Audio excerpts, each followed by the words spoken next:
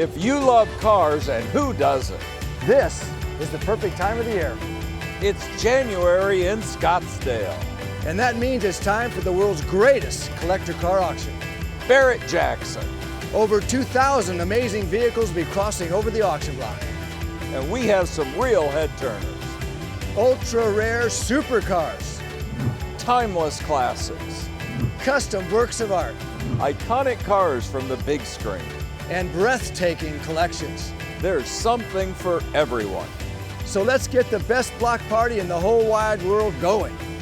Barrett-Jackson Scottsdale starts right now on FYI.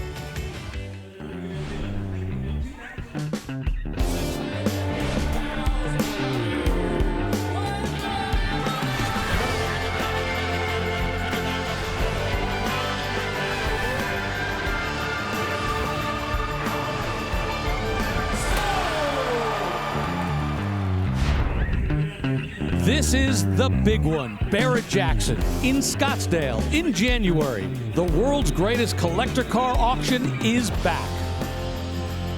And the festivities actually kick-started on Friday when Sammy Hagar drove his 1962 Thunderbird onto the auction block. He used it to cruise around in it with his Montrose bandmates back in the 1970s. And now he's done a beautiful restoration on it, and it's selling this Friday. Very cool. He followed that up with a killer concert with Van Halen bassist Michael Anthony. They played a little of everything, Montrose, Van Halen classics, plus some of Sammy's solo hits. What a great way to kick off the week. On Saturday, the world of science, technology, engineering, and math came to life here in Scottsdale. STEMFest featured select Arizona student submissions for the Gearing Towards the Future initiative and other interactive activities. And then on Sunday night, it was time for some glitz and glamour with the Barrett-Jackson Gala. Great music, great food, and a great time had by all. And now it's time to sell cars, and there are plenty of them. This Barrett-Jackson auction is the biggest ever, a record number of cars, more than 2,000. Every single one of them that are going to cross the block at no reserve. That includes all the fun stuff that you'll see on this Tuesday, as well as the exotics, the supercars that will be crossing the block on Saturday. What is truly going to be the best Super Saturday of all time. Truly spectacular. And of course, as always, we have the best team assembled for you up on the block right now. Here's Mike Joy. Thanks, Rick, and hi, everybody. Today is not just entry-level Tuesday. There is a fabulous collection coming, beginning with lot 155. My entire youth, misspent youth, was spent in front of the electronic babysitter, the Boob Tube. And we have 39 consecutive lots of famous TV and movie cars to cross the block from one collection. Wagon Queen family truckster, yes. Jackie Gleason's golf cart and Rolls Royce, check. Unbelievable cars that are all part of your youth too, and you're going to see them all across the block and all from one collection. I can't wait. Now, my partner up on the block is the host of Hoovy's Garage on YouTube. Here's Tyler Hoover. Thanks, Mike. You're right. There's cars from my youth as well. The Jurassic Park Explorer, Mutt Cut Mobile from Dumb and Dumber. But the docket this year is just absolutely unreal. You have the blue chip classics that Barrett-Jackson is famous for, along with the customs. But it seems like the builders, they're all one-upping each other, and the quality this year is unbelievable. And then the exotics, oh my goodness, I just cannot believe it. But we're ramping up things on Tuesday with some pretty cool stuff. So let's get started here on the block with a V12 Mercedes. Whoa. Yeah, beautiful car. The two-door hardtop version was the top of the line for Mercedes. And on the C-pillar, you see the V12 badge that this one carries. So officially, it's a CL600, the 600 denoting the V12 engine. The CL is the coupe. And as many of these cars did back then, those alloy wheels got chrome, didn't they? Yeah, this is based on the 140 chassis of Mercedes, which they reportedly spent over $1 billion developing. Pillarless coupe, you see all the windows slowing down. Beautiful car. $17,000, the first car that we see cross the block on our coverage here on FYI today. And from one Mercedes in Germany to a BMW from Germany, a 1976 BMW 2002. And this one, well, looks like it's ready for a racetrack. Yeah, it's been debumpered. It's had fender flares added and alloy wheels stretched out to fill those flares. Rear spoiler, and this one has, well, not a full roll cage, but a roll bar properly braced and with some very old-looking 3-inch belts. The 2002 was every bit as good a car on the track as it was on the road. This is the car that in the early 70s defined the term sports sedan. Yeah, absolutely. BMW is nowadays, I think, have sort of lost the plot somewhat with their humble beginnings here when it comes to small, well-built sports cars. And the 2002 was one of the all-time greats. The earlier ones, the Roundies, the TIIs, tend to bring the most money, but I wouldn't mind a 76 with those rectangular headlights myself. Looks great.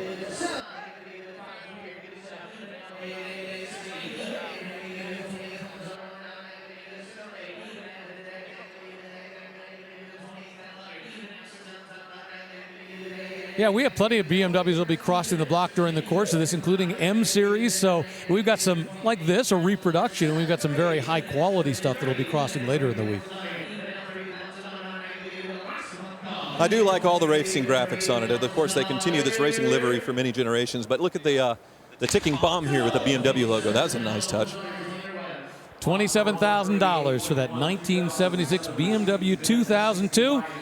It looks like it's ready to go onto a racetrack, and that one was sold over the internet. Time to check in with the final member of our broadcast team, the host of April's Garage on YouTube. Here's April Rose.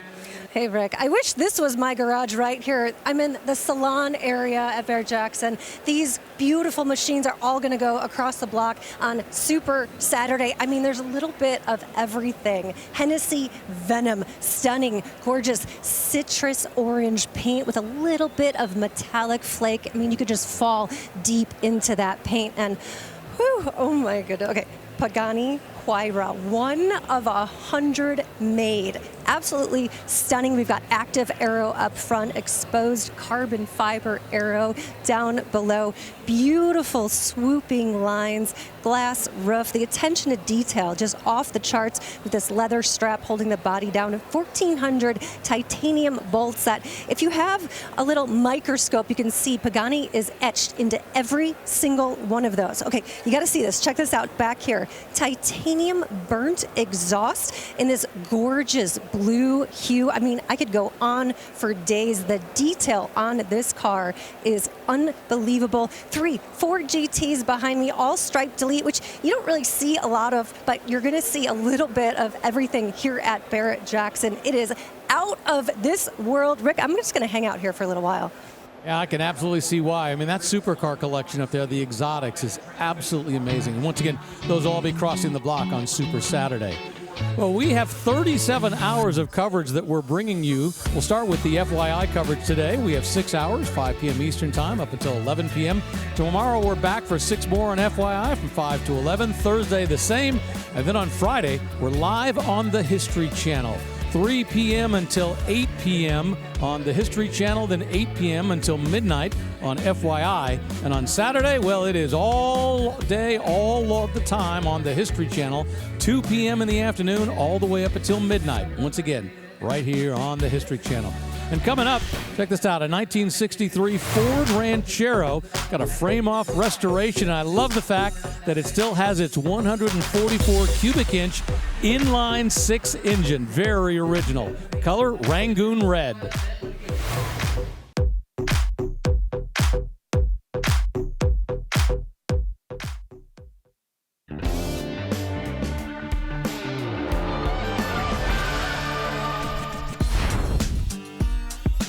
Welcome back to Barrett-Jackson and Scottsdale. I have good news for you. We have almost 6 more hours of live coverage on our first day of coverage here on Tuesday in Scottsdale. They were selling cars yesterday. We didn't get to cover that, but boy, we have arrived with a bang. And look at that great collection that is going to be crossing the block before too long.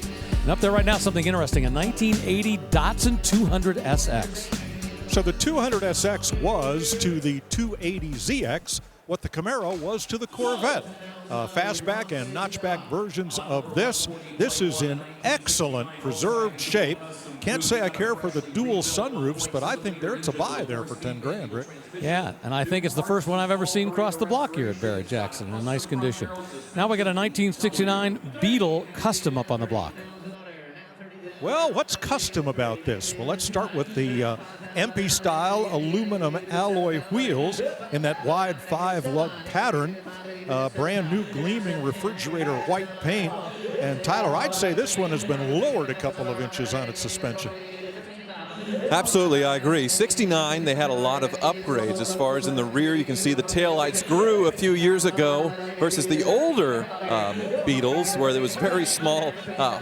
You'd miss the taillights and get rear-ended. So that was some upgrades they did. Interestingly enough, 69 was the year Herbie the Love Bug came out. We have one of those coming up soon, but it wasn't a 69 Volkswagen. They used a 63, a much older model. I imagine because Volkswagen wasn't endorsing the film, even though I imagine it sold a lot of bugs. Well, plus they needed a lot of them to make that movie. I think, didn't they even have one that rolled away in 2 pieces, half at a time? So, one of the other things that's a change on this one is the bumpers, because this has the earlier style bumpers. The more modern bumpers from 68 on, I believe, were more angled. They weren't as rounded. Beautifully detailed engine bay here. Everything all looking very stock and very sharp. Oh, very sharp to the tune of $16,000 because that's the final bid for that 1969 Volkswagen Beetle Custom. Away it goes off into the sunshine, and we'll take a break as well.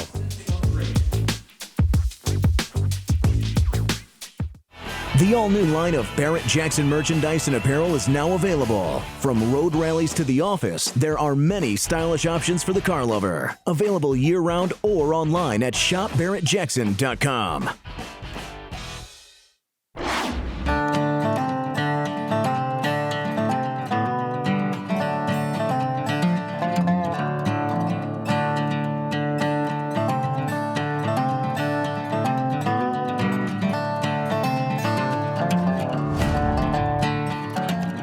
Back to the Barrett-Jackson Collector Car Auction in Scottsdale. Let's check in with Mike Joy, who's standing by with some very special guests.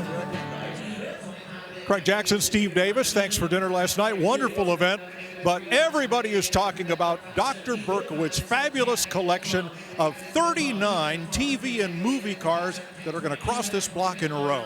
It's unbelievable. When I went back and looked at the collection, some are original, some are stunt cars. You know, the best cars will come on Saturday. But what I think is unique is the attention to detail that he did building the replicas and having even people that have worked on building the originals build him cars down to the right switches and knobs. It is an amazing collection. He also collected the sets and the clothes that they wore. So it was all supposed to be a museum. Unfortunately, he passed away suddenly.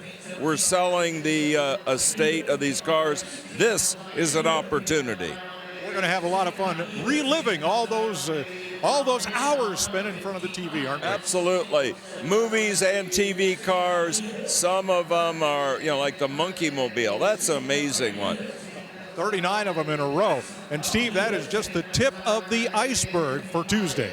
Absolutely, Mike. We kind of got carried away with the collection because it was so cool. And then once we came back to reality, another signature Barrett-Jackson docket.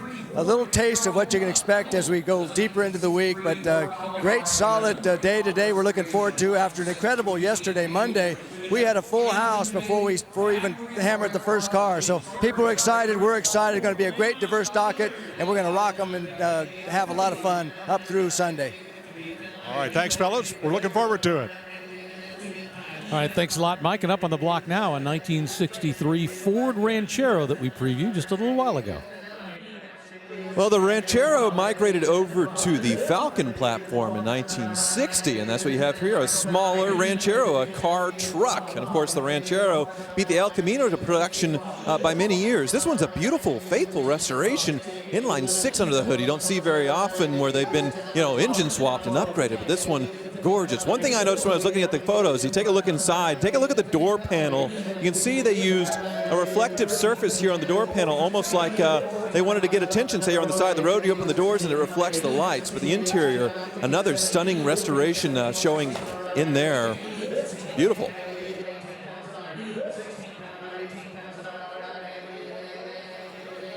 Yeah, I love the Falcon base Rancheros. You know, it's a smaller design, and it does not have a big payload. I mean, you really can't haul anything heavy in these, but it's got room, and, you know, if you just needed to haul a little bit, this was the perfect vehicle for its time. Yeah, this was like a quarter-ton pickup. It shared its floor pan with the two-door station wagon, Falcon wagon. That's why that panel is there, because that's where the footwell would be in the station wagon, and this is where the window crank for the back window would be on the wagon. These are so cool. You're right, they don't hold a lot, but boy, everybody points and stares when you go down the road. $18,000 the price for this 1963 Ford Ranchero that just hammered sold on the first day of our coverage here at Barrett-Jackson in Scottsdale. We're going to take a quick break, but we will come back because there's a lot of great fun cars that are crossing the block on this Tuesday.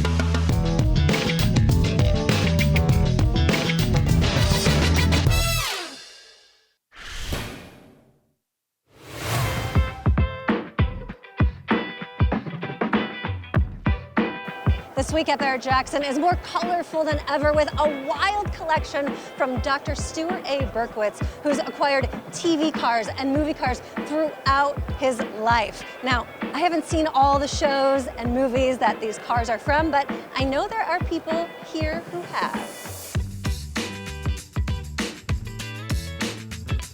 You watched Speed Racer growing up. We've got the car. Speed Racer, Racer X, just incredible. They'd be in the race and these blades would come out of the wheels and out of the front end, cutting the tires. Great childhood memory. Green Hornet, I'm looking at some of the equipment. The bullets coming out of there, yes. So those were bullets.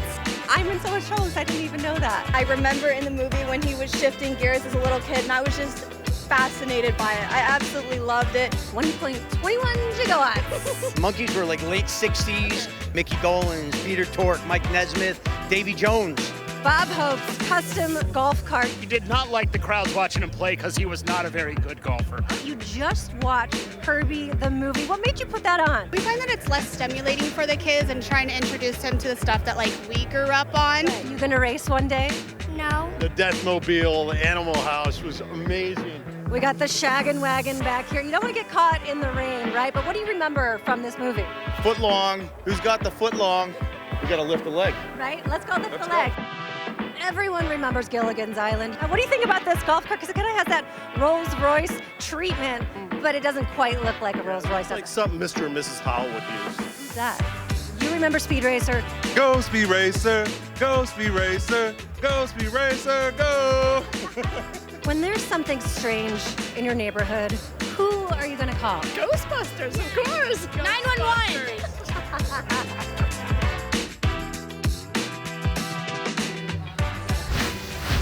And there have been big crowds around those cars all weekend. Check that out, the Flintstone car right there. We got the Fantasy Island car behind it, a Herbie the Love Bug, Gilligan's Island. This is all getting ready to cross the block, so stay with us. You will see all these cross the block. And I can tell you, everybody's been enthralled by these. I'm really curious to see what kind of money they bring when they're up on the block. And there right now is a 1980 Pontiac Firebird. It's a Trans Am recreation. Yeah, not born as a Trans Am, but it certainly has the engine turn dash, the Formula steering wheel, miles of gold pinstriping tape, the rear spoiler, and the front end off an earlier Firebird Trans Am. This recreates the special edition Trans Am. And the Summit Racing sticker goes on, and away it goes for $32,000 here on Tuesday at Barrett-Jackson. Nicely done recreation. Time to see a Corvette cross the block. This is a 1978 Silver Anniversary Edition. What I like about this one is the provenance. This one is top flight certified by an inspector from the National Corvette Restorers Society. Paint on this one looks very original.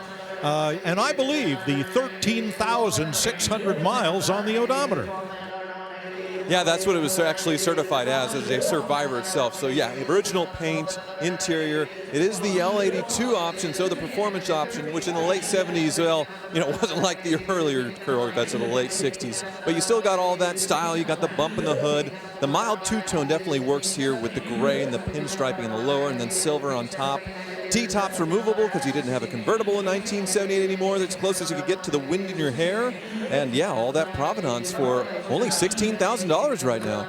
Well, these were available with a 4-speed manual or a 3-speed automatic, which this one has. That will hold the number back a bit.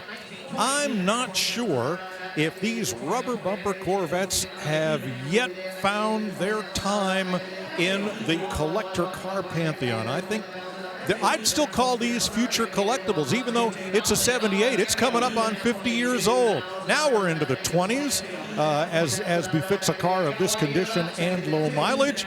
I think buy one now, put it away, call me back in 10 years and see how you do. Well, and another trend I'm seeing is a lot more customizations and mods on C3 Corvettes versus the first and second generation. Add the one thing it's missing, performance. You got a great looking car. $20,000 for a 1978 Corvette with less than 14,000 miles on the odometer. Coming up in just a little bit, we're going to see a 1949 Buick Super Sedanette. It's got black exterior, gray inside. I love underneath the hood the fact that it's got a straight 8 engine and a 3-speed manual transmission.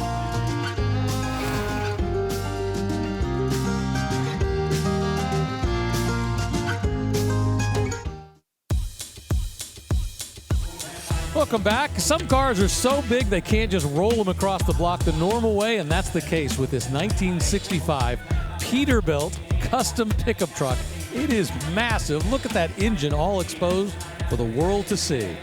Well, this one's the subject of a 2-year build. It's got a V12-71 Detroit diesel, twin superchargers that originate from the generator, mated to a 740D Allison 4-speed automatic and a 306 rear. 4-wheel disc brakes, all new components, a 6-inch chop to the roof, and the vent windows are gone.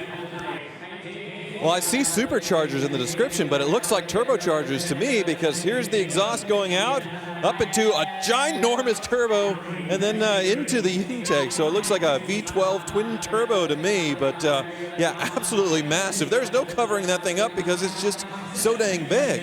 Yeah, you are correct, of course. Guess I should have said turbo supercharger. Well, and guess what? It's getting a lot of attention here in the room. Right now, it's the top seller of the day. We're at $70,000 bid. Look at the size of those wheels and tires and those massive disc brakes. And that's what it sells for, $70,000 for a 1965 Peterbilt Custom. The top sale of the day so far here at Barrett-Jackson. In fact, that's the top sale of the first 2 days of the auction. Well, now it's time for some Hagerty Fast Facts for our next vehicle. It's a 1992 GMC Typhoon. Now, they only built these for 2 years, in 1992 and 1993. It's based on the GMC Cyclone, and it uses a Mitsubishi turbocharger.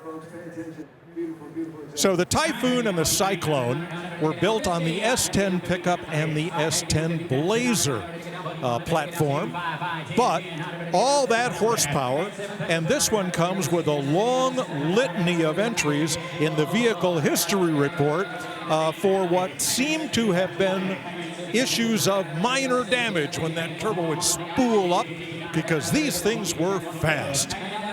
Well, they were faster than some Ferraris and Lamborghinis of the day. You could humiliate an exotic car with a GMC Typhoon, and it hooks up thanks to the all-wheel drive system that this thing has as well, full-time all-wheel drive.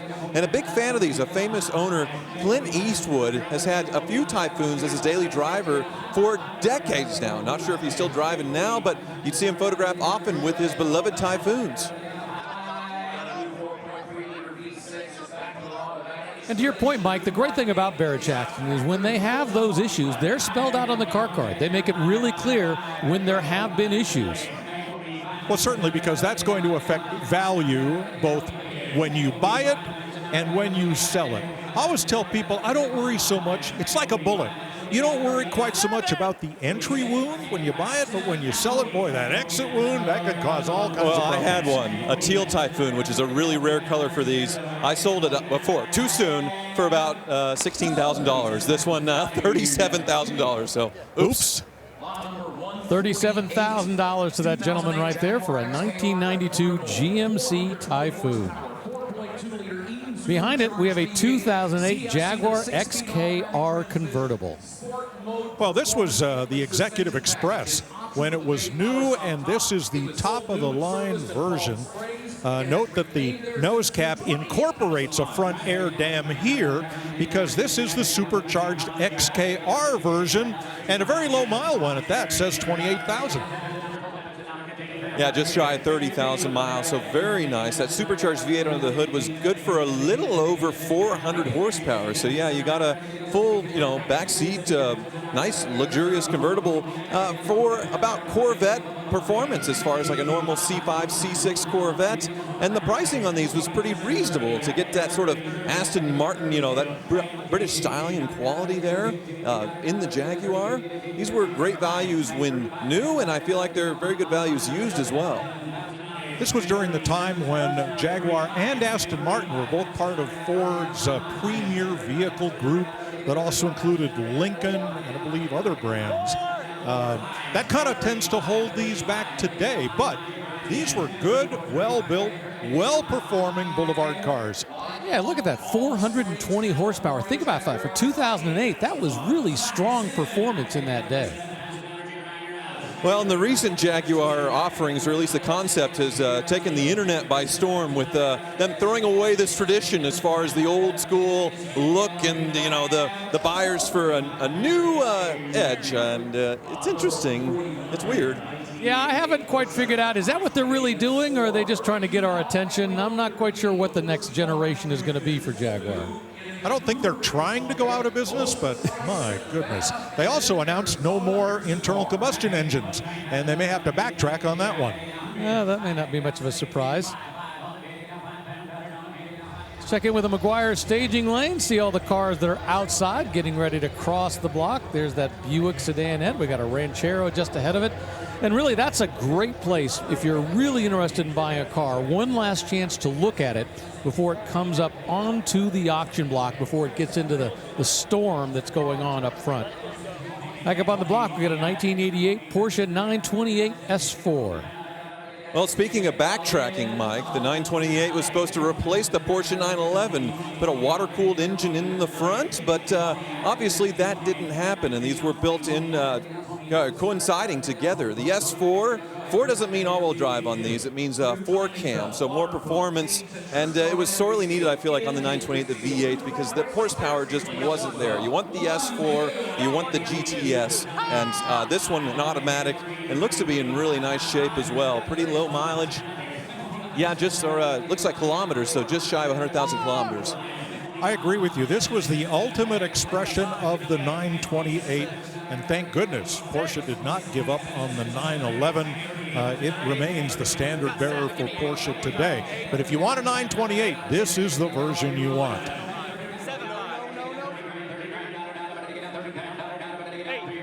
They call these land sharks from their shape, and the S4 also got a nice spoiler on the back. And my favorite part, I think, is the pop-up headlights, which we'll see if we can get it to do it on the block. There, they sort of pop out from the front. Very unique that they're exposed and pop up. Love these things.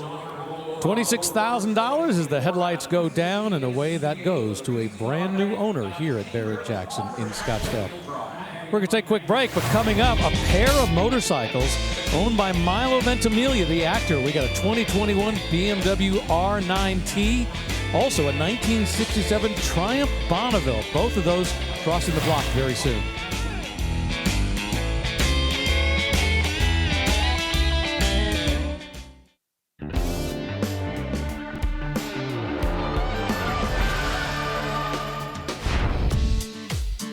Welcome back here at Barrett-Jackson in Scottsdale. So many cars, so much to do, and so much for you to do at home, because Fantasy Bid is back here in 2025. If If you'd like to test your collector car knowledge, maybe grab a great prize in the process, you want to play Fantasy Bid, brought to you by Dodge. All you have to do is go to promo.barrettjacksonfantasybid.com to register and play. You're going to try to predict the bid of the select auction vehicles that will cross the block this coming Saturday on January 25th. The overall winner at the end of all the 2025 Barrett-Jackson auctions will win the grand prize. It's an all-new 2025 Dodge Hemi Durango. And if you're really on top of your game this week, you can predict the exact final bid of all 12 Fantasy Bid vehicles. You could win $100,000 if you do that. It's the perfect 12 jackpot, so make sure that you register to play. Terms and conditions apply. You must be 18 to play. Remember, just visit promo.barrettjacksonfantasybid.com for the official rules. Here's the last three vehicles across the block and what they sold for. And up there right now is a 1995 Corvette convertible. It's an Indy 500 pace car. Now, this is not the pace car edition that was supplied to dealers. This is one of the 3 actual pace cars used at the race. There is a fairing here behind this roll bar that includes the caution lights, as did all 3 of the actual pace cars. This is being sold out of the GM Heritage Collection. So General Motors has owned this ever since it was built in 1995. However, because this is a modified car and General Motors does not want liability or any warranty claims on a nearly brand new car that is 30 years old, it is being sold on a scrap title. Yeah, that really is a shame because I imagine it would drive on the road just fine. I don't see any safety issues with it, but obviously GM wants to protect themselves as far as liability, which makes this sort of a showpiece car to sit in your garage. And yeah, I have the Indy Pace car, one of the coolest C4 Corvettes. And they brought the convertible out in the late 80s, but what they really needed was some horsepower. The ZR1 was certainly that, but it was very, very expensive. So in 1993, they had the LT1 come out with the C4 Corvette, which is what this has. 96 is the final year of the C4 before it was replaced with the C5. So you're sort of at the end of the line on a very long run with the C4, and this one very cool being the Indy Pace car. Like the Grand Sport version, I love that this wears the ZR1 wheels. The front wheels, which I believe are 9 inches wide on all 4 corners. Just a great look. 1995 was a great finish. That was the year that Jacques Villeneuve just edged Rick Mears, one of the closest finishes in Indy 500 history, and that one just sold for $50,000 here at Barrett-Jackson. Congratulations to those two, and we're going to check in with April Rose. Hey, Rick, we've got a kit recreation from Knight Rider. This is so cool. I love the Speedster style back cover over here, of course. Come on down here. We've got the yoke style steering wheel, tons of LED lights and fuses. I just want to press every single button. I'd probably get in a lot of trouble there. Now, let's take a look under the hood with our engine cam, brought to you by Blueprint Engines. Now, it's got a 5.7 liter Crossfire fuel-injected motor. This was GM's first go-around with fuel injection in Firebirds. The following year, it'd be called tuned port injection, which was an upgrade. Now, Rick, I have a serious question for you. What do you think, or who do you think was better with, in which show? Was it Baywatch with Hasselhoff or Knight Rider with Hasselhoff? Which Hasselhoff do you like better? Well, I got to go with the cars. I mean, come on. Knight Rider, Kit 2000. I mean, come on. You got to look at the automobiles. At least that's what I'm going to say for right now. You'd rather look at cars than Baywatch? Well, they had the Ford Ranger in Baywatch, you know, as their patrol vehicle. But yeah, nobody was watching the cars in Baywatch. Yeah, I know. I don't remember that. I was going to say, I didn't know they had any vehicles at all. $34,000 the current bid on a 1970 Chevrolet K10 pickup truck. You don't often see the standard cab, long bed, 4-wheel drive pickup restored to this level, but this one is to better than brand new condition. Here we are, 37 grand. Well, what you do see is the long beds, when they get customized, getting chopped down into short beds with the custom. So for this one to survive as well, being a K10 four-wheel drive in its stock configuration and restored to this level, even more special considering what the customs are bringing nowadays. So we'll see what happens to this one. Looks like a nice body. Yeah, we're going to see some pretty amazing C10 customs crossing the block later in the week. $37,500. Nice wave from the young lady, and away that goes. Up on the block now, we get a 1965 El Camino custom. So the El Camino started out on the full-size two-door wagon platform for $59,000 and $60,000, and then it went away until 1964 when Chevrolet introduced the Chevelle. So this, the 65, slight upgrade to the grille. Otherwise, the sheet metal is the same as 1964. This one has been given a bedliner treatment, so you can haul with it, but otherwise, boy, this is restored to a very high standard. Yeah, I agree. I like the bedliner so you don't feel guilty about using it, but overall, the vehicle does look really nice as far as the black paint, showing any defects. I'm not seeing anything down the sides. I think it's been slightly lowered to just a perfect stance. We sort of had the Krager-esque wheels, sort of a knockoff of the Kragers there that I think lends itself well. Well done. 12-bolt rear with 272 highway gears. I like that. It's got a 300-horse 327 with less than 2,000 miles since the rebuild, and Phytec electronic fuel injection. Cool. It looks nice, and it just sold here at Barrett-Jackson for $37,000 for a 1965 El Camino. Thumbs up from that gentleman right there. A little while ago, we talked about a 1949 Buick Super Sedanette, and it is up on the block right now. I love these. I've got pictures of coming home from the hospital as a newborn in a 49 Roadmaster convertible of my dad's. And just what a great look at these 48 and 49 Buicks. Now, of course, a lot of these had the straight 8 engine. This is the Super, which is the lower priced version. It says Buick 8. So there is a Fireball straight 8 underneath that hood, which opens to the side. Note that in 49, the one-piece windshield had not yet made an appearance. Last year here, and you got 3 Ventaports, Buick called them, or portholes. When you got the Super, the Roadmaster had 4, and I love the Sedanette body style. So I have a 49 Cadillac at home, the same body, the Sedanette, and one of the big differences is no fins on the Buicks. You have the birth of the fins with the Cadillacs, but they weren't coming into the Buicks yet. Also, Cadillac got the V8 in 49. It was the Motor Trend Car of the Year because of that overhead valve V8, but Buick still had the straight 8. So they were pretty differentiated, even though the bodies were very similar. Cool car, a lot of aircraft styling. Note that gun sight hood ornament at the top of the hood, for instance.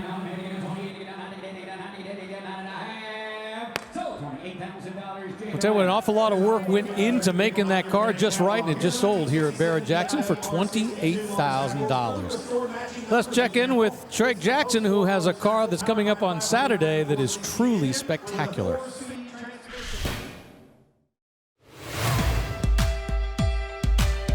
This 300 SL Coupe is one of 311 hand-built 300 SL Gullwings produced at the Mercedes-Benz factory in Stuttgart, Germany.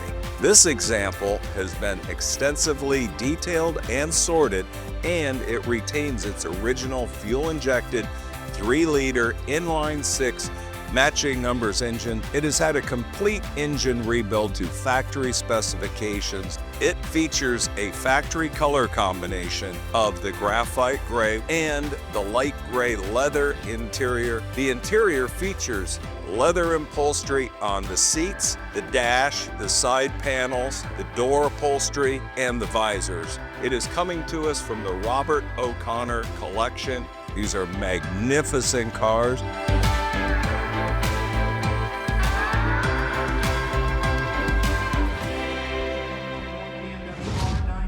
And love the graphite color of that 300 SL. Beautiful, and that's one of the cars you'll see crossing the block this Saturday on our Super Saturday coverage. Up on the block now, the first of two motorcycles that's being sold by actor Milo Ventimiglia. This one is a 2021 BMW R9T motorcycle. Before we talk too much about the motorcycle, we have to mention the fact that Milo is one of the people who lost his home in the Los Angeles fires this past week, along with the thousands of others who've done that. And we just want you to know all those people in Los Angeles who've been going through that. We're with you. We're thinking about you. And talking to a lot of collector car owners who have lost cars as a result of that, you know, it's really heartbreaking on every level. They've lost their homes. They've lost their hobbies as well. And that coming right on the heels of the hurricane damage in Florida and western North Carolina, where everybody is still reeling and trying to recoup from that. Not just the collector car hobby, but my goodness, the devastation from these natural disasters.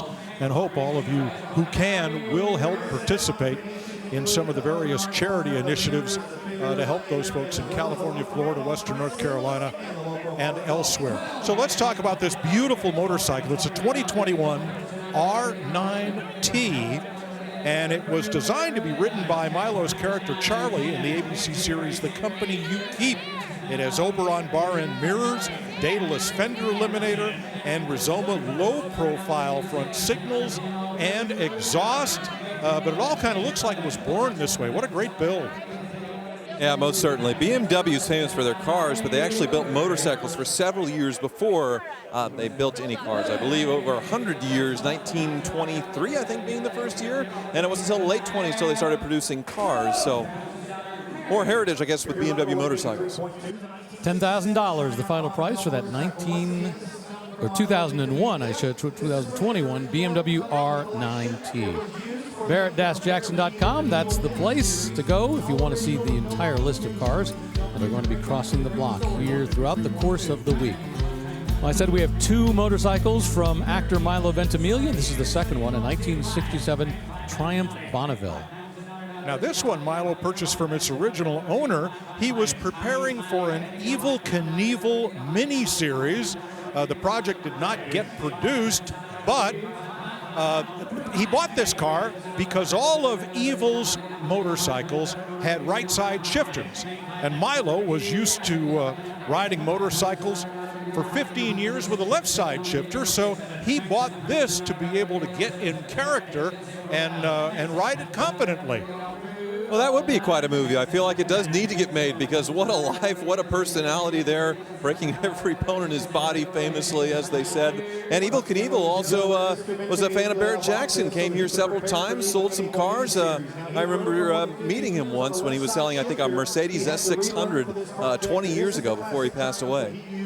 So here, not only a beautifully restored motorcycle, but one with a great story to tell. And here we are at $6,000. Rick, this to me seems like an incredible bargain. Yeah, it's a great motorcycle. It's got a great story behind it. You know, it's interesting because Milo Ventimiglia actually got into motorcycles as a result of acting. There was an episode of a TV show he was doing where he was supposed to ride a motorcycle with somebody on the back.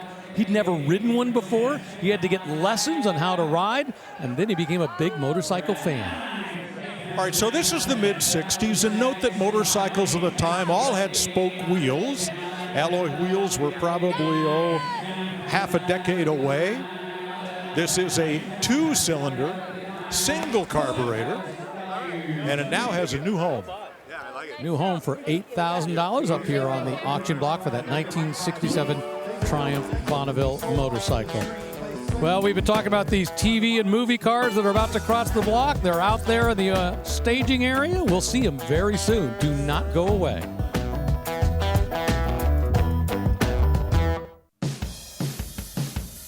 Welcome back to Barrett Jackson here in beautiful Scottsdale, Arizona. And I've got something you've been missing all of your life. It is a recreation of the Gilligan's Island golf cart. It is so cool. It's got this massive front grille that resembles that Rolls-Royce feel, very statuesque. Of course, a Spirit of Ecstasy. Wait, no, that is a starfish hood ornament up there. And also, very important, you have a period correct, fully functioning puffer fish antenna, grass roof, grass floor. I mean, it goes on. The details are fantastic. I love how the seat reclines, so if you have a long day at the beach, you can kind of relax as you're driving home. Back here, the tail lights wrapped in twine, very important. If you're ever marooned on an island, follow the specs of this. Very important. Rick, what do you think? This is perfect.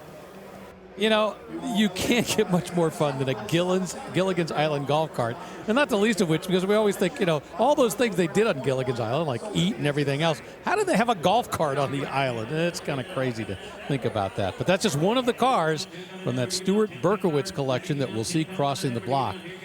Meanwhile, check this out. The first that we're going to see cross the block of that collection, a custom-built golf cart that was formerly used by Bing Crosby. He's got his signature hat up on top. So this one is also, it's an electric cart. This is a Cushman. They just sold Lucille Ball's Westinghouse golf cart. Here is the telephone. It's a dial phone. It works. 8-track player with dual speakers. All of the conveniences. The big hat and the pipe, so everybody knew that Bing was coming. This was his. And Dr. Stuart Berkowitz acquired this George Barris-built creation in September of 2020. I'm just blown away by the TV in there. You see the 8-track player, but then there's the TV set. So he didn't miss a thing when he was out on the golf course. Just amazing. Bing passed away in the 1970s, but obviously an icon during the Christmas time. Of course, White Christmas is something you hear every single year. He's just a major figure in pop culture. Most of the clubs in these bags are period. Wow. Back when woods were woods. Whoa. Well, $25,000 the price for a Bing Crosby used custom-built golf cart with those George Barris touches on it. And once again, that's just the first of the Stuart Berkowitz collection, and right behind it is something really interesting. This is a Triumph motorcycle, TR5, but this is a recreation of the motorcycle that Fonzie used in the TV show Happy Days for that iconic moment when he jumped the shark. So I've seen Happy Days. Believe it or not, in reruns. Wasn't he on water skis when he jumped the shark? I think the description is off on this one, because I remember him being on water skis, but of course there was that iconic motorcycle jump scene in earlier seasons where he slid off on the end and they thought that he hurt himself. I don't know. I mean, I'm just remembering it personally. The Jump the Shark episode became famous, and it is known in TV lore. The phrase jumping the shark means your show has run its course and you've pulled out all the stops to do something wild and exotic to try to save it without success. That's jumping the shark. You're right. I'm actually watching it right now. He's being booked. But that was what he drove on the episode for that particular day. He did do a big motorcycle jump. I remember that in the period it being a big deal. Yeah, that's actually in Al's Diner. Absolutely right. I'm remembering all of this from reruns. So in trying to build his museum, Dr. Berkowitz tried to acquire the actual car, truck, or motorcycle used in all of these TV shows and movies. If he could not acquire the original, then he had a very faithful replica built. In this case, a 1950 Triumph TR5 in restored condition, imported from England with 7,400 miles. These specials were built between 1949 and 1958, and this one is done to a very high standard. Well, I'm glad that the youngest guy on the crew remembers that episode that well. But apparently, once again, this is the motorcycle he drove during the episode, not where he jumped the shark. Sit on it, Potsy. $7,500, the price for that Fonzie motorcycle recreation. All right, now another motorcycle recreation rolling up behind it. This one you would have seen similar to what was on the Chips TV show, a 1979 Kawasaki KZ1000C. Well, this is an original KZP version, the police model, given the 6th C In the VIN, it has all the police-specific features and upgrades, the dual overhead cam, 1-liter 4-cylinder engine, and shaft drive. And it is said this one was used in the TV series from 1977 to 1983. And it must have been used for a while after the TV series, because I'm seeing 25,000, is it miles or kilometers on it? It's kilometers, so it did get used quite a bit, but it looks totally original and unrestored as far as the engine, the paint scheme, and all that stuff. So yeah, more or less a survivor as well. Now, there's a lot of ways on here you can tell this was a police version and, let's say, a municipality-owned vehicle, because much like Army vehicles, the tire pressure is indicated in a decal on the fender, both front and rear. So this one's certainly been well used, but it looks great. And away it goes for $7,000 once again for that 1979 Kawasaki from the TV show Chips. Now, some of the most spectacular cars from the Stuart Berkowitz collection are getting ready to cross the block, so you want to get yourself a nice place to watch. The all-new line of Barrett-Jackson merchandise and apparel is now available. From road rallies to the office, there are many stylish options for the car lover. Available year-round or online at shopbarrettjackson.com. Well, they don't call it the Valley of the Sun for nothing. Plenty of sunshine all this week here in Arizona. Great place to sit beside the staging lanes and watch all the cars come rolling into the area where they will be staged right before they go up onto the block. All right, everybody, repeat after me. Fantasy Island, Mr. Rourke, Zipplane, Zipplane. Hervé Villechaise's golf cart just sold, and it made more than $10,000. Once again, another part of the Stuart Berkowitz collection. There's no shortage of fun stuff that's going to be crossing the block over the course of the next couple hours. And this is the Gilligan's Island golf cart that April previewed. Yeah, so there is a real golf cart underneath this. On the TV show, they had to build something just to get around the island out of, bamboo and the stuff that they had. Obviously, a ridiculous premise to be stranded on a 3-hour tour outside of LA anyway. But yeah, this is a tribute to it. Bamboo construction. And yeah, I do love the hood ornament that's the starfish. That is a really neat touch. All right, so Jim Backus played millionaire Thurston B. Howell. Natalie Schaefer was his wife, Lovey. And this was their transport around the island. The island taxi, built by Bob Denver's character Gilligan, using items that he scrounged on the island. Eventually, he crashed it into the Kupaki totem pole on the island. So a recreation.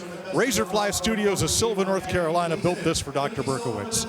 And it just sold here at Barrett-Jackson for $15,000. That's exactly what it costs if you want to live the Gilligan Island lifestyle.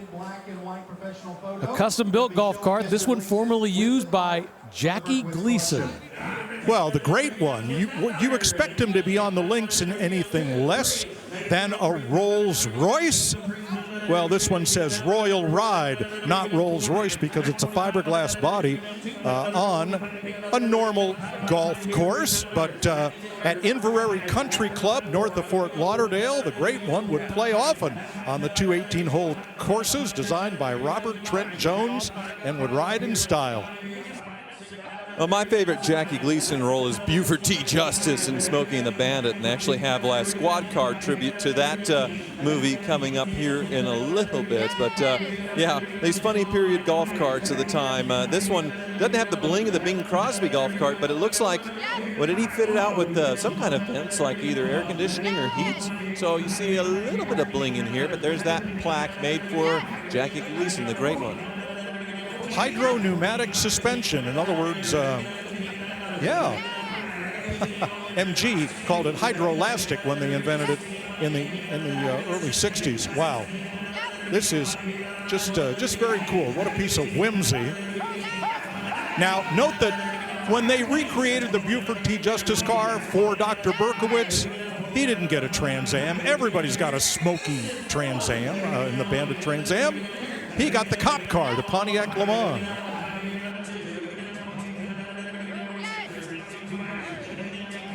I am aghast that this golf cart is bid to $22,000. Well, we've got it looks like we've got an internet bidder. We've also got people on the phone, and it's still going, Mike. We're past $23,000, $24,000, $45,000.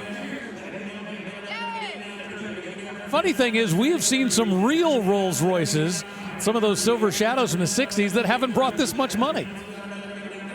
Well, they weren't driven by Jackie Gleason. Yeah, we also have his limousine outside as well, so we'll see what our actual car with the name attached to it brings. Will it be more? Yeah, but $33,000, holy smokes.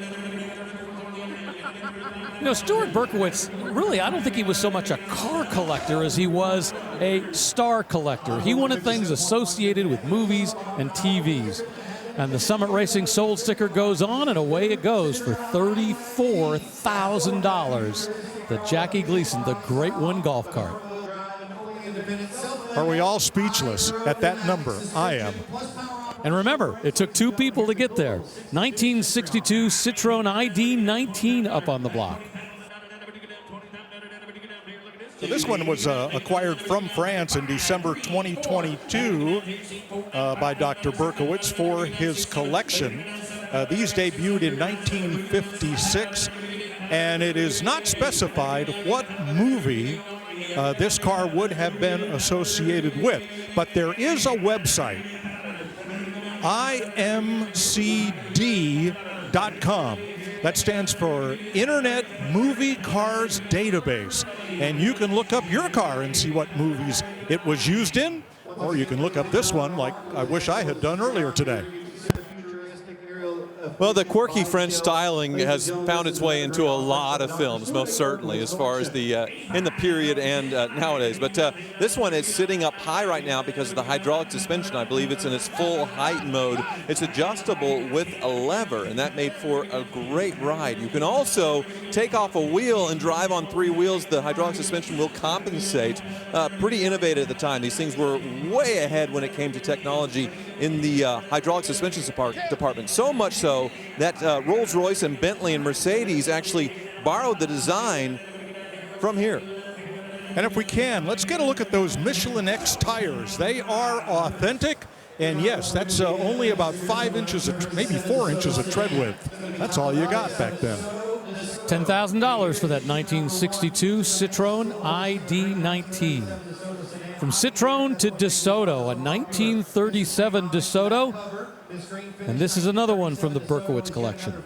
And this one only has 35,800 miles, and it comes out of Massachusetts. And it pays homage to the cover of issue #1 of Action Comics. Action Comics issue 1 featured the Man of Steel hoisting a green 37 DeSoto sedan high in the air. So that is the tie to comic books for this one out of the Berkowitz collection. That would have been great to have this on display, sort of hanging in the air with like a mannequin of the Man of Steel if he ever got to open his museum. It's a shame that it didn't happen. I believe that was the original intent when he bought all of these cars, but sadly he passed away before that could happen. And yeah, the DeSoto is very neat. Suicide doors. You see that iconic styling of the period in the pre-war. So Craig Jackson was telling us that Dr. Berkowitz not only collected the great cars that are being sold here, but he collected movie and TV sets, some very famous ones, and from some movies collected the actual costumes that were used. Now, the purchasers of the cars will be given the contact information should they wish to acquire whatever else goes along with.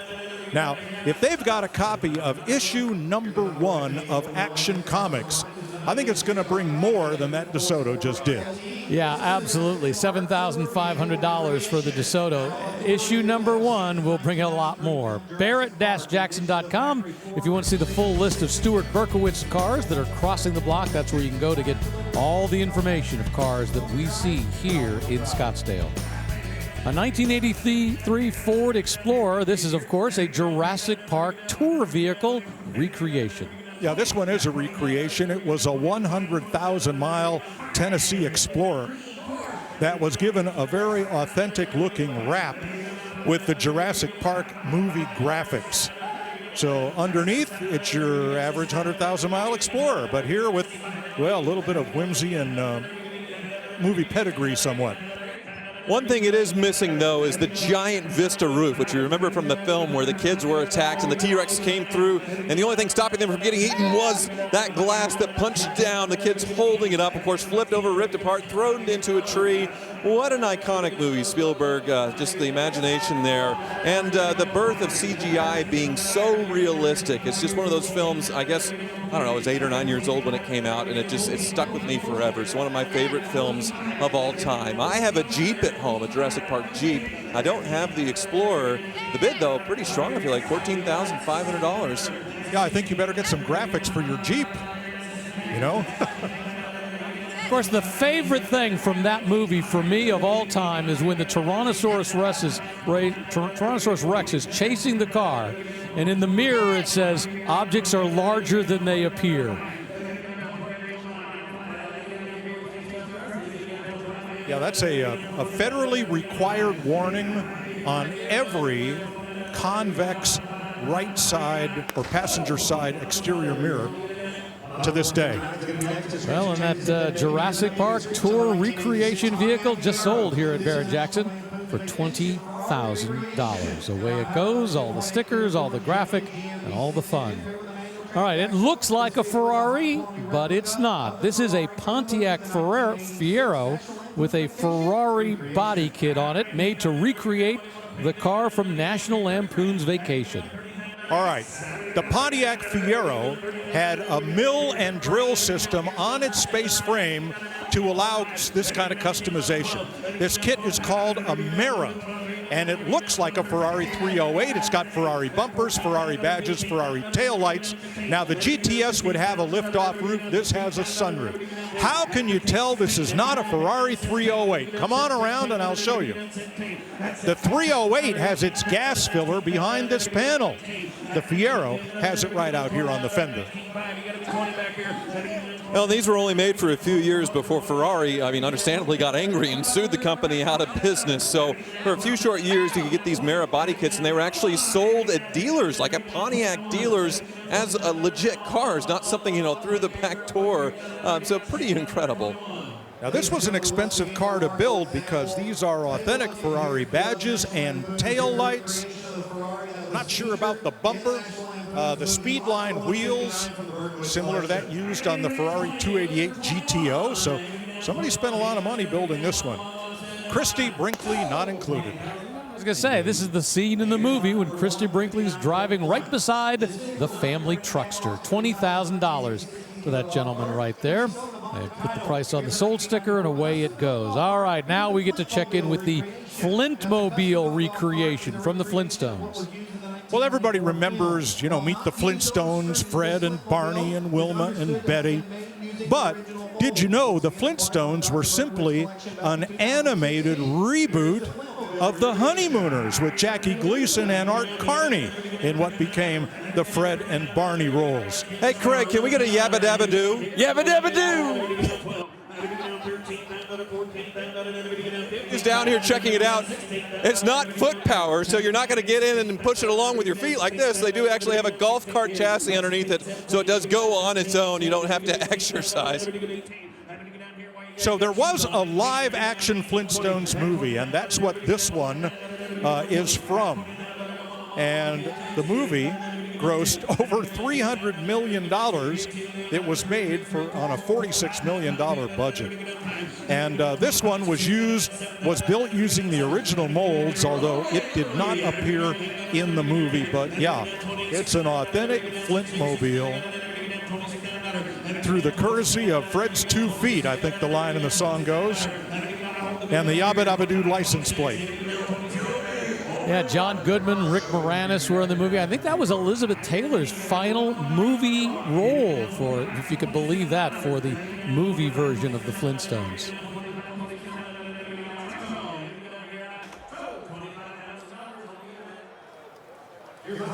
Just sold the Flintmobile for $25,000 here at Barrett-Jackson. Let's check in with April Rose.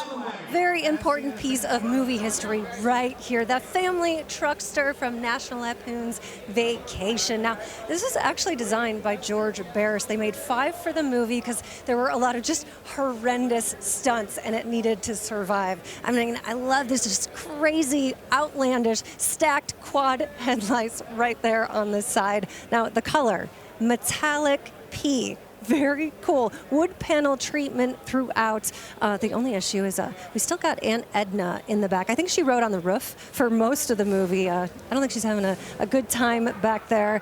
Come on back. We're going here. We've got this leash. All right. They tied their dog up to the rear bumper. I feel like this is a little PSA for everyone. Don't tie your family pet or your children to the back of your car. Not really a good idea, Rick.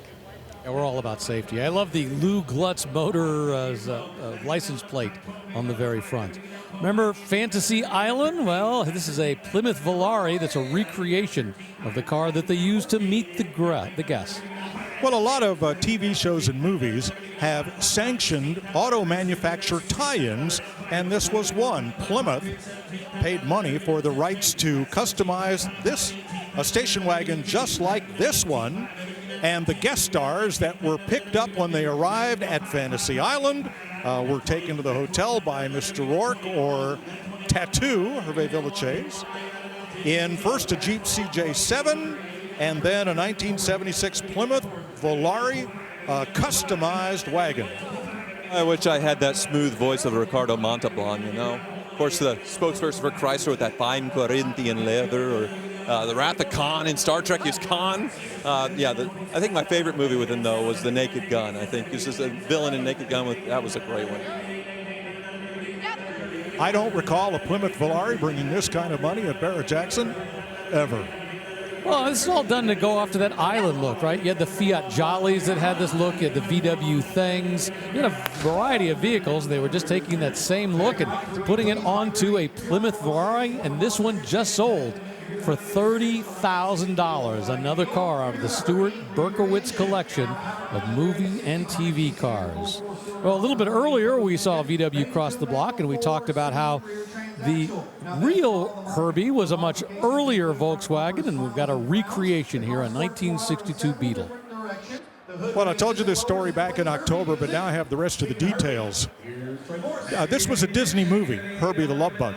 The producer of the movie was a huge Los Angeles Dodgers fan, and he was the person who dictated that Herbie would always wear number 53 for his favorite player, the fireballing right-hand starter, Don Drysdale. Well, one cool thing I'm noticing, if you come back up to the front, I was wondering why the bumper was split, and they actually put a pull handle here to where when you pull this back, Herbie can kind of smile and move and shake just like in the film, so they even try to make it a little bit alive with this one. A cool touch, but otherwise a great tribute with that rag top on top, the appropriate color. So much fun. Well, Herbie was not only a great movie franchise with several sequels, but Dean Jones as the down-and-out driver, and Buddy Hackett as his kind-hearted mechanic. Well, that was recreated in how many different racing movies? Days of Thunder, Talladega Nights, and on and on and on. And the concept of having the car that was alive had been done before, but it just did it so well here. And it's much better than, of course, Christine. You know, it's just a much brighter, happier view. Strong money, though, $29,000, as you can see on the right-hand side. That woman is handling the internet bid, so we've got somebody on the internet bidding against somebody here in the room.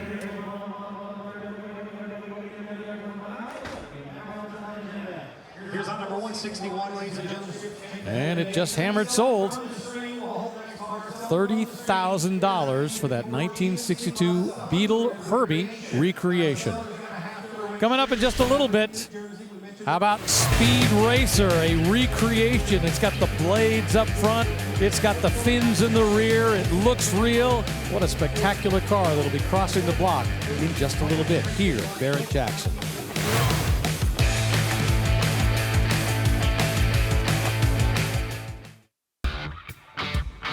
Well, if you've ever had the feeling that you're not worthy, this is the car for you. A 1976 AMC Pacer, a recreation of the car from Wayne's World.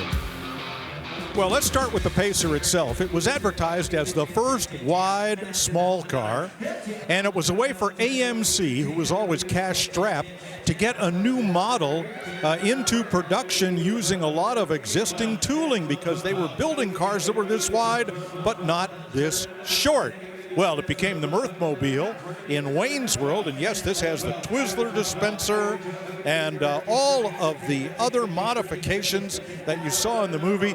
Now, a couple of years ago in Las Vegas, Barrett-Jackson sold the actual Pacer from Wayne's World, and Dr. Berkowitz, being unable to acquire that, had this built as a faithful replica. This has the 258 cubic inch 6-cylinder engine, and that was a torque monster. It won races in IMSA's Radial Challenge Series with Amos Johnson and friends. And on the high banks of Daytona, these were called the Flying Fish Bowls. But this one speaks to a different generation of moviegoers. Yeah, party on, Garth. The cup holder dispenser there, the Twizzler. Yeah, it's all correct. He does such a good job creating faithful recreations when he has to, as far as the real deal as well, when he can get a hold of those. But yeah, this one very well done, most certainly, of that iconic film with Mike Myers and Dana Carvey. Well, it just brought solid money here, $30,000, the recreation of the Wayne's World Mirthmobile. Congratulations to those folks.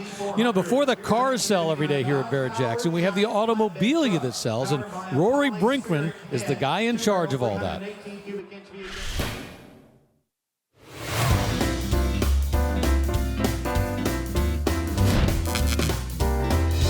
The 2025 Barrett-Jackson Scottsdale January auction is going to be the ultimate man cave collectibles auction with over 1,000 pieces crossing the auction block and selling at no reserve.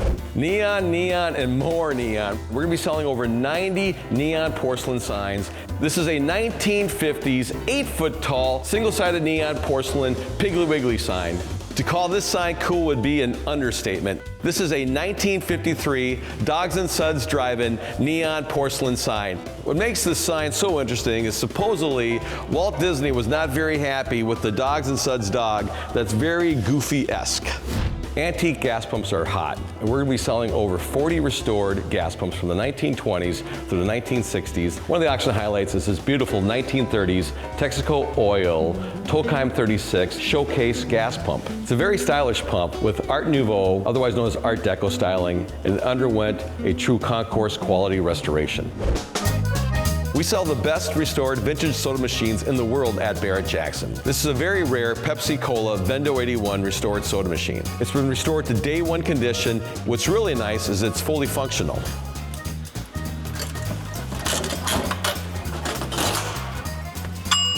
This is a 10-foot tall, late 1960s 7-Up die-cut bottle bottling plant sign with animated neon. Can you be any more un-cola than this? Vintage kiddie rides are a very hot genre. We're blessed to be selling 12 of them. One of the featured pieces is this hard-to-find vintage Walt Disney Dumbo coin-op kiddie ride. It was professionally restored with hand-painted graphics, new chrome, and it operates beautifully and even makes carnival noise.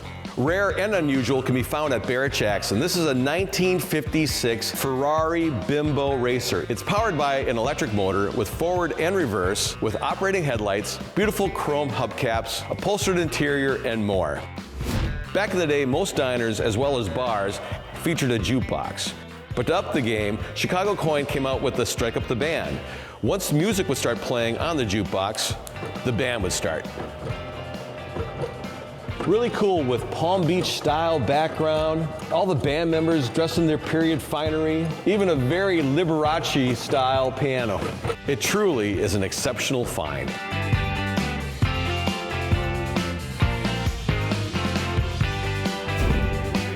All that stuff is so spectacular. Once again, it crosses the block every day before we get the cars in the auction. Up there now, a custom-built golf cart. Yeah, you guessed it. This was formerly used and built for Bob Hope. In fact, he drove this in a 1973 Ford Galaxy 500 commercial. Bob Hope was a famed actor in the 1940s, a comedian, and a television host into the 1970s. But he is best remembered for bringing entertainers of all types overseas to Southeast Asia to entertain the troops on the USO tours. That is his greatest legacy. He was an avid golfer. He wasn't great at it, but he had a lot of fun, and this piece of whimsy is part of it, this 1973 custom-built golf cart. Well, and he had that iconic cartoon of himself with the profile, the caricature with the long nose, which was very much exaggerated, and it's showing that on the golf cart as well. One thing that's kind of funny, come look back here, we have one of the earliest versions of what I believe would have been a backup camera here on the back, which is pretty impressive for its day, I guess in the 1970s. Bob Hope, pretty impressive himself, lived to be over 100 years old as well, 1903 to 2003, I believe. TV monitor up front there. And this was built by George Barris.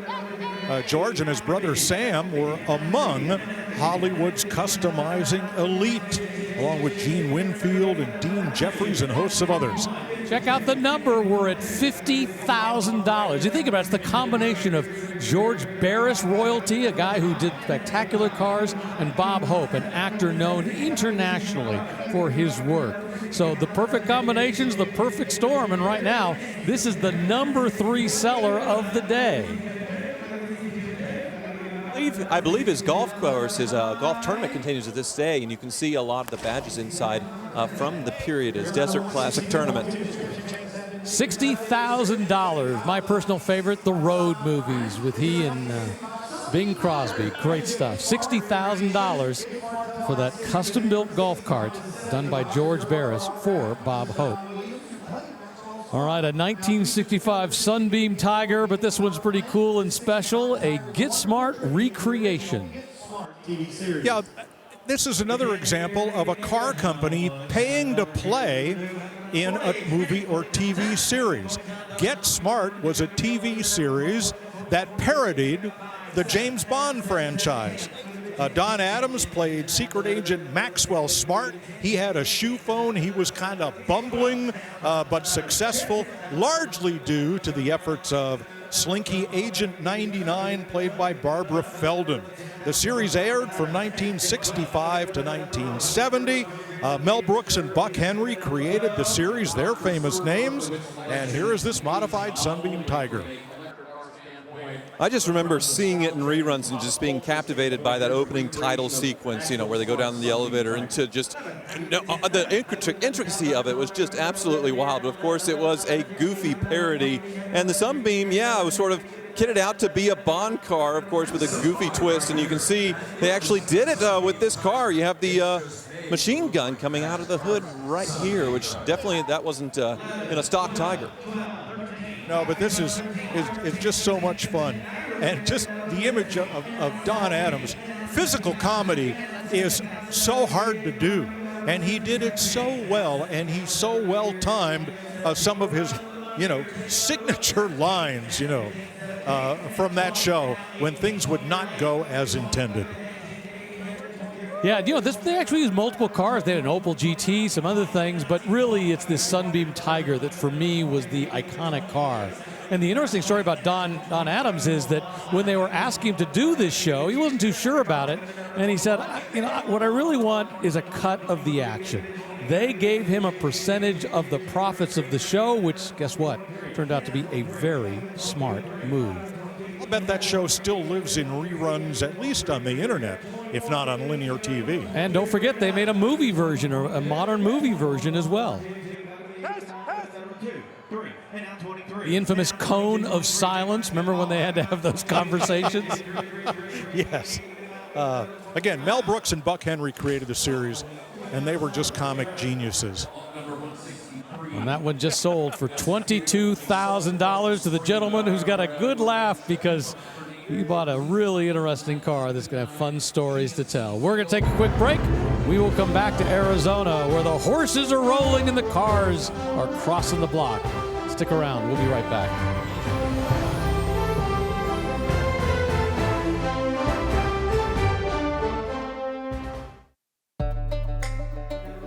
Welcome back to Barrett-Jackson. Yep, that is indeed a Shaggin' Wagon, a replica that was made for the Stuart Berkowitz collection, and that will be coming up on the block in just a moment.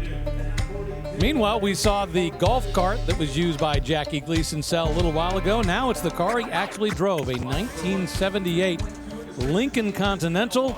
All the full stretch it just sold here at Barrett-Jackson for $40,000.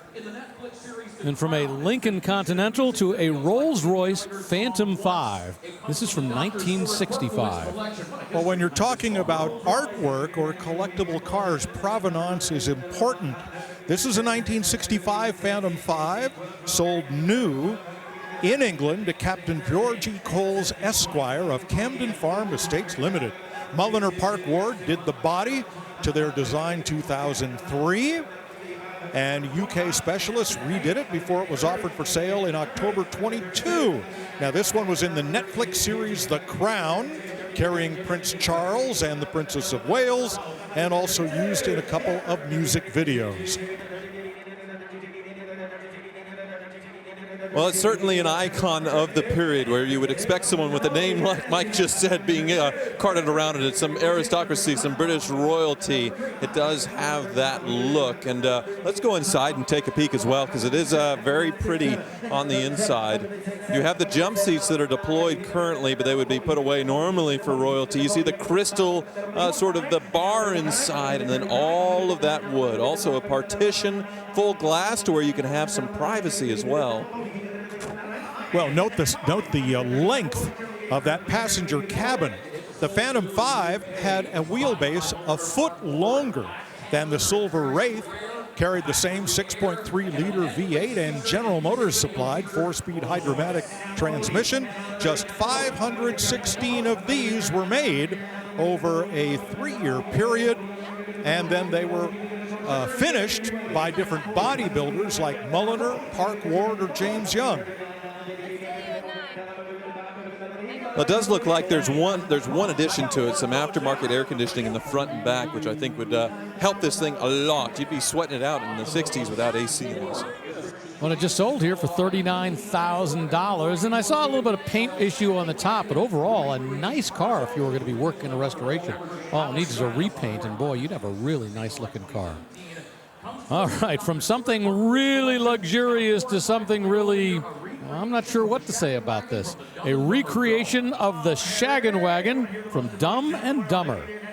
Well, just when you think you can't get any dumber, you go and buy something like this and totally redeem yourself. Whoever's going to buy this Muttmobile from, well, it's a tribute to Dumb and Dumber. But yeah, the shag pile carpet here on top, all over the place. And in the beginning of the film, he was using it. He was still employed grooming dogs. Of course, he got fired. Jim Carrey's character got fired as a limo driver, and they started their cross-country trek to redeliver the Samsonite case to Mary Swanson in this crazy machine. Wow. Do you have the whole movie memorized? I may have watched it 100 plus times. I'm a big Jim Carrey fan. All right, so underneath this sits a 89 Ford E150 Econoline. All metal classics of Caldwell, Idaho. Built it into this unforgettable tribute to the movie Prop Van. I think the ears actually, they flap. This is just indescribable. It's got a 5-liter V8 4-speed automatic. The odometer's rolled over, but who cares? It's the Shaggin' Wagon. Oh, they've covered up the license plate, which is interesting. I didn't realize they did that. But yeah, you lift its leg here on the side to fill it up, just like in the film. Here, let's see, right there. Yep. And of course, his leg caught on fire when he was filling up, flirting with the gal at one time. But yeah, eventually they traded this for a moped to get to Colorado to make it to the finish line. A pretty hilarious movie. I love it. So did this movie launch or end Lauren Holly's career? Because she played, Mary Swanson. I don't know, but it was a big year for Jim Carrey because he had The Mask, he had Dumb and Dumber, and then what was the third film? Ace Ventura, Pet Detective, all in 1 year. What a legacy for him. Incredible. And so is this. $28,000 the current bid. Boy, and it's not just, slapping on some carpeting on the outside of a van. There was a lot of work that went into this. So credit the Farrelly brothers and Bennett Yellen for writing the movie. Well, credit the folks who just bought it for $28,000, that recreation of the Shaggin' Wagon from Dumb and Dumber. A 1974 Dodge Monaco. This one, yep, a recreation of the police car, not the police car, the car they used in the Bluesmobile in the Blues Brothers movie. It's got a cop motor, it's got cop tires, cop suspension, cop shocks. What do you say? Is it the new Bluesmobile or what? Very nice, Mike. Very, very nice. I saw the original on the Universal lot, about a year after the movie came out. They'd had it on tour with the movie, and this looks a whole lot nicer than that one did. That one was pretty used up. Gone in 60 Seconds, the original Toby Halicki movie, crashed 93 cars in the movie, a record that was not broken until the Blues Brothers. And that's what I remember about the film, the chase, which was unbelievable, and then all the cameos, all the singers, brought back a lot of memories. Cab Calloway coming back and doing that moment on stage, that was great. The Blues Brothers, the boys were on a mission from God, right, to save the orphanage, and in the process, relaunched the sales of great artists like Sam and Dave. And go on and on. Gosh, who else was in the movie down there on Maxwell Street? Aretha Franklin, of course, was in the movie. James Brown was in the movie. That whole group of music. Ray Charles had a great resurgence thanks to John Belushi and Dan Aykroyd and the Blues Brothers. The backing band, Steve Cropper, Duck Dunn, Willie Hall, Lou Marini. They were all the Stax Folk Band for Sam and Dave and Eddie Floyd and Otis Redding and all those great artists of the 60s. And sorry, I'm forgetting we're auctioning a car here. Well, you think about it, it was the evolution again from a skit from Saturday Night Live, just as Wayne's World, the car we saw earlier, evolved from the TV show Saturday Night Live, the skit, into a movie, and the same thing was true with this. Well, obviously a lot of people remember the film and enjoy it because we're at $35,000. What a number. Well, that's because we've got a Skybox bidder, we've got somebody in the crowd, and in fact, it just sold for $35,000. The Bluesmobile recreation from the Blues Brothers movie. Away it goes off into the sunset here at Barrett-Jackson. Remember, we've got more cars yet to cross the block, all kinds of great stuff. I love the fact that they got the family truckster out there. And on the left, anybody remember the TV show My Mother the Car? Yep, that's exactly that car that's going across the block before too long. Yeah, Jerry Van Dyke. So that wraps up our first 2 hours of coverage here on FYI, but we are just getting started on this Tuesday here in Scottsdale. We still have 4 more hours to go. Stick around.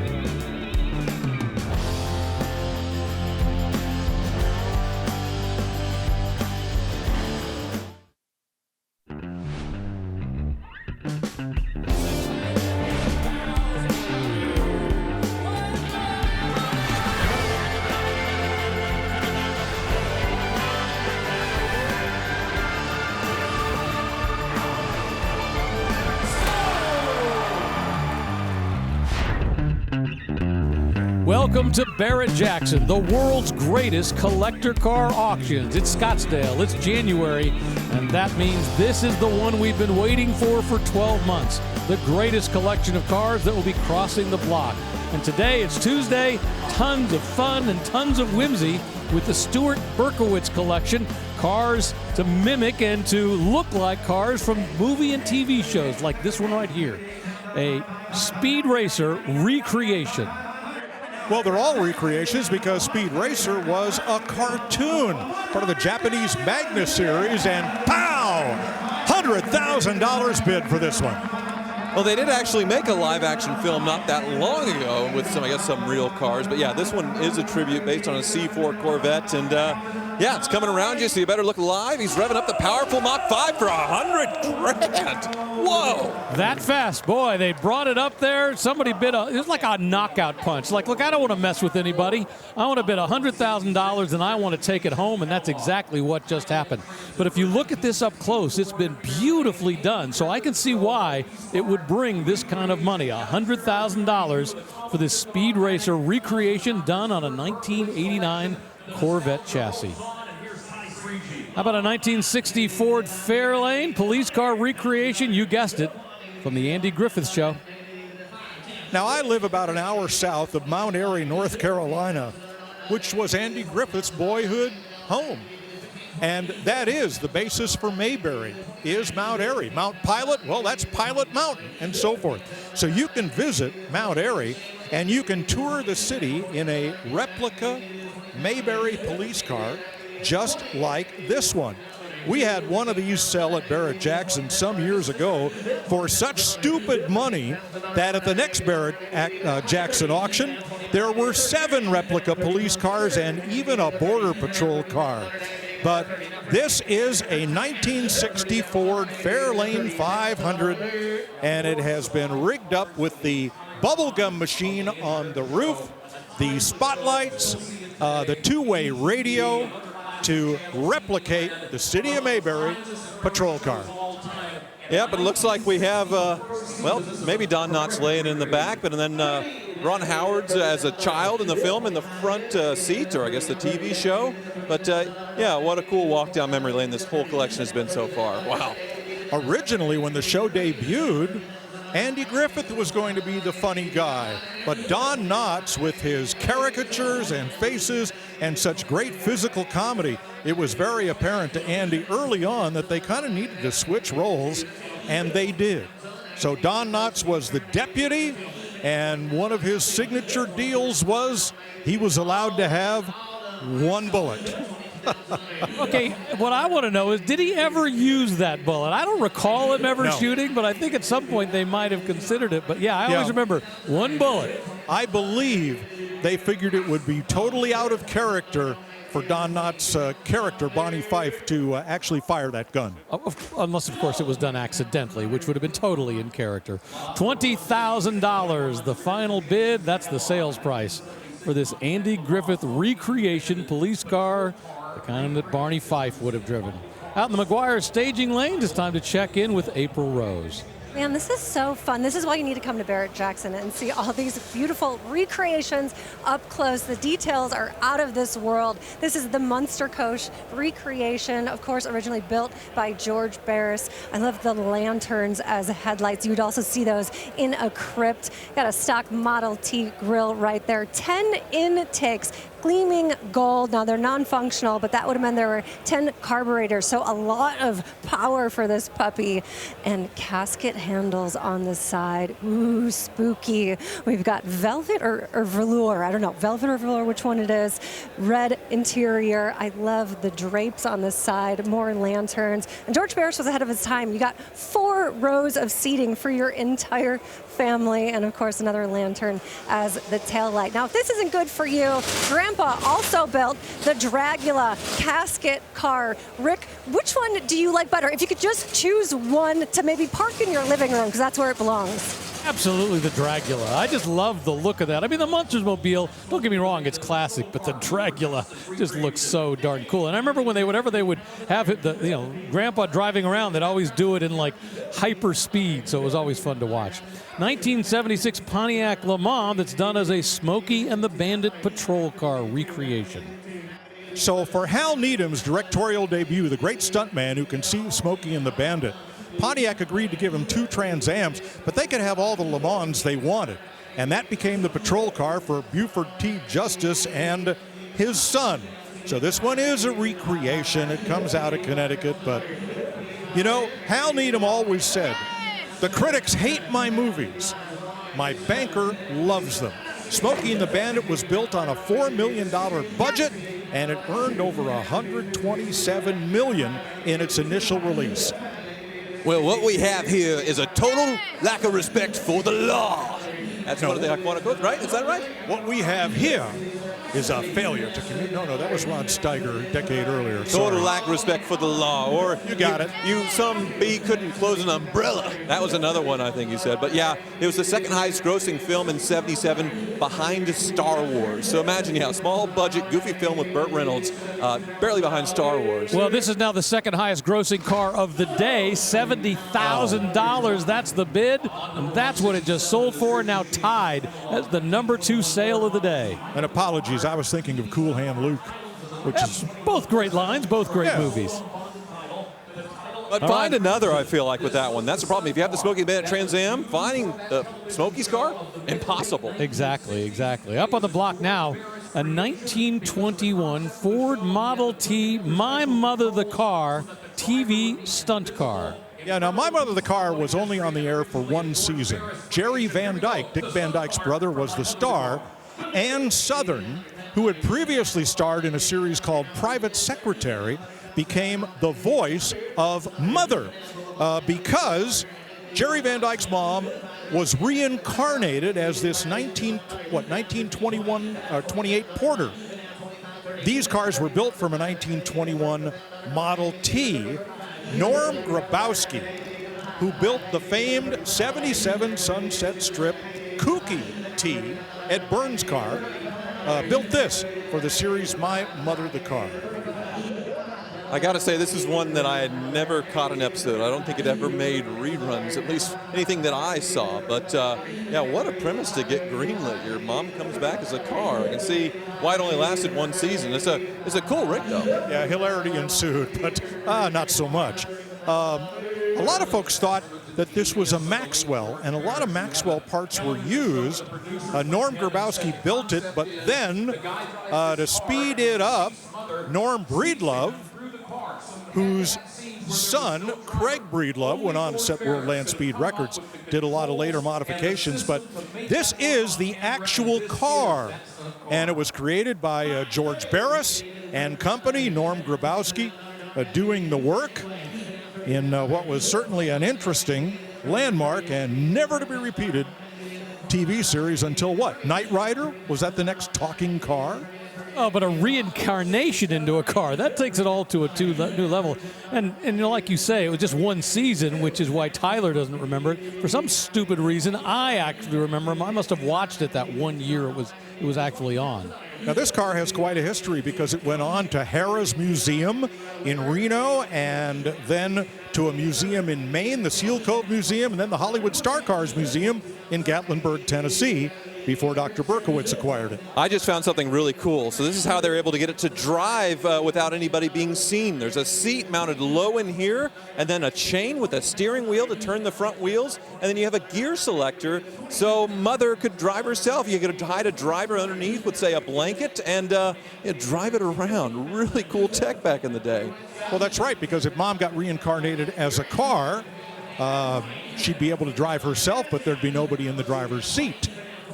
I'll bet episodes of this show do not live on YouTube or anywhere easily accessible, and I'll be happy to be proven wrong. I was going to say, I would never doubt anything. But, of course, you mentioned Jerry Van Dyke was the star of the show, and, of course, he is the younger brother of Dick Van Dyke. Speaking of talking cars, what's next? $15,000. Well, you mentioned the fact that, My Mother the Car was a talking car and that Knight Rider was also a talking car, so it's time for a Knight Rider, a kit recreation from a 1983 Pontiac Firebird. All right, so in the Knight Rider show, the David Hasselhoff show, the car's nickname is KITT, K-I-T-T, which stood for?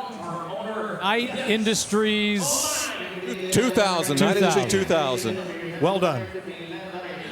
It's funny because I always think of it as the KITT 2000, but I forgot the 2000 was the TT. So the blinking lights here in the front, they kind of were attached to a VU meter, so each time KITT spoke, the lights blinked. And if KITT was really upset, they kind of all blinked at once. But basically, this was just an original unmodified Firebird with a 305 V8 and 4-speed automatic transmission. Glenn Larson created the series Knight Rider, and David Hasselhoff's character was Michael Knight, former detective and crime fighter with a new identity.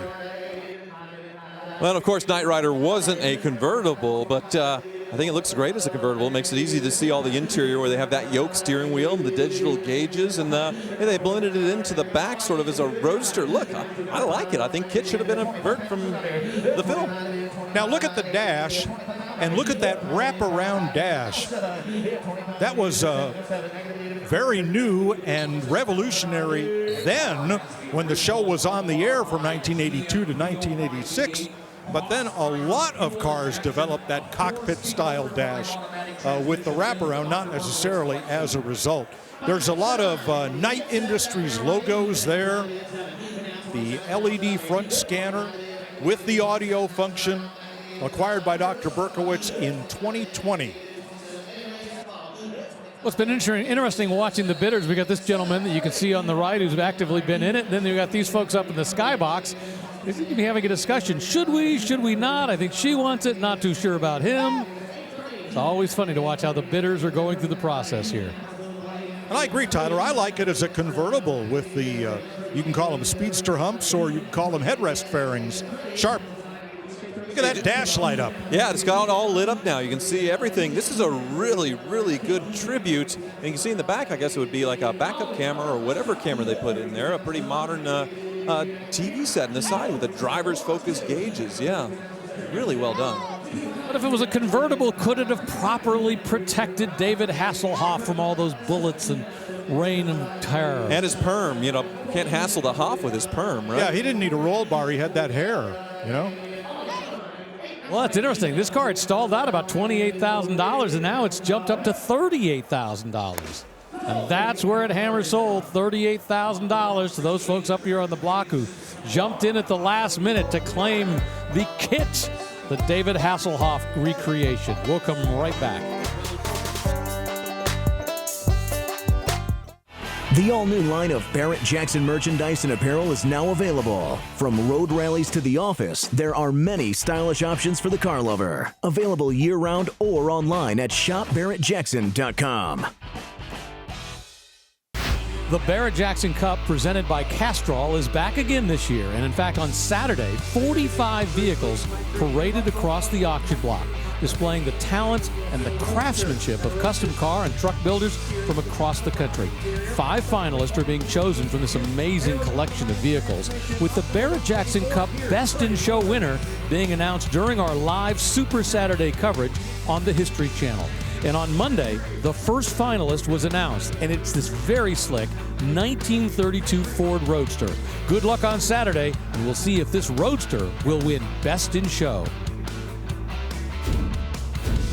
Looking forward to see which car comes home with the title of the Best in Show. Love this, a Chitty Chitty Bang Bang recreation on a 1968 Ford.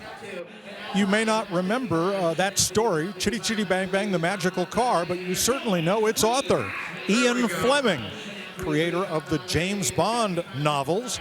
And this, of course, did become a movie. Look at that beautiful boat tail and woodwork and wicker. Wow. It is a fine four-fendered friend is what it is. It is a great, great car. I watched this movie over and over and over again on VHS because it was 3 hours long, and on the road trip to Colorado, we had the conversion van with a little TV. This cassette got worn out. The one note I would give is the female character's name is Truly Scrumptious, which is quite a name. It's like your name of your favorite dancer, not really like a movie woman name. But that is such an Ian Fleming name. Sounds like a ruptured duck. You know, just a little while ago, we had the car from Jerry Van Dyke, and of course, this is the car that Dick Van Dyke was driving, his brother. Yeah, and this one is a replica, but it does have Dick Van Dyke's autograph. You can look inside right here. There's the plaque in brass, and sort of that brass era styling there, but here is Dick Van Dyke's signature. So cool. Almost 100 years old himself. Well, it is now then tied as the #2 sale of the day. There's a 3-way tie with the Pontiac Le Mans that came out of Smokey and the Bandits, a recreation, and a Peterbilt custom pickup truck that sold earlier in the day. No, this is going to be the big one. The 1982 Ford Crown Victoria. No, it's not a Ford Crown Victoria. This is a family truckster. A Wagon Queen family truckster purchased at Lou Glutz Motors for the movie National Lampoon's Vacation.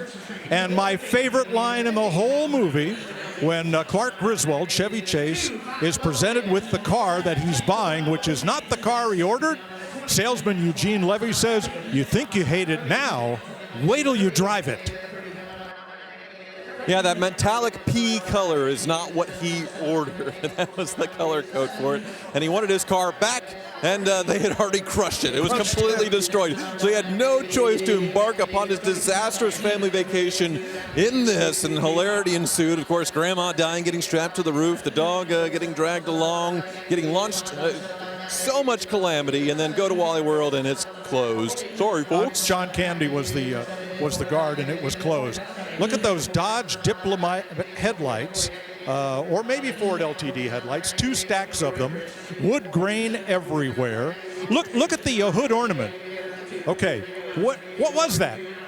Was that a Rolex crown from which 2 of the points were removed on either side? Maybe. Oh my gosh. Unbelievable. And it does have some of the luggage in the back to make it even more screen accurate. But this thing, it looks like it was freshly done and very, very well done. 47 grand. George Barris created the Wagon Queen family truckster for the movie. They made 5 of them for the movie, most of which were destroyed in stunts. One was sold several years ago at Barrett-Jackson, which included a wonderful note from co-star Beverly D'Angelo about her memories of the car and of making the movie.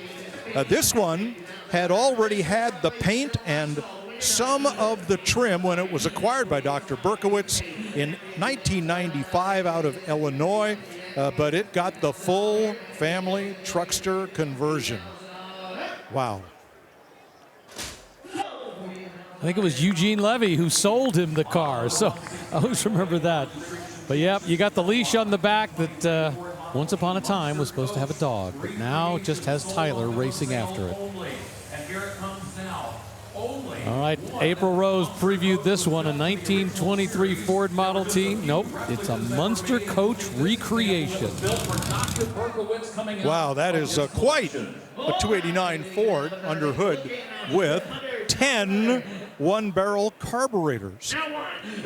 And the Munsters were a TV show. Fred Gwynn was Herman Munster. Yvonne DiCarlo was in it. And the Munsters were kind of born out of the Charles Addams family cartoons that appeared in the New Yorker.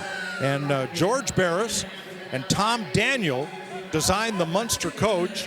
Tex Smith started the build. Dick Dean finished it because Barris was very, very busy. Les Tompkins, Bud Coons were involved.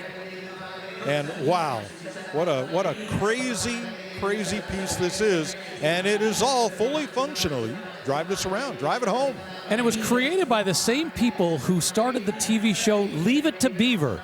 The idea was to take the concept of the Leave It to Beaver family, that all-American group, and spin it out into this group of, well, monsters, Frankenstein and vampires. It was really well done. It was only on for 2 seasons, but boy, it's one of those TV shows we remember to this day. Well, I can't believe I'm saying this, but let's take a look at the chassis cam on the Munster Mobile. Very clean underneath. You can see that single leaf spring, and then, modern V8 under the hood, that exhaust going out the side. Very, very clean underneath. A normal drive shaft. You can see modern fuel fittings there in the back. And, I think I see it. Here comes the diff, and those are modern coilover suspension, so this probably rides a lot better than, say, the stock Munster Mobile or old T-Bucket. Pretty well built underneath. I'll tell you what, we're closing in on $100,000. Remember, this is not an original Munster Coach. That one, I believe, is at the Volo Auto Museum. This is a recreation, but to be honest with you, it is a very faithfully done recreation. That's because, Rick, it was an authorized recreation. There was demand for these, so George Barris commissioned advanced restorations in Sacramento to do the authorized replicas like this one. Not sure how many they actually built.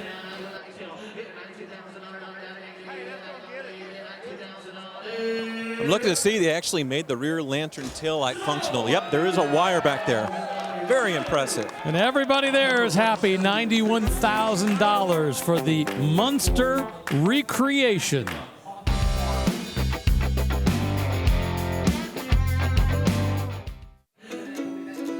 What a beautiful day it's been here in Scottsdale, Arizona. Sun's starting to go down, and you see all the tents that are down below the facility here where hundreds and hundreds of cars are on display. A chance to look at it before they cross the block.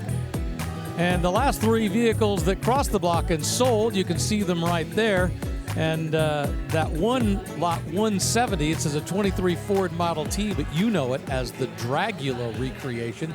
That sold for $56,000, and $91,000 was for the Munsters coach recreation. Meanwhile, we got a Beverly Hillbillies custom hot rod. So the Beverly Hillbillies was a long-running TV show about a family who accidentally struck oil in the Ozarks, sold their property for millions, and moved to enjoy the good life in Beverly Hills.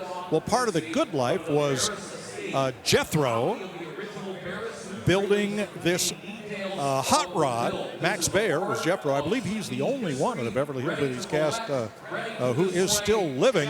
And this was a 1921 Oldsmobile modified into a surf wagon and converted to run a 69 Olds 442 power plant.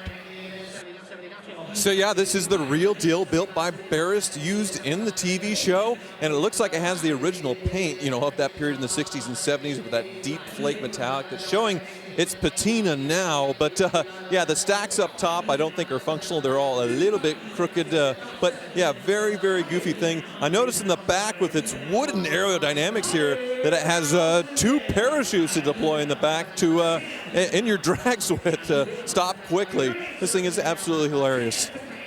Jethro's name was Jethro Bodine. Note the stickers down here near the steps. You see one for Barris Custom Industries, and the other is for MPC. That's Model Products Mike, Company. look at the price. I was going to say, we're at $135,000 for this Jethro Beverly Hillbillies custom hot rod. Now we're at $150,000. I guess somebody else struck some Black Gold or Texas tea, and they want to relive it too, the Beverly Hillbillies. Well, once again, a long-running, very successful TV show. The original car, touched by George Barris. It's got the right combination, and I'm not saying it had the right look, but it definitely had everything somebody wanted. $150,000, and that means we have to check out our Hagerty top 5 sellers, because what a list it is right now. We've got the $150,000 Beverly Hillbilly car.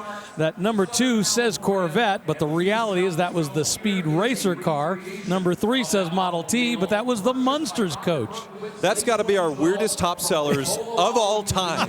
Yes. Most certainly. Absolutely. But, you know, it just makes the point that there's a lot of interest in these cars coming across the block. Just as when we were out and about looking at them, people love to look at them. Now, we've got another Beverly Hillbillies vehicle up there, but this one is a recreation.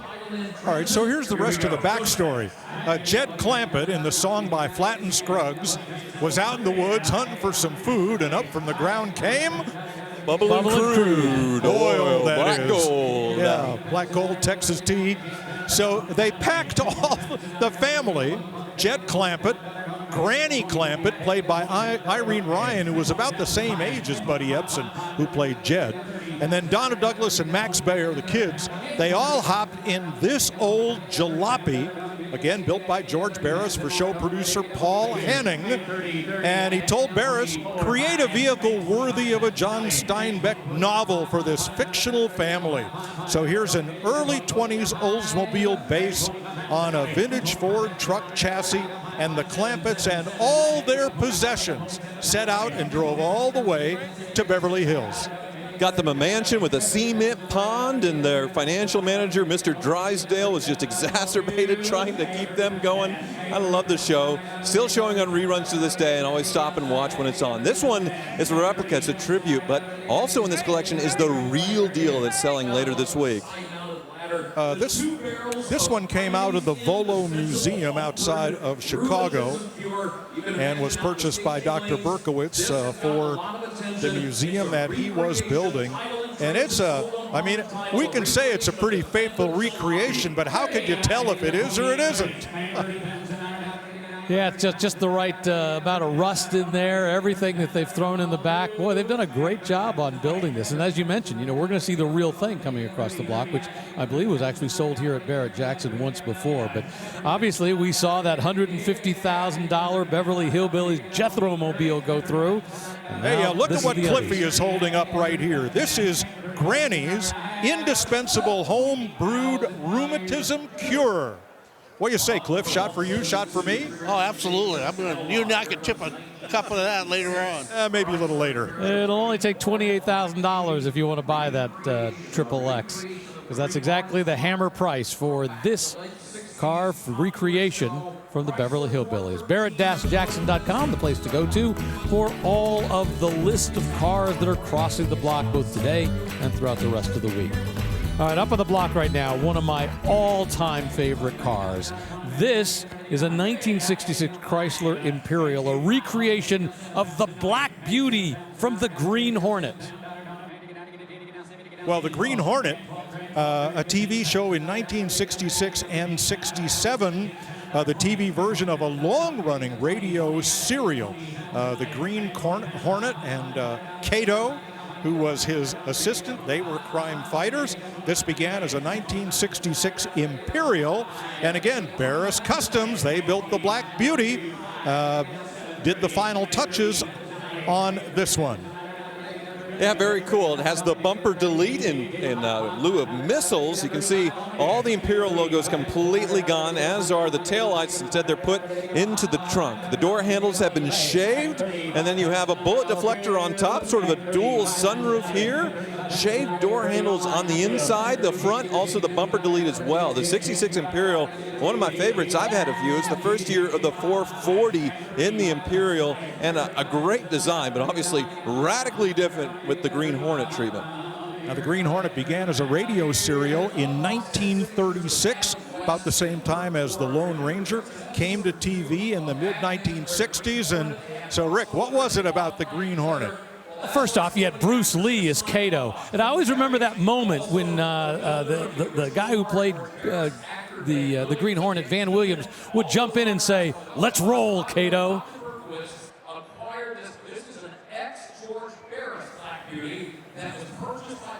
Another one of those shows that didn't have a long run, but if it was a show you watched, and once again, I was a kid, I love cars, and this thing, you got to remember the way they photographed it. It was always seemed to be at night, it was dark, it was moody, it was a great looking car.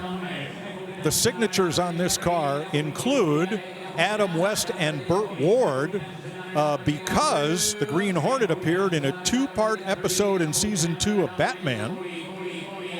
Dean Jeffries and George Barris, customizers. Dick Dean, Van Williams, who played the Green Hornet, and other personalities have signed this one. Yeah, George Barris, we talk about him an awful lot, but Dean Jeffries was also a stud in the movie world back then, doing an awful lot of the movie cars. I remember his studio was just over the freeway. When I lived in Los Angeles, and we'd drive by and we could see what he was working on out front. I got to meet him, and he was not only just a great character, but he was very appreciative of what we'd done on these shows to help preserve his legacy, because he designed a lot of cars that, well, other people tried to take credit for. He was quite a builder and quite a designer, and he is missed. $38,000 for the Green Hornet, and coming up, we're going to see a 1968 Plymouth GTX cross the block, beautifully restored. It's got that 440 cubic inch, 375 horsepower engine, backed by a TorqueFlite transmission. We'll be back.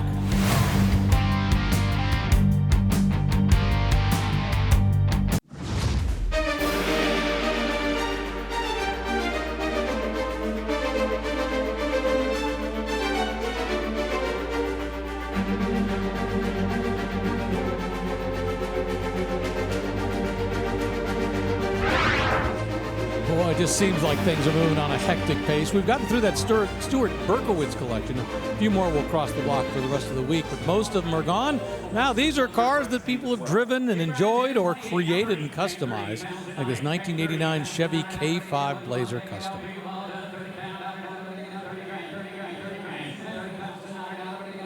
Well, this is sort of the end of the run of the K5, which started in the early 70s. Big square body. Nice body here, too. No rust. $28,000 to those folks, and we're going to check in with April Rose. Hey, Rick, I'm in the pre-staging lanes right now with this absolutely stunning restoration of a 1959 Corvette. Now, you've seen 59, they got rid of those simulated louvers for a cleaner look. You also have to see on the back, I like to call them the trunk suspenders, but in 58, they had chrome strips going all the way down, and of course, really cool look with the exhaust coming right out of the back bumper. Now, I want you to take a look under the hood with our engine cam, brought to you by Blueprint Engines. We got a period correct 283 solid lifter with 270 horsepower, baby. Now, this one's finished in Inca Silver with Snowcrest white coves, just classic American sports car right here, Rick. Yeah, second year for that body style, and that one's done beautifully. We'll see it up on the block before too long. Meanwhile, we have a 2024 Toyota Tundra Crew Max Limited, but a custom version. Yeah, this started out including the Nightshade package on this Crew Max Limited with an MSRP of $67,000. And then it got another $21,000 in aftermarket modifications by Westcott Designs, including a lift kit, big wheels and tires, interior, lights, LEDs, running boards, you name it. So we're not even close to the build price here. Well, the Tundra was just redesigned a year or so ago, and they went away from the V8, and now they have a twin-turbo V6 in there that they actually had to recall and replace almost every single engine in the entire Tundra lineup for a year. So some teething problems with the new Tundra, but they're sorting it out. They're owning up to it. And yeah, I'm not sure if they're making a TRD Pro yet. Maybe, maybe not, but this is what somebody, I guess, built their own TRD Pro with the Nightshade, sort of combining it into, yeah, pretty cool rig, I'd say.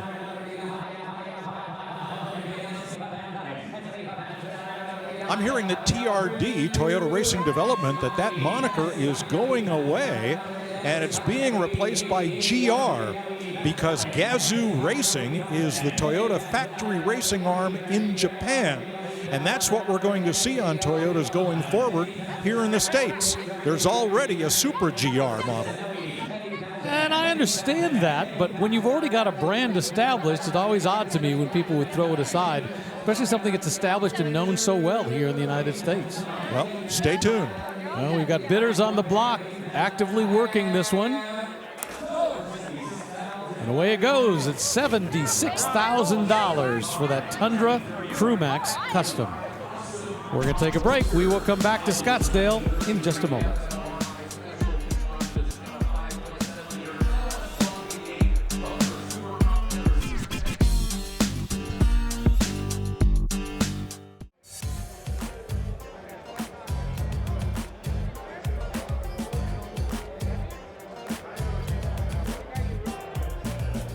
Beautiful day here in Scottsdale. What a great day so far. The weather has been perfect. The sun's starting to go down over there, and in the staging lanes, that Corvette that April previewed is still sitting out there. Up in the block now, we got a 1972 International Scout II Custom. Yeah, and a very well done custom. They were talking about on the block how this was built by an ex-Army Ranger, and he, of course, had to finish it in Ranger green metallic, which you can see there. You have the modern LED-style headlights, a winch with a custom bumper, a slight lift, and you go inside. It has been radically modified from stock in there. It looks like, here, I'll open the door for you. Come on around. Leather bucket seats, big center console, Dakota digital gauges, and even they refinished all of the steering column, the window cranks with the roll bar in sort of a beautiful metallic brown. Great build. $56,000 for that one, that 1972 International Scout II. And as we've seen the Blazers go up, we've seen the Broncos go up, of course, we're seeing the Scouts go up in value as well. 1972 Chevy C10 custom pickup truck rolling up onto the block. Yeah, this one is very, very pretty. So they opted for the Cheyenne package on this one, which you can see down the side. You have the two-tone paint and the wood trim on top of that.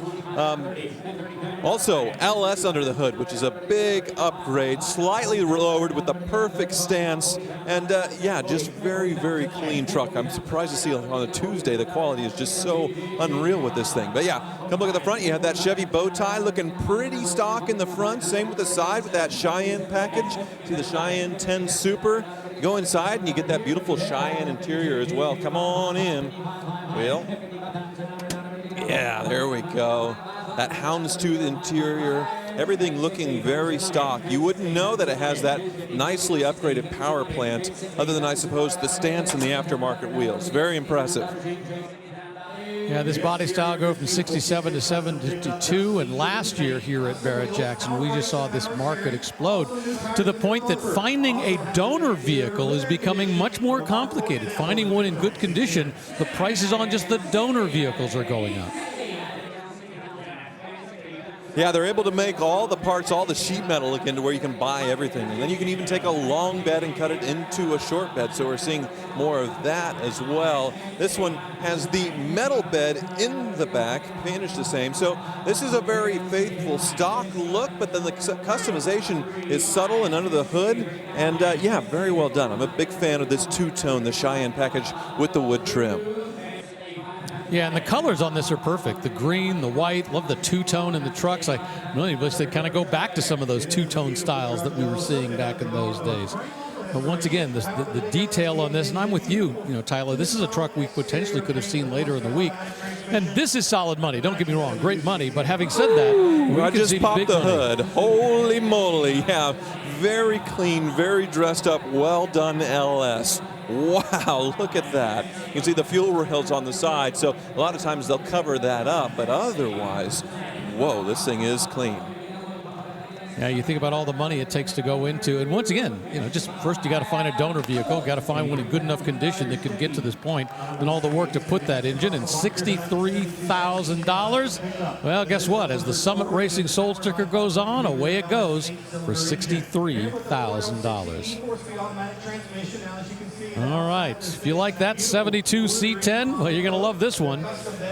Another custom, another one with a 5.3-liter LS 8-cylinder engine, 4-speed automatic transmission. Yeah, come look at the difference while they have the hood up. So with this one, they chose to powder coat it, painted a color almost like in period, sort of a seal gray or whatever. But yeah, beautiful treatment of the firewall, all the accessories, the wiring tucked in, the inner fenders painted to match. Yeah, just absolute show quality, incredible. Go down the side, we have that wood trim again, but this one isn't two-tone, just the custom 10 badging, not the Cheyenne. Oh, yeah, there is some wood tone down there, but the custom 10 badge. And you go inside, and it is very custom in there. Put the door lock back on. Yeah, just a bench seat, and well, looks pretty stock actually. Now that I give it a closer look, looks like they added a vintage air. And yeah, look in the back here with the bed. They actually made this one an oak bed with a nice finish rather than the metal finish right here. Looks really sharp with the fuel filler. Yeah, I love the fact that they put modern Willwood brakes on it, so they've got all the stopping power that you would need. It's actually been lowered 6 inches in the front and 8 inches in the back, so they've done a lot of work getting it to this level. Great MagnaFlow exhaust system, and I love the fact they got plenty of cooling, and they've got that air conditioning unit as well, but they've got a 4-core aluminum radiator with dual fans to make sure that it doesn't overheat. Yeah, I got to say, it does have absolutely the perfect stance, and this one upgraded with the Willwood brakes, a very nice touch. We'll see with these custom pickup trucks, like no two are the same. No build is identical. All subtle differences that the builders do, and they're all just trying to outdo each other and setting the bar even higher and higher on the custom builds. And yeah, for Tuesday, this is already a really high bar. Well, you can see our bidder's assistant working 2 different bidders on the auction block, rotating between them. And that's the winner right there, $65,000 for a 1972 Chevy C10 pickup truck. All right, you love Chevy's pickup trucks, but you like them a little bit older. How about from 1953, a Chevy 3100 custom pickup truck rolling up onto the block. Underneath the hood, you can see it gleaming right there. A 303 cubic inch stroker engine with a supercharger.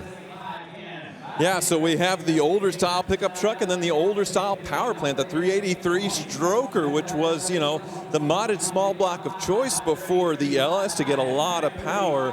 But once again, stands to absolutely perfect, this one, in a very bright orange. And boy, I need to take a peek at the interior of this one, I suppose. Yeah, let's see what we got here. Once again, very well done with the bench seat, but upgraded to look a lot more comfortable. They integrated that beautiful radio grille there with some, looks like vents for vintage air. And yeah, all painted to match, just very nice. But since it has been lowered, you can see they put a little hump in the rear of the bed, also tubbed it out to fit some, yeah, very wide Hoosier slicks on this thing. Very cool, kind of pro street build. In fact, let's take a look underneath this with the chassis cam because it looks so nice. Yeah, there's that 383 as it goes by. It's made it up to a 700R4 automatic transmission that you can see. And boy, underneath it really looks just as nice as you look at the drivetrain going back, the shiny mufflers, the shiny exhaust system. Everything looks great on this as it goes across the chassis cam. And then you saw the carpentry underneath on how they did the wood bed, because there's a little bit of an extra step to it to do these angles, and this hump to integrate it is something that I haven't seen before, honestly, as far as the wood bed doing this almost, I guess, architectural look to it. Usually that's done with metal, but I really like it. Tell you what, current bid at $85,000, meaning that right now, if it sells, is the #4 seller of the day. But you can see why. I mean, you look at the work from the top, you look at that chopped top that they've got with the cab, and then you look at how clean it is underneath, and everything about that is just right. And it just sold for $85,000. Well, that finishes up another hour of live coverage today from Barrett-Jackson Scottsdale. But don't worry, we still have plenty more great vehicles to show you this week on both FYI and the History Channel. If you love cars, and who doesn't? This is the perfect time of the year. It's January in Scottsdale. And that means it's time for the world's greatest collector car auction. Barrett-Jackson. Over 2,000 amazing vehicles will be crossing over the auction block. And we have some real head turners. Ultra rare supercars. Timeless classics. Custom works of art. Iconic cars from the big screen. And breathtaking collections. There's something for everyone. So let's get the best block party in the whole wide world going. Barrett-Jackson Scottsdale starts right now on FYI.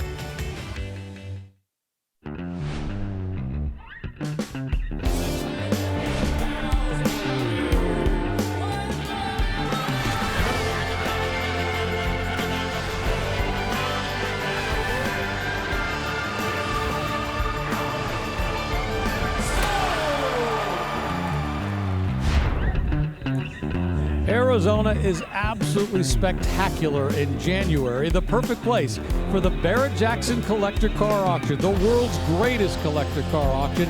This is the event that we wait all year for, and what a docket we've got this year. More than 2,000 cars, every single one of them selling at no reserve. I'm Richard Brule, along with Tyler Hoover, April Rose, and Mike Joy. Boy, what a day it's been so far. We'll go over some of the big cars that have sold a little bit earlier, but up on the block now is a 2010 Stagecoach replica. Well, and obviously this is built more as a tribute to these stagecoaches of the 1860s, where this is how you traveled cross-country in comfort. And yeah, the Overland Stage Company also carried U.S. mail, and they were target to robbers. Of course, the Wells Fargo wagons getting ripped off. That was the stagecoach heists of the day. That's sort of in that same era. It's really cool to see how they did suspension for comfort back in the day, because obviously it's all dirt cross-country, and you can see sort of those leather straps that suspended the coach in air to where you were absorbing some of those shocks, some of those bumps, but obviously horse propelled, no horsepower except the 2, 4, 6 horses that would pull it along. Very cool.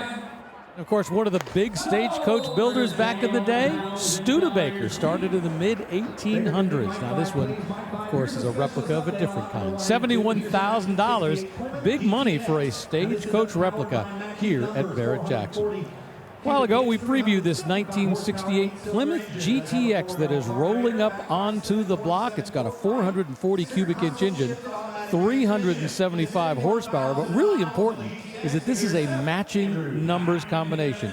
The engine, the car, they were born together.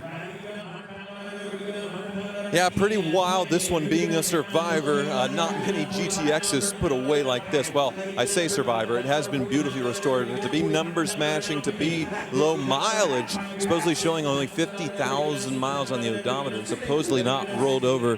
This one has been restored to a very, very high degree, something, yeah, you don't see often in a GTX, and especially in this color combo, which I wonder if that's how it left the factory. I imagine so.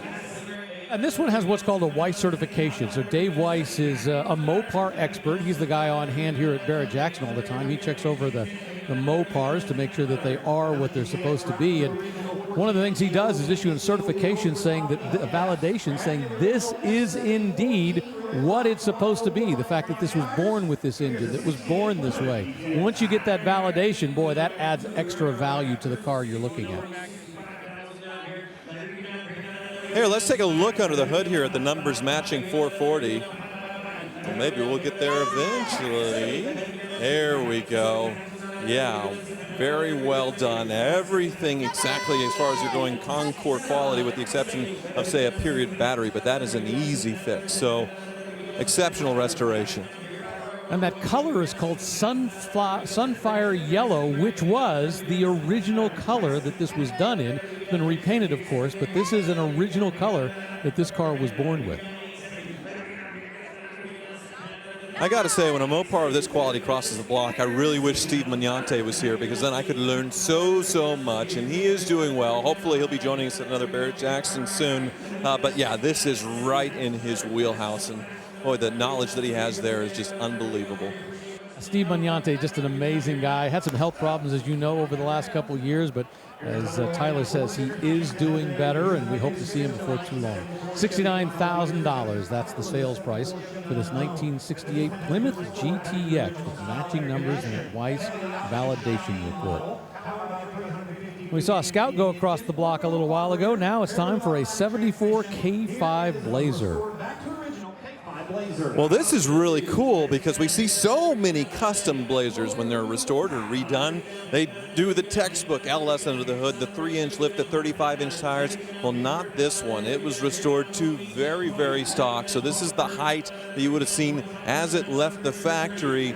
And I believe 1974 is one of the final years where you have the full convertible roof that you can remove it. Obviously, it was deemed not as safe, so they made it a half roof a few years later. But yeah, the K5 Blazer came out in the early 70s and boy, completely kicked the Bronco's butt so badly that the Bronco followed suit and continued on the full-size truck platform, because you got that off-road utility, but then the full-size comfort and convenience, and people realize, hey, an SUV can be a daily driver to haul the family. And of course, here we are today with roads full of crossovers and SUVs.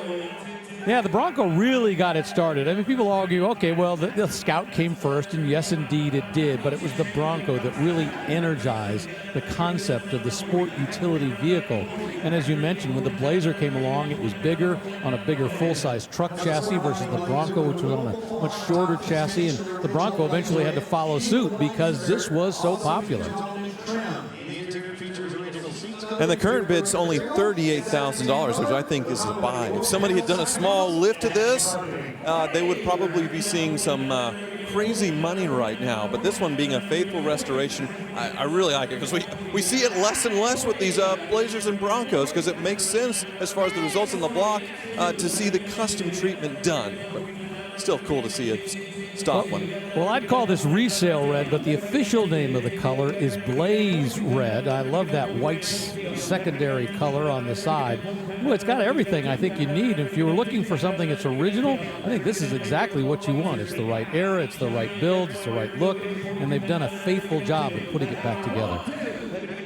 I do like that they have a roll bar in there for safety. I guess the seats, well, That might be stock too, as far as the vinyl. It might have been a little bit different from stock, but otherwise, yeah, very, very stock inside. Addition of a few gauges down there just to save you from overheating or whatever, but yeah, really well done.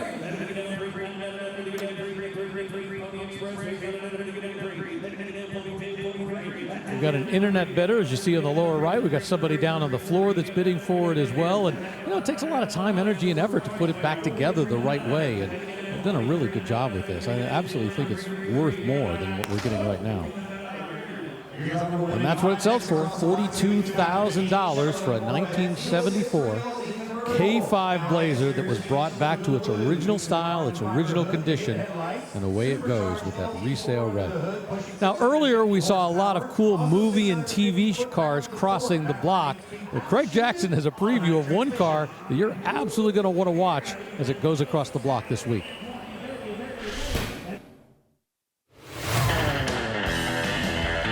Documented by Barris Custom Industries Certificate of Authenticity. This vehicle is the number 3 Batmobile used in the Batman TV series and Batman the movie for drive-by and stand-in filming, as well as for promotional events and other special appearances. The chassis was modified from a 1966 Ford Galaxy fitted to the body of number 3 Batmobile at Barris Custom Industries.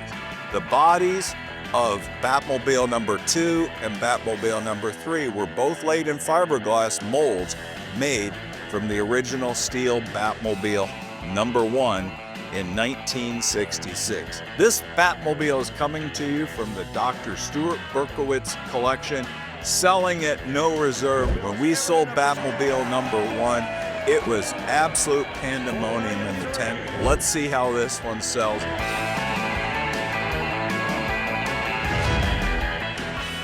Really looking forward to watching this cross the block. I can't emphasize enough, not another clone.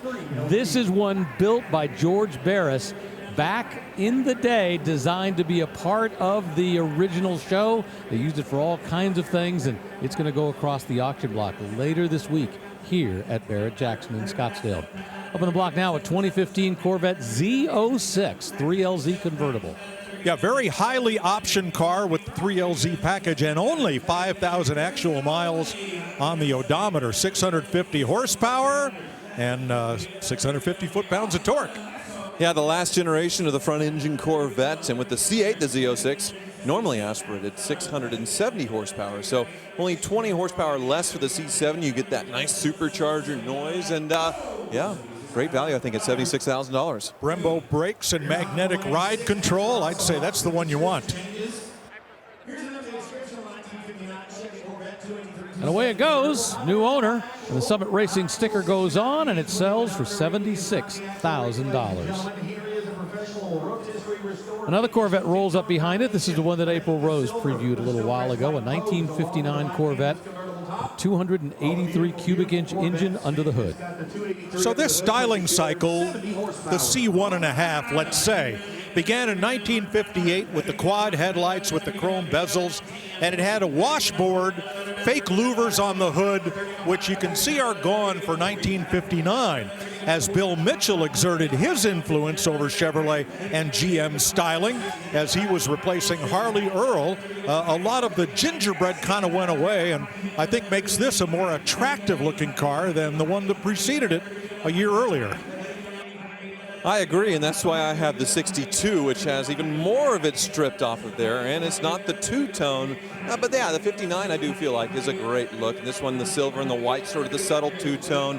But this one, yeah, not a Fuelie, the 283 270, and once again, a beautiful, beautiful restoration. But what if, instead of going that way, they went the custom route?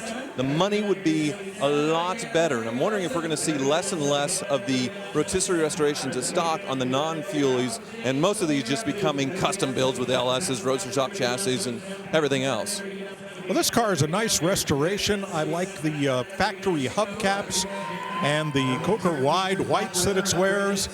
But if it's going to be a faithful restoration, what I really don't care for is the base coat clear coat paint. It's gleaming, it's beautiful, it's gorgeous, but it's not the way these were built. So are you restoring this car to as original, or are you building it to your taste? And more importantly, are you bidding it to the bidder's tastes? And quite frankly, that's why a lot of Corvette builders have gotten out of the business of restoring them. They said as they go to the competitions, it was so difficult to make sure that everything was done right to get all the points. When they start customizing them, they bring just as good, now if not better money, and they don't have to worry about whether somebody's going to nitpick on the paint or the hoses or whatever else is on the car. That's why a lot of them are building resto mods. Well, beautifully done here to better than new condition. But, we've seen builders who've made the point that, you want it better than new. The customers that they're building them for want them better than new. Because let's face it, sometimes when they rolled off the factory floor, they were just okay. I had just that conversation right here on this auction block a decade or so ago with legendary builder and customizer Patrick Pogrant. I go, Patrick, everything under hood is all glossy and shiny. Why? That's not the way they were built. He said, because my customers want it that way. And of course, he was right. Amos Minter, who does Thunderbird, said exactly the same thing. They want it better. $80,000 for that 1959 Corvette. We're going to take a quick break here in Scottsdale as the sun goes down, but we will come back to more cars.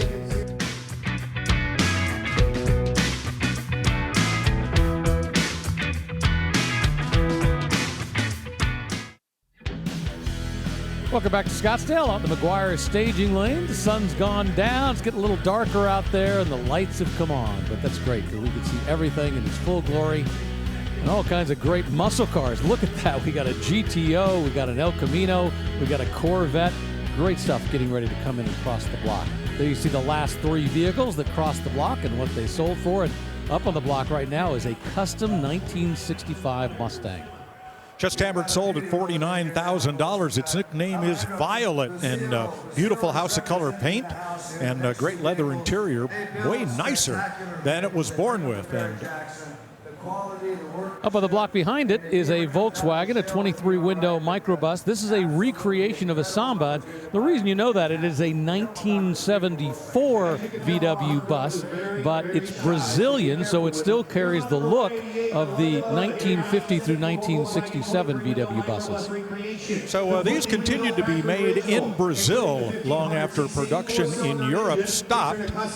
This is a 9-passenger version.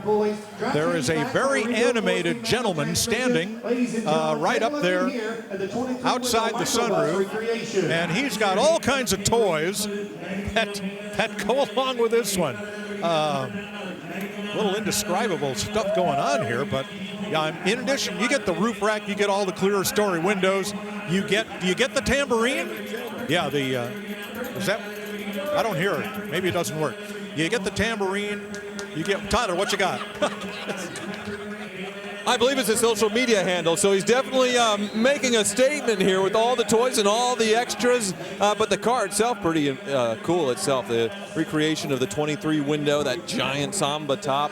One thing I like, it's been stanced just perfectly, and then you have those sort of two-piece wheels, multi-piece with the stock-looking hubcaps, but then, modern rims on it. So, yeah, a really cool stance, and it comes with some of the toys here that he gave me to play with, so, why not?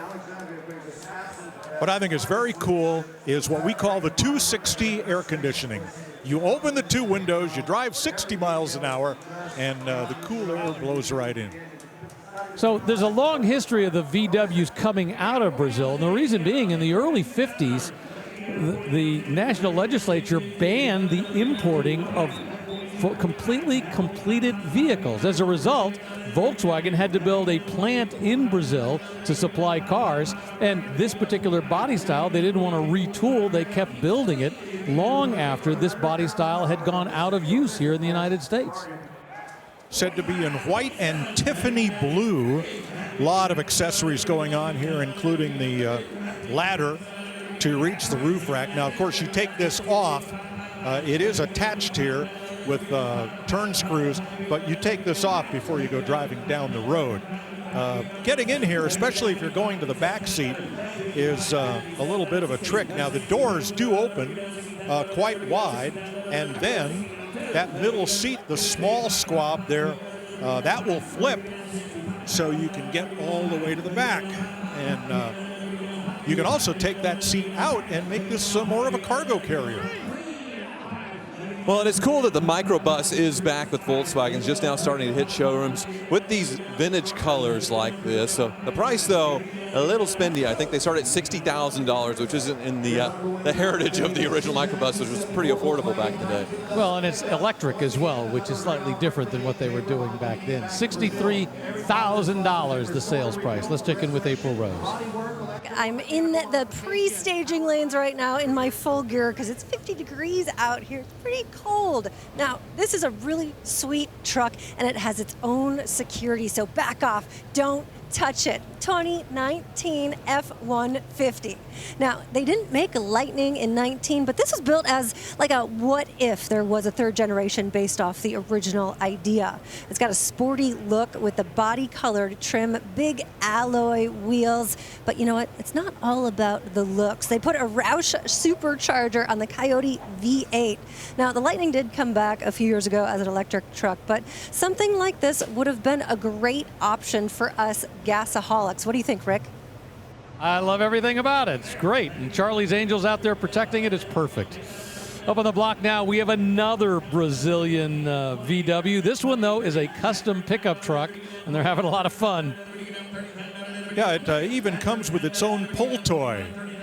Here we go. We'll just kind of ease that along. And behind it is an even more beautiful truck than that 23-window Samba bus, because this is the VW pickup, and the same gentleman, he's got his sign, he's got his toys, he's got all kinds of stuff going on here, trying to raise the bid. Well, indeed, he's from Brazil, and he has brought other vehicles from Brazil up here. But, yeah, he's definitely a showman. He likes to get up there and show everybody what he's got in terms of his vehicle. But I love the sides that flap down so you can get access to the bed. Everything's great about this pickup. All right, so he's got the side up here, the tailgate. When that goes up, that's going to latch to it. And so is the other side. He's got a bed rug here, keep everything all very nice. The back window flips open, as do the windshields. Wow. So does that make it a 360 air conditioning where you got 3 windows you move? Works for me. Well, as you can see, the consignor does have a lot of style and flair in his personality. And once again, the wheel treatment. I was looking at it earlier with the two-piece sort of vintage style. This one, they're aftermarkets, but they remind me of a modern GTI wheel. So a Volkswagen S-looking wheel on it. And I think it really works with the stand. So it's, again, lowered again just perfectly. Oh, come on back and look in the engine bay, because there is a whole lot of billet going on here.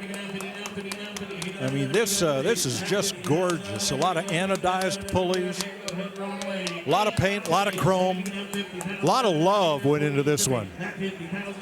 Yeah, they say this one produces 65 horsepower, which I think is above what the VW from this era probably would have been producing, although once again, this is the Brazilian version, not the American version. $48,000. I think it was just sold to those folks up in the skybox. Congratulations, they take a kiss, and they get to take home a pretty cool vehicle. Once again, a 1974 VW Type 2 custom pickup truck.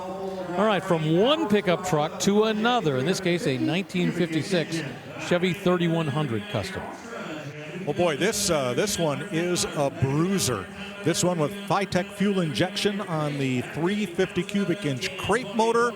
And it started out as a V8 pickup, but got a full frame off build with a late model 4-wheel drive frame.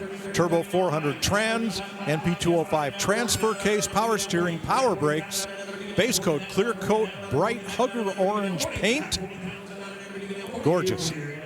Yeah, a frame off and a frame swap. What it looks like to me is a square body drivetrain that was modified and frame underneath, which upgrades things 30 years newer, which makes sense. And obviously the 4-wheel drive is a nice touch, being it lifted up.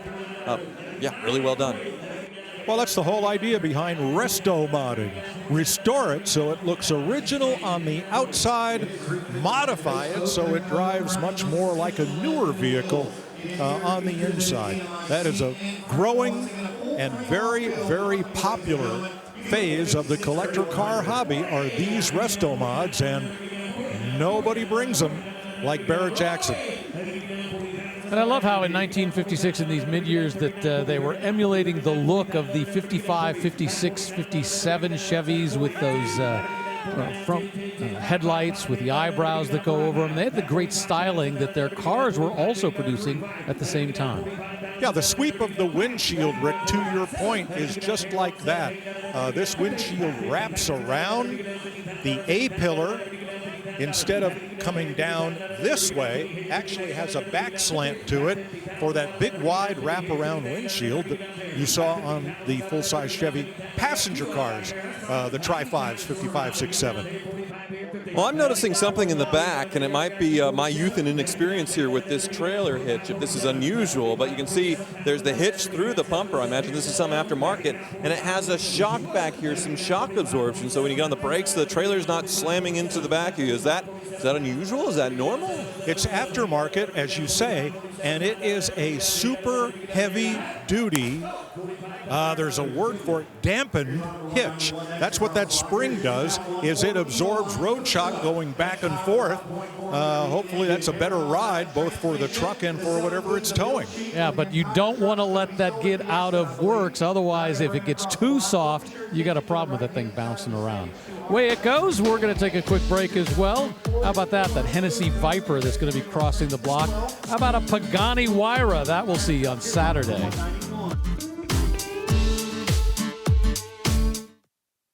The all-new line of Barrett-Jackson merchandise and apparel is now available. From road rallies to the office, there are many stylish options for the car lover. Available year-round or online at shopbarrettjackson.com. Back here at Barrett-Jackson Scottsdale, all kinds of great cars left across the block. Check out the twin mill right here. That we will see on Saturday. It is literally a Hot Wheels brought to real life. A gull wing beside it. No shortage of spectacular machinery. Boy, great stuff. The biggest docket we've ever seen. The most cars that will ever cross the block. More than 2,000. Every single one of them crossing the block and no reserve. 1972 Chevy K10 custom pickup on the block right now. Well, we talked about how much better the customs do. Well, here you go, $70,000 the current bid. LS upgrade 5.3, the right amount of lift on this K10, and yeah, retail red paint. The interior nicely updated with that distressed saddle interior. So all the right touches for a custom and good money. $70,000 to those folks right there. Congratulations to them. She said good money. Up on the block now, a 1967 Pontiac GTO Custom. Well, I see a few custom touches here, but fortunately the sheet metal looks just as it rolled off the line in 1967. Hasn't been massaged too much. Sure, they chromed the scoop here, added the hood-mounted tack. This one with a 400 V8. And this is the two-door sedan version, meaning that the window opening is framed for both the window and the quarter window. It's not a two-door hardtop. So this was less expensive than the two-door hardtop, or of course the convertible. Well, a lot of the upgrades for this one are stuff you can't see. It's underneath as far as the suspension, the braking. The wheels have been upgraded a little bit. They look stock, but slightly oversized to fit the bigger brakes, cooling under the hood, and vintage air conditioning. So if you want something that looks mostly stock, but you want to drive and enjoy with all the modern comforts, modern feeling brakes and suspension, this is the GTO to buy. Yeah, end of the line for the first generation of the GTO body style, 1967, 1968, and 69. Of course, they went off in a completely different direction with that Endura front bumper, but there's an awful lot of folks that just love those stacked headlights on the front of this. Get a look at the gleam of the paint, or maybe the lack thereof. This appears to me to be single-stage paint. This is how these cars were born. The paint has a good gloss, but it's not put your sunglasses on shiny like modern waterborne base coat, clear coat paint jobs. So the paint, the vinyl top, this is all done the way it was back in 1967. I like it.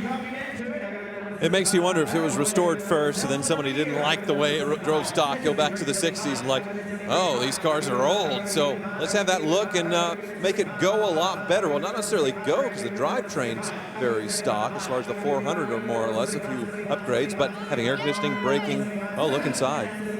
Now look at that grab handle on the dash just above the glove box on the passenger side and the GTO emblem. That grab handle did not appear in lesser Pontiac Tempest. But the idea is if you had a GTO, your passenger better hang on.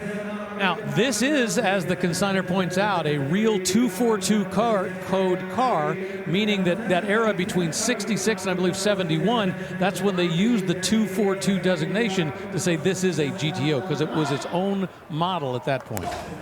And it just hammered sold at $76,000. And up in the skybox, they're really happy that they're the top bidder on that car, that custom 1967 GTO. Don't forget Barrett-Jackson.com, the place to go to if you want to see all the cars that are going to be crossing the block.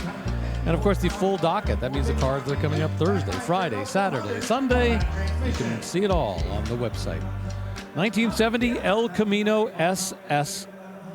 Boy, this one very nicely restored. I think the 70 is just about everybody's favorite El Camino. It was the one with the quad headlights and that grill separate from the headlight area. Some of them got the cowl induction hood. And this one has, looks like the broadcast sheet, the build sheet that would have been inside it. So you get a good idea here of how this was born. Well, and it's actually a very impressive build for the time because you have power steering, power brakes, and factory air conditioning. So no need to upgrade it. That's how it came from the factory in 1970 in this color. So yeah, great spec. 396 cubic inch big block, 350 horsepower, turbo 400 automatic transmission. And this was the last year for the 12-bolt rear end. Lesser engines got a 10-bolt rear end that couldn't handle the tremendous torque that these big blocks put out. That was rectified for 1971 when all of Chevy's got a new and improved 10-bolt rear end. But from 1970 and earlier, you wanted the 12-bolt. Yeah, just as 1970 is the top year for Chevelles, it's the year that has the most performance, the year that, of course, has the biggest sales. I think the same has rung true for the El Caminos, as Mike was saying. This is the one you want. You know, this particular color, I believe, is forest green. I like the color. You know, maybe you want resale red, but at the same time, looks great. Built on the bones of the two-door Chevelle station wagon. There's that panel up front where the footwells would have been on the station wagon. Of course, you want a bed here in the El Camino. And Rick, I believe this is Fathom Green in 1970 Chevrolet parlance. But you say potato, I say potato. But, you know, it looks good. It's F green. Now, I will say this one is showing a bit of wear. You can see a few chips and little imperfections in the paint and the bright work, which is probably what is holding it back a little bit. But yeah, a big block El Camino with all those great options. I feel like this is a great buy for a driver if you wanted to take it up to the next level. It'd be very easy to do with what you have here. Bench seat, SS steering wheel, very similar to and probably shared with the Camaro. Rally gauges, full set of gauges on this one. Pretty sharp.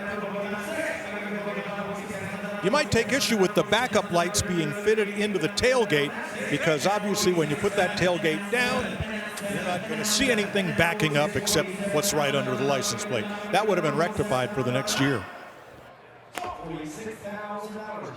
Well, there was a big pause, but that's where it goes. $46,000 for a 1970 Chevrolet El Camino SS. Beautifully redone. Nice to see it properly restored. 1957 Corvette up on the block.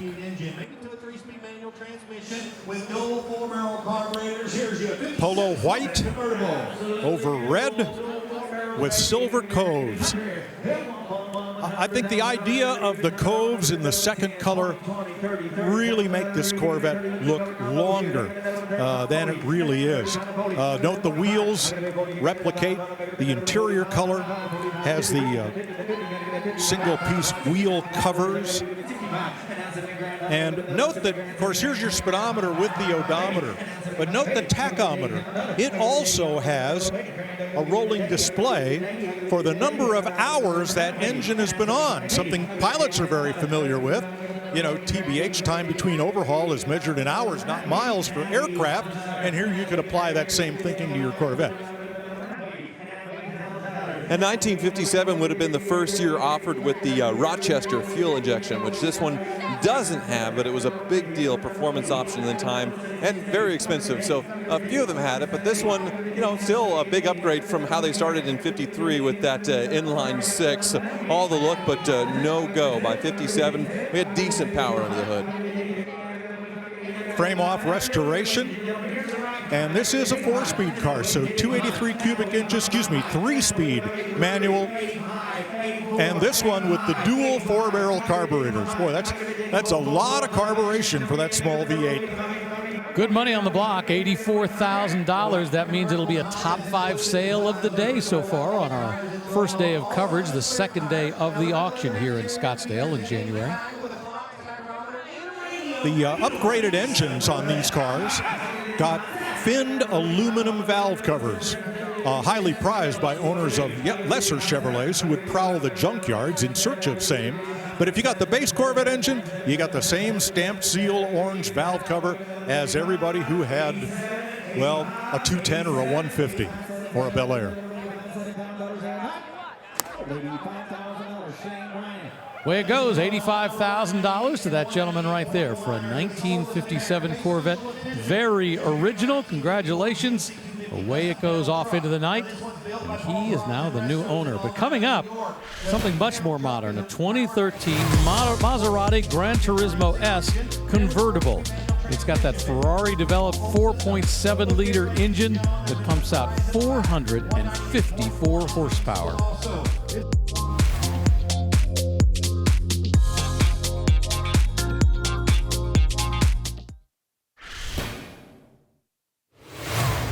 Barrett-Jackson in Scottsdale in January isn't just a 3-ring circus, it's a 12-ring circus. The cars, the people, the vendors just seem to go on forever. But they've only given me 1 minute to tell you all the numbers of this place, so let's get going. 1.3 million square feet, that's the footage inside all the tents in the main building. More than 220 exhibitors, 50 places to get food. The Barrett-Jackson Cup, presented by Castrol, is back again this year. On Saturday, 45 vehicles paraded across the auction block, displaying the talent and craftsmanship of custom car and truck builders from across the country. 5 finalists are being chosen from this amazing collection of vehicles, with the Barrett-Jackson Cup Best in Show winner being announced during our live Super Saturday coverage on the History Channel. And today, another finalist was announced, and it's this absolutely beautiful 1966 Corvette. Good luck on Saturday. We'll see if this Corvette can be Best in Show. And of course, we'll bring that to you live on our Super Saturday coverage on the History Channel.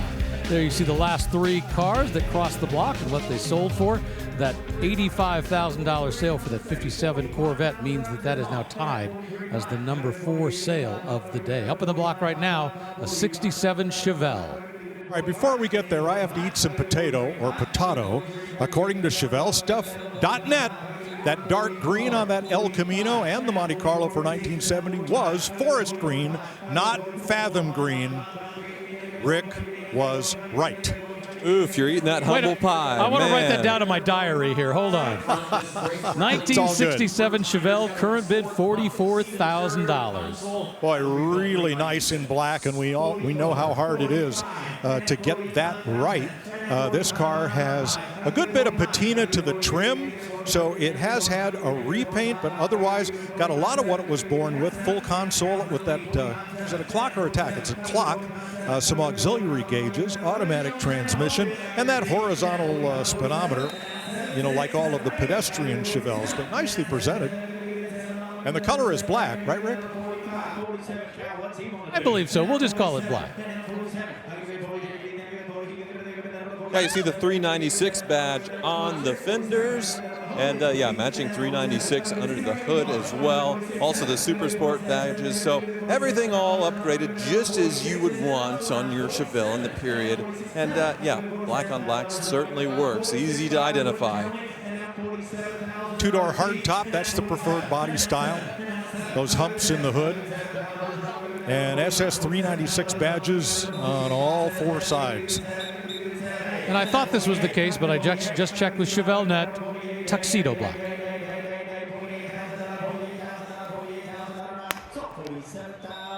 Way it goes, $47,000. Tuxedo black on the outside, black on the inside. Beautifully done. New owners up at the Skybox. Congratulations to those folks right there.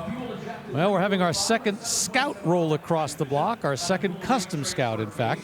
This one's from 1975, a Scout 2 Custom. It's having a little difficulty making it to center stage here, and a good bit of smoke out the tailpipe when that one fired up, so hopefully everything is okay there. The Scout is returning. The Scout brand is now owned by Volkswagen, and they have said that the Scout is going to be a whole new brand, much like Jeep. It's not going to be a model of Volkswagen. It'll stand on its own. Gas-powered and electric versions to come.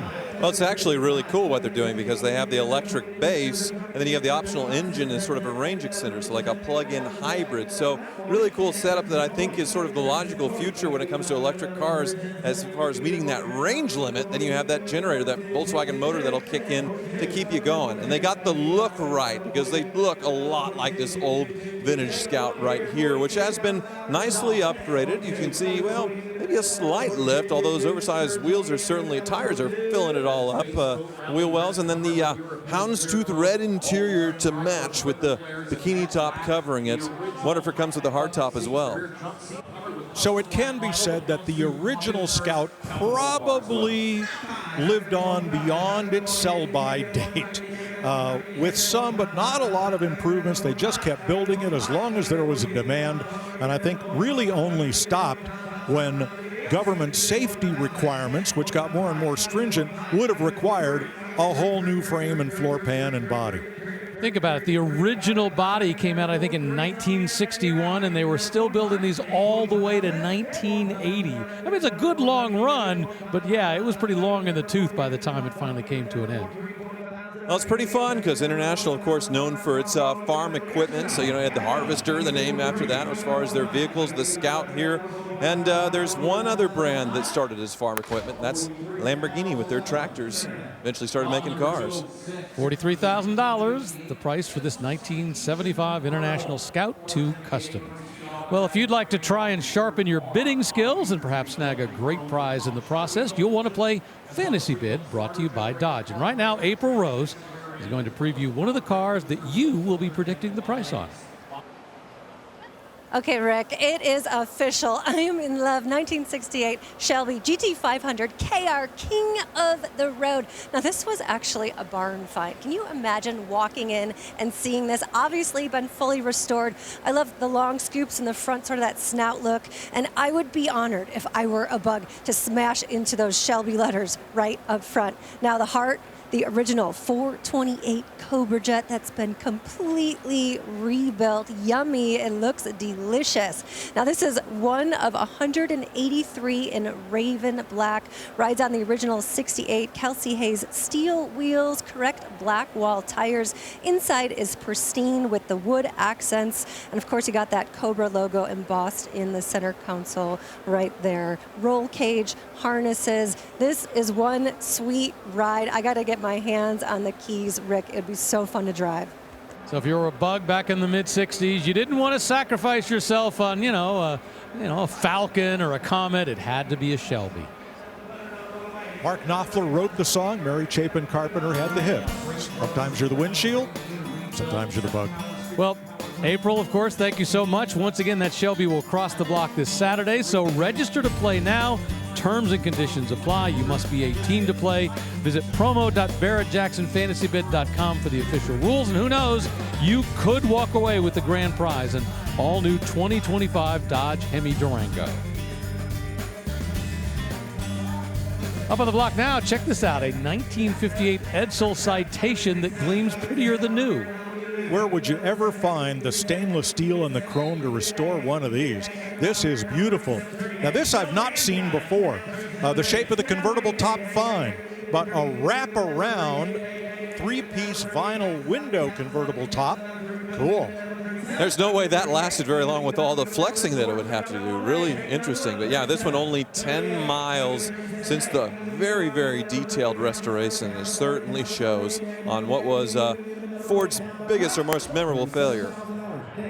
With the horse-collar grill, yep, first of 3 years for the Edsel brand. Yeah, this one wasn't a failure on the block. Came to $37,000 for that first year, 1958 Edsel Citation. Another pickup truck from 1967, the beginning of this C10 range, a custom up on the block. Very neat, yeah, a 396, so a big block on the hood that you would have got, under the hood that you would have got in period. Some long tube headers, had a nice rumble to it as it crossed the block. But yeah, I like the period engine choice, the right stance, of course, the regular cab, the short bed. But yeah, that engine dual carbureted as well, so this thing probably hauls. Yeah, two big Edelbrock 4-barrel carburetors on an Edelbrock manifold, tubular headers, billet pulleys. A lot of improvement going on here. 3-speed automatic transmission behind it. There's a 3-row aluminum radiator. Burnt orange is said to be the color. And new black Z28 style hood stripes.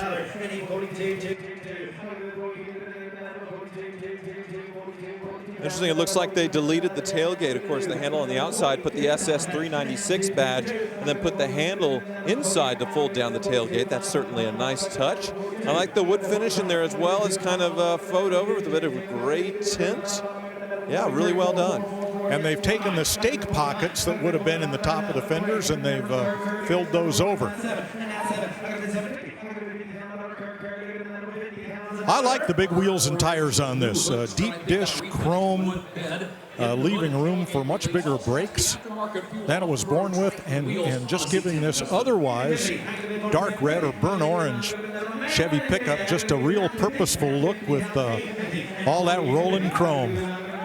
Well, I think what I would do is find something a little oversized that looks like the Chevelle or the Camaro SS396 wheels, and then have a total what if. What if they made an SS396 Chevy C10? Of course, they wouldn't have back in the period. That's a common thing today to see sport performance trucks, but not in 1967. You know, one subtle thing that they've done with this is they have built in a battery maintenance device. You know, something to give it a trickle charge, just plug it right in. You don't have to add it as an aftermarket. I like the fact that they've done that because it might not get driven a lot. $48,000, the hammer price on a 1967 Chevy C10 custom pickup truck. Don't go away. We will come back to our Tuesday coverage of Barrett-Jackson.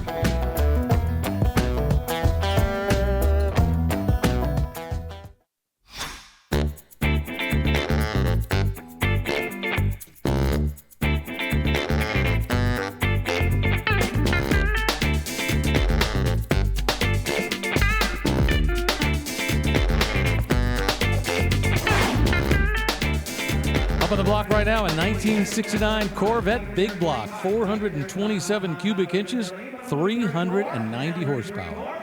And here's another number, 45,000 actual miles. And beautiful repaint. This is a 4-speed car. This should do well. Yeah, easy to identify the big blocks with that big bump in the hood and that 427 badge. And yeah, this one, 45,000 original miles. Probably repainted once, I imagine, but yeah, otherwise looking very stock and yeah, very well preserved.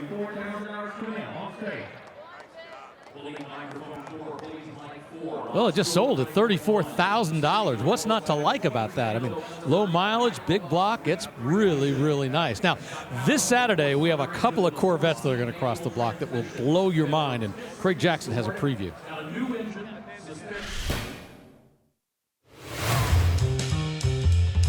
We have two Jeff Hayes Corvettes, a 1963 Corvette custom split window coupe and a 1967 custom convertible with that big block hood and the stinger on it. Both were completed in 2024 by Jeff Hayes Customs and are both powered by a new LS3 hot cam engine with 540 horsepower. They're backed by the 4L70E automatic transmission. The camel leather interiors feature extensive interior lighting with custom handmade lit door sills. They have classic instruments gauges, custom mahogany steering wheels on both of them. Each of these Jeff Hayes Corvettes are selling at no reserve. Buy one, buy both. Absolutely gorgeous. I spent some time yesterday out in the showcase with Jeff and his 2 Corvettes. He works out of Bloomington, Indiana, does a lot of this work himself. He is should be justifiably proud of the brand that he has built here at Barrett-Jackson. Very unassuming guy, great enthusiast, and if I ever want a mid-year Corvette, I want one of his. I just have to save up enough money to make it happen because he builds the best and they bring the top dollar here at Barrett-Jackson. 1969 VW 23 window. It's a recreation. Well, here we go again. You have the rollback sunroof. You have the clear story windows. You have the luggage compartment back here, accessed here. And then you have seating for 9 in front of that. And I see the headers are wrapped in header wrap tape. So I expect to see a non-stock engine here. And I see evidence of a lot of maintenance and maybe just a few modifications. So a key difference from that last 23 window recreation is we have one tone, and they used a modern Porsche silver paint on it. And you can see these are Porsche 356 wheels that they put on there, a little bit wider. $40,000 the price for this 1969 VW. It's a real VW from Brazil, but they've recreated the Samba windows and put those in on a regular bus. Much more modern behind it, a 2010 Aston Martin V8 Vantage convertible. Well, they had the Vantage and they had the Vanquish. Had a lot of V models. What's unfortunate about the way this car is presented is the top is up. That's fine. But when you drop the top, you have these beautiful headrest fairings covered in the leather of the interior and just gorgeous. These are great touring cars. They drove great. They didn't require any extra maintenance, at least mine didn't. And boy, it was a thrill to drive and a thrill to own.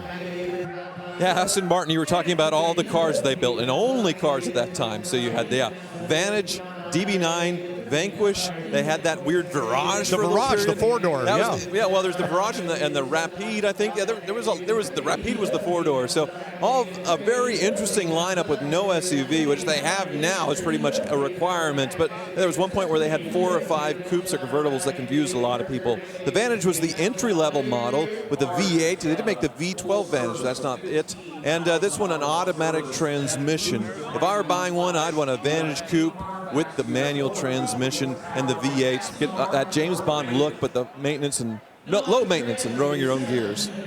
Clear taillights were among the long option list for these cars. And if there's a knock on these, and there shouldn't be, it's the grille. The Ford Premier Car Group, which include Volvo, Aston Martin, and others, lent its grille shape to the Ford Fusion. Oh well.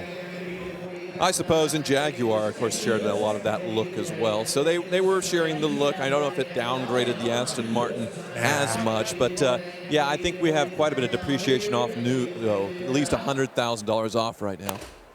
This is a pearlescent metallic white.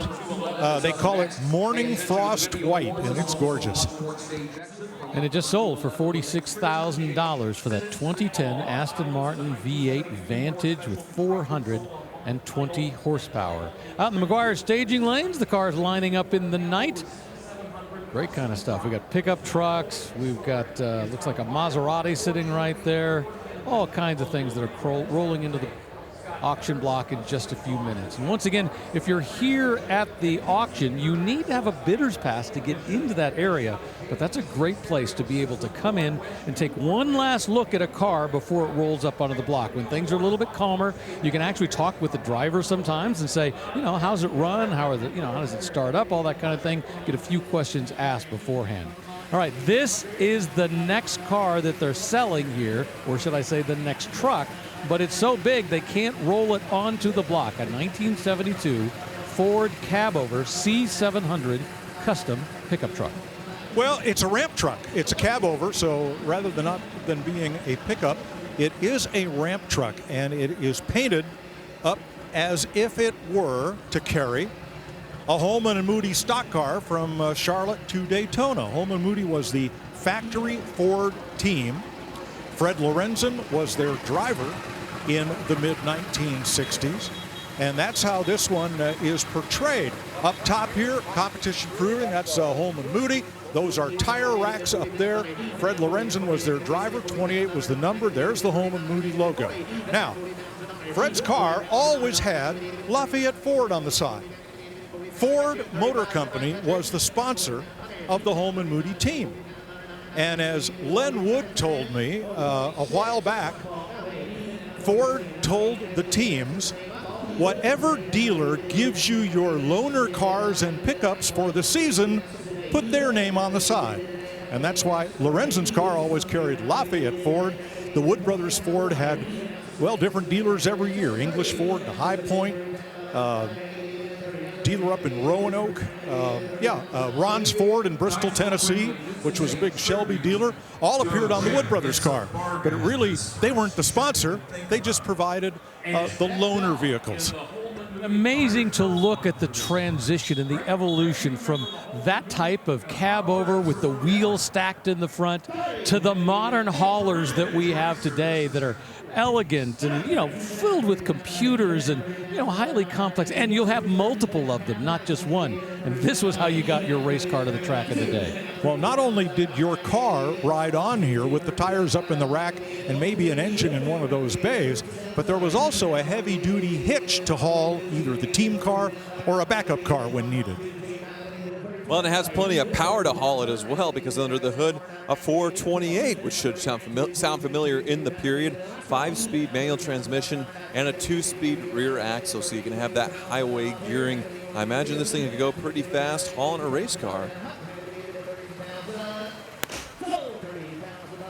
Well, awful lot of truck right there that just sold for $30,000. That 72 Ford Cabover C700 custom, made to look like a NASCAR hauler from the day. And away they go. They'll push it backwards into the night. All right, a totally different truck.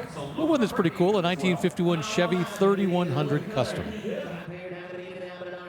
Yeah, nice custom here with a 350 and an automatic. So a normal power plant, not an LS or anything too crazy. But yeah, the right stance. I like the stock looking sort of dog dish hubcap wheels, but just lowered just to the right effect. And really nice body and paint on this thing as well.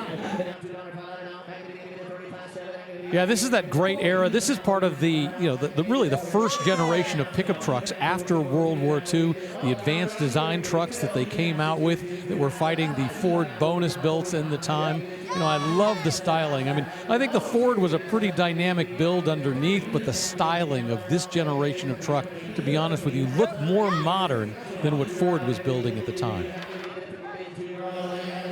I like the grill treatment here. They have chromed the grill bars, but behind them the metal is somewhat of an ivory color because these trucks had ivory colored grills and bumpers. They were not chromed. These were built as work trucks.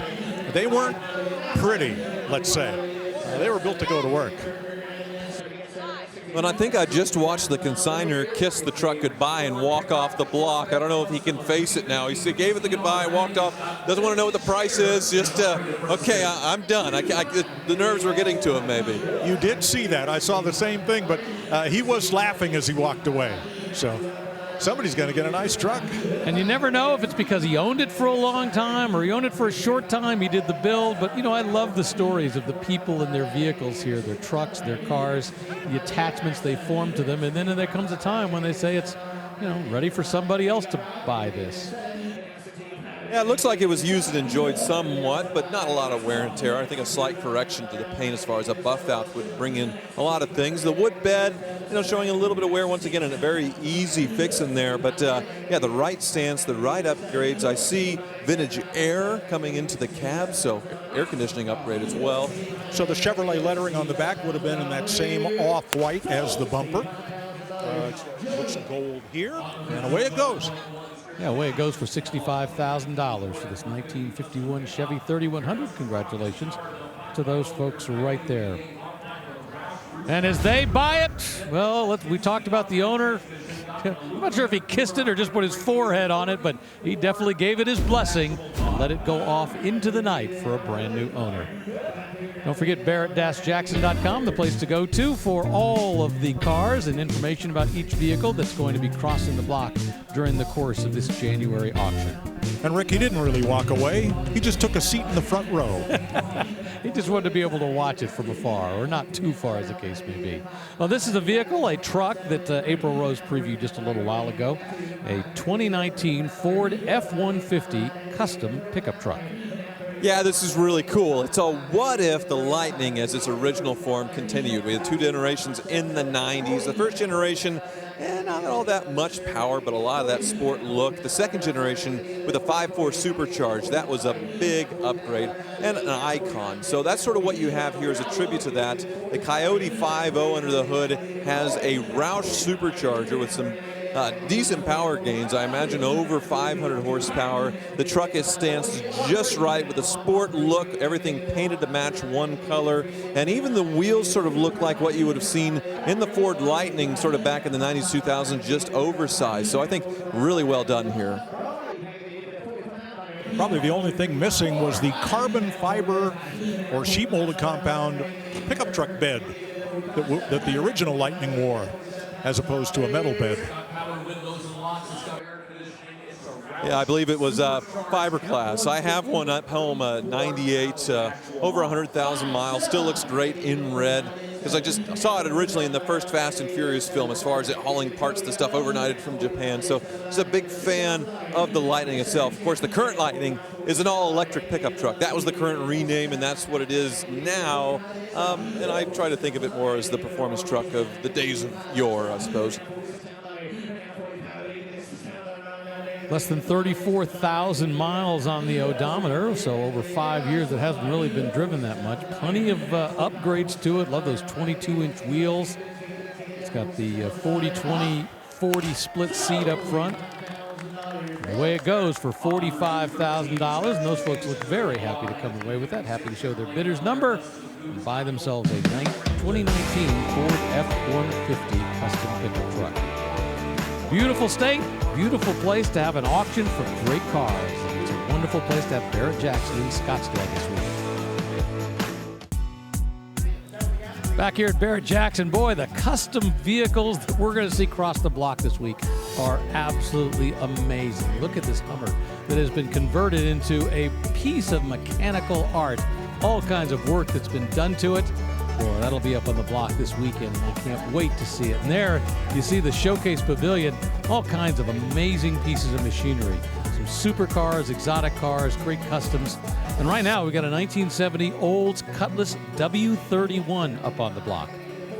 And this one restored to as new, and it's red with white stripes down the hood, the cold air induction, the W31 performance package, and the wing. So restored to as new, we're at $46,000. Yeah, 350 cubic inches under the hood, made it up to a 3-speed automatic transmission, and this one just sold for $47,000. They'll put the sticker on, and that's a great thing. They got a little place there where they write down the number, so when you're walking around here at Barrett-Jackson and the car's already sold, you know what it sold for. So you have an idea as to what things are happening before you even get here. Right now, we got a 1986 Jimmy up on the block. So the GMC Jimmy was General Motors' answer to Buick, Olds, and Pontiac dealers that wanted a Chevy Blazer to sell, but with their own nameplate. So the Jimmy got its own grille, got stacked headlamps here, some attractive two-tones like this navy blue over battleship gray. And this one's had a rough country 4-inch lift and rides on 35-inch tires. Yeah, I wonder if this was a factory spec as far as the color scheme. It's certainly possible. You can see with the pinstripe dividing the two-tone, but then interior-wise, pretty fun. You got the red velour cloth interior and that blue lower dash. This might have been stock. If so, it's really cool. Or maybe somebody inadvertently checked box 7 instead of box 6 on the order form. I don't think I would have put this color scheme together. Well, agree to disagree. And of course, the obligatory lift kit that you need to do on these things to give it that great look that people love. This one, I think a little taller than normal. That rough country lift, certainly a known brand, and the 35-inch tires. Yeah, it has a great stance as well as far as being raised up in all the right places. And the blue top as well. I didn't know they did blue tops either, so I'm seeing some different things. I don't believe they did. I think those roofs came molded in white or black. So a little bit of customizing going on here. It's a very sharp looking truck.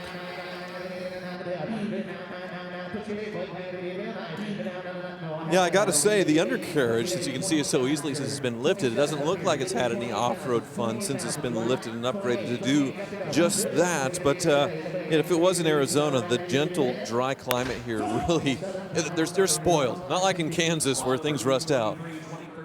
What do you say, Rick? It's a dry cold? It is this week.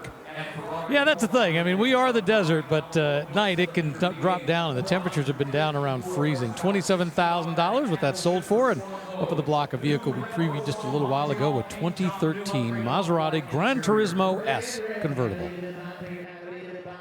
Well, these are really cool. You get that beautiful Pininfarina styling, a Ferrari-derived V8, a big back seat, so a 4-seat convertible. What's not to like, especially for the price? Knew these were very expensive, but the Maseratis are known for their depreciation, and you can get quite a bargain when they're around 5 or 10 years old like this. Current bid's only $20,000, $25,000. We'll see where it lands. Yeah, these were, even in 2013, these were well over 100,000 new. I think in the 130, 140 range and more for the convertible. Yeah, the consignor points out the MSRP on this was $155,000 when it was bought. As always, the question comes down to how many miles are on the odometer. I mean, it doesn't look like it's been abused, so I'm going to guess it's not horrible.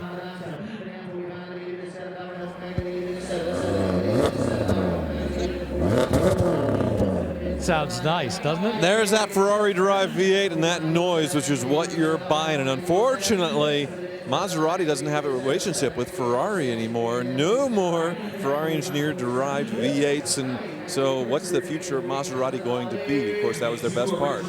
So, Rick, the answer to your question is nearly 54,000 miles. Not a lot. I mean, to be honest with you, I like the fact that a car has been used. You don't want it sitting too much, so all kinds of problems as a result. I like the fact that it's been used, you know, about 5,000 miles a year. Well, we're just about 1/3 of the original sticker price for a car that is 12 years old. That's pretty normal nominal depreciation. And the hammer falls at $47,000. That's the number that goes on the sold sticker. Add 10% buyer premium, because at Barrett-Jackson, as Rick explains, it's all about the numbers. Barrett-Jackson in Scottsdale in January isn't just a 3-ring circus, it's a 12-ring circus. The cars, the people, the vendors just seem to go on forever. But they've only given me 1 minute to tell you all the numbers of this place, so let's get going. 1.3 million square feet, that's the footage inside all the tents in the main building. More than 220 exhibitors, 50 places to get food. And if you like automobilia, more than 1,000 pieces will be crossing the block. But let's talk about the reason we're really here, the cars. Chevy leads the way with 724 cars and trucks. That includes 190 Corvettes and 103 Camaros. There's 363 Fords. That's 110 Mustangs and 50 Broncos. 69 Pontiacs, which includes 32 Firebirds. Do you like exotics? Well, we have 12 Maseratis. We have 31 Ferraris, 6 Lamborghinis, 6 McLarens. Are you a pickup truck guy? We have 237 of them. And we have 4 AMC cars, 332 convertibles and roadsters. And there's no shortage of luxury. 72 Mercedes, 16 Lincolns, and 11 Rolls Royces. And while there are 778 customs of every size and shape, but only 1 Pagani.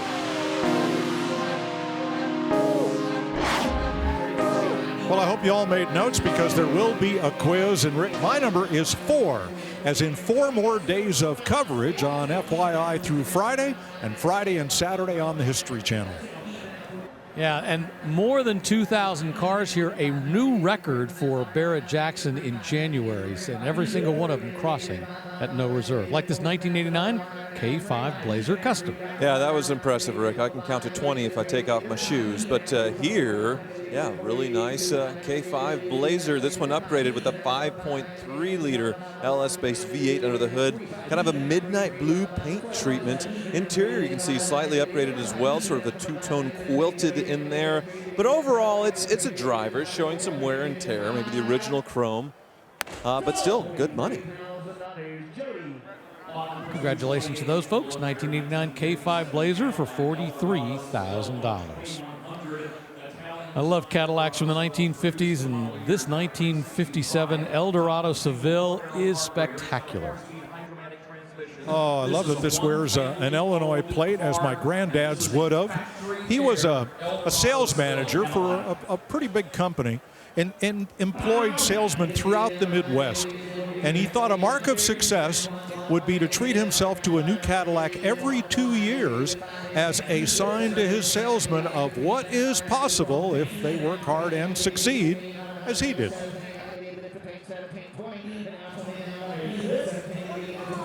Well, I'm wondering, I'm taking a look at this thing. Is it an original paint survivor? Because there is plenty of patina, plenty of wear on it, but they are only original once, and this Italian sort of styling here, pretty impressive. What's it saying, Mike? This is a one family-owned car rescued from storage, and it had not been driven since 1997. The engine was removed, rebuilt to stock spec. It got brand new radial white walls, and so let's call it a survivor, yes. Yeah, because I'm looking at the front fender right here, and you can see the wear kind of going through the paint, and you're not seeing any layers underneath it. You're not seeing any weird primers. So, yeah, this looks like a survivor to me, and how many are left, especially in this rare styling? And where would you ever find all of the chrome and stainless that this has for 1957? Interior beautiful, slant back A-pillar, two-door hardtop body style, wrap-around rear window that we would see a year later on the Chevy Impala, Buick Riviera, even the Camaro ended up with that window shape eventually. I absolutely love the fins and the tail work that's been done on this. The fins are spectacular, that sharp angle that goes out in 1957. But underneath the fenders, the way they flow back, the chrome with the very baseline, everything about this was just beautifully designed. I like that three-piece rear bumper. And note that the name Cadillac does not appear on the exterior of this car. Only the word Eldorado and Seville. $26,000, the sales price. I think it's an awful lot of car for the money right there for that Eldorado from Cadillac, a Seville that just crossed the block. Let's check in with April Rose.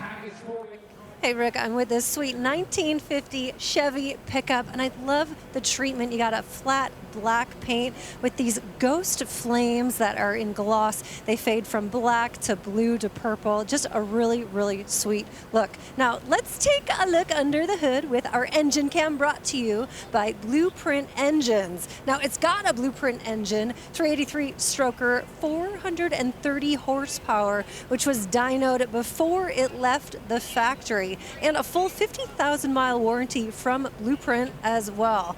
It's got a sweet lowered leopard stance. Just check that out. I love the wire wheels.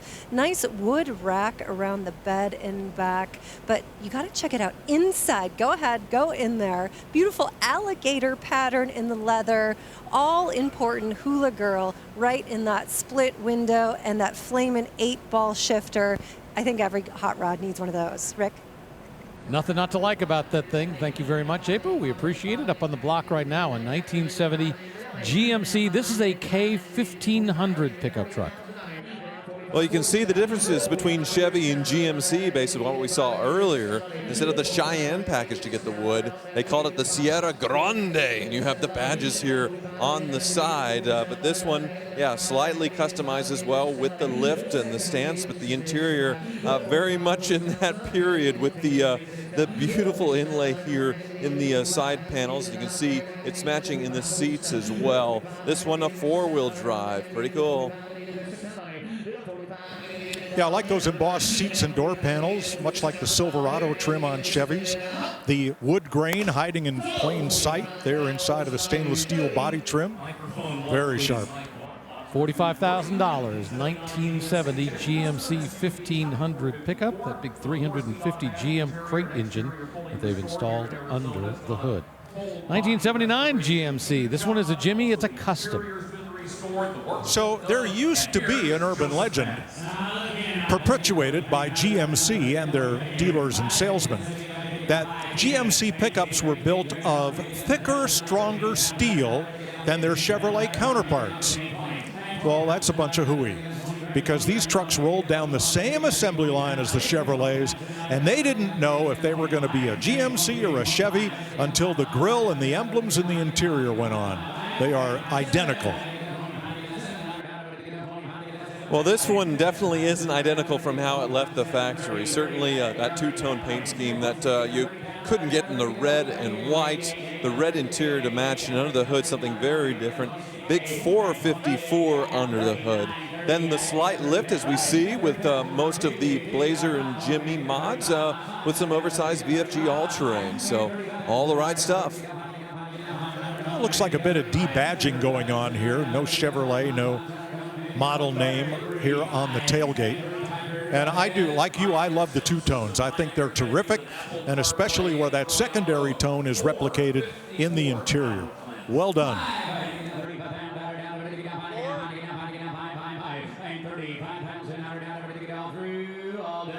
Yeah, this one they say is a pretty fresh restoration done by a company called Impact Collision Body right in Fountain Hills, which is literally just over the hills from here. So didn't have to go very far after its restoration to get back up here onto the auction block.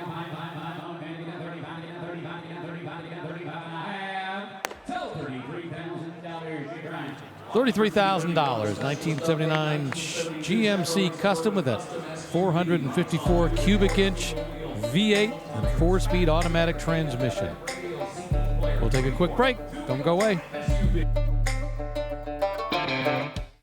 The all-new line of Barrett-Jackson merchandise and apparel is now available. From road rallies to the office, there are many stylish options for the car lover. Available year-round or online at shopbarrettjackson.com.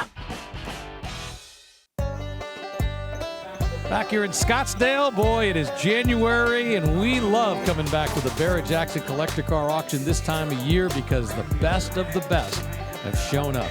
The best customs, the best originality, everything you want. The best chrome, yeah, it's here, and we'll see it crossing the block over the course of the 5 days of our coverage here at Barrett-Jackson. 1968 Pontiac Firebird Custom Center Stage. Second year for the Firebird.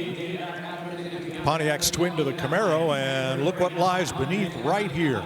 This has a GM 6.2 liter LS swap, part of the GM Connect and Cruise program, where you can buy this engine ready to go and ready for the wiring harness to pretty much just plug in with the transmission, the 4L60E automatic transmission. A very, very straight body on this one.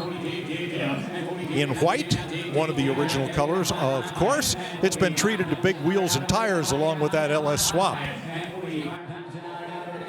Yeah, the big wheels to fit modern brakes, so you have enough stopping power to for that 6.2 liter. And you can see the rear end's been upgraded as well. It looks like a coilover suspension under there.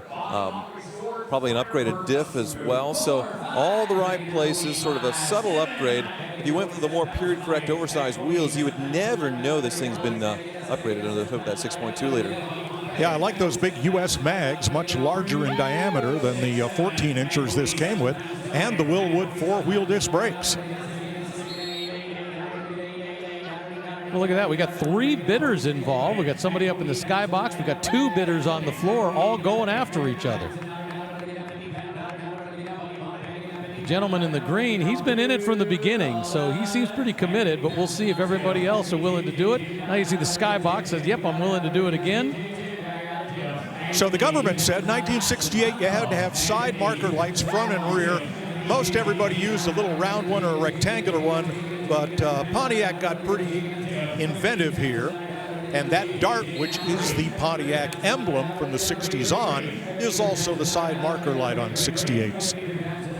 Well, we see a lot more custom Camaros in this body, maybe 50 or 100 to 1, and they probably didn't outsell them 50 or 100 to 1. Do you think? Maybe? Is that more accurate to what it was back in the day?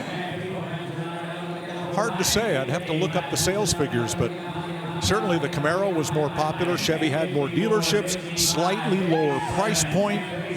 But, you know, the Firebird was kind of positioned as more of a European touring car, and the Camaro as more of a hot rod, let's say. You'd find the Firebird in Car and Driver, and you'd find the Camaro on the cover of Hot Rod magazine or Carcraft. Well, the drama played out, and the gentleman with the Cal Poly sweatshirt is the guy who finally pulled it off. The Summit Racing Soul sticker goes on, and away it goes for $55,000. Boy, watching the drama of that with 3 different bidders, each one going, am I willing to go, am I willing to go? And that guy, once again, in the green with the, I just happen to be a Cal Poly San Luis Obispo alumni. I recognized the pullover, and of course he came away the winner, as most Cal Poly grads do. Up on the block now, American Motors fans rejoice. We've got an AMX. Yeah, kind of modern day gladiators except with their bank accounts, right? Well, they made these for 3 years. The front end was shared with the Javelin. The back end was strictly 2-seat sports car. Very similar to what Porsche would do when they introduced the Boxster, and it shared the front end with the 911, and other companies have done it as well. Those stripes, you could get those from the factory in the American International Racing colors of white and blue. This one with a big V8 at the 390 and an automatic, but boy, very nicely restored.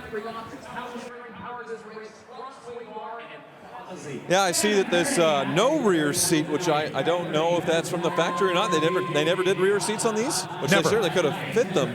And yeah, the red, white, and blue with the 390 is a nice touch on the badge on the fender. Yeah, short wheelbase, 2-seater. I mean, with that 390 engine up front. You know, unfortunately, American Motors was having its share of problems, but boy, this was a great car. They wanted to challenge the Corvette with this, and yes, this car was built with 2 seats and 2 seats only. If you wanted a rear seat, you had to buy the longer wheelbase Javelin version, not the AMX. And of course, Roger Penske, Mark Donohue, and the Javelin went on to win Trans Am championships, and this gentleman right here has won the bidding at $38,000 for this 1970 American Motors AMX. Well, before the cars sell, we have the automobilia that crosses the block. Check this out. This rare 1950s around the world gas pump Globe, just the Globe, sold for $25,000 this morning. An Evel Knievel restored motorcycle, coin-operated kiddie ride from the 1970s, $29,000. Well, how do you like this? Mobil Oil is a Pegasus porcelain animated neon service station sign from the 1950s. That hammer sold at $40,000. Some of this stuff can bring big money, but at the same time, some of it sells very affordably, so it's a great way to get into the automotive hobby. 1932 Ford Highboy Custom up on the block. Well, you don't see many of these with Ford's modular V8, but here it is. And up on top, that snail-looking contraption is a centrifugal belt-driven supercharger. Yeah, that is very cool. Of course, in a period hot rodders, this is not period, most certainly, but what a power plant. I imagine this thing absolutely hauls. It is a fiberglass body, it feels like, and they got Jaguar seats on the inside, so they look pretty comfy, but a lot of go here. Tube frame, a Highboy Roadster. And there's that thing. Ford called this the modular V8. And boy, you can see how wide it is. You couldn't put a stock hood on this without relieving it in several places for the valve covers, the supercharger, and more. See the supercharger start up here.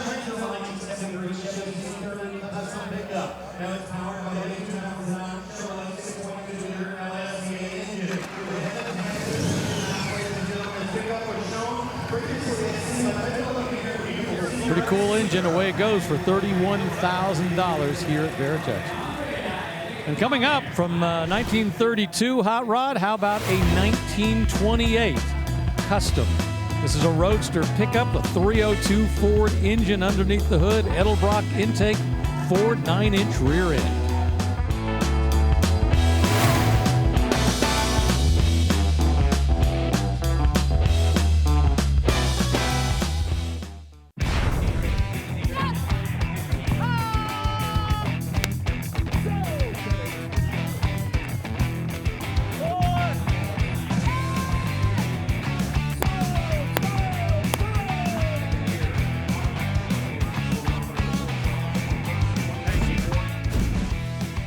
It's always thumbs up when you're the high bidder. It's not easy to buy a car here. You got to go up face to face with everybody else who's bidding on it. Up on the block right now, a 1959 Chevy Apache pickup truck, $36,000 the current bid. But this one's cool.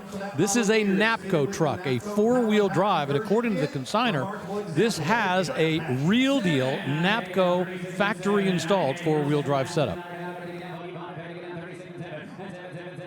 Yeah, you wouldn't be able to option a truck with four-wheel drive, at least the civilian truck. So NAPCO, an aftermarket company, could go and build this for you, which it's amazing that it wasn't offered from the factory at the time. And yeah, this one, a very faithful restoration. You can see the long bed, and yeah, inside. Oh, let's take a peek inside because it does look really cool. The instructions for the four-wheel drive with the transfer case and all that stuff, right up there on the glove box.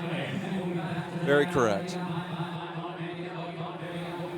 And kind of surprisingly, this is not a V8 truck. This is Chevy's tried and true Thriftmaster 6, 235 cubic inches, mated to a 4-speed transmission, and the only four-wheel drive option available from Chevrolet during this model year. Yeah, and I think this was the last year for that NAPCO offering, and next year I think they went to a factory four-wheel drive. $42,500, the price for that nicely restored 59 Chevy pickup truck. Well, we've seen two custom International Scouts cross the block. Time for something that looks a lot more stock, a 1967 International Scout. Well, we had a Scout 2. This is the original Scout. Now remember, International Harvester was a tractor and implement company. The bumper is very, very straight, not very styled at all. And look at the windshield. It is a flat piece of safety glass. There is no styling involved here. The interior is very Spartan. There's no vinyl covered panels on the doors or on the sides.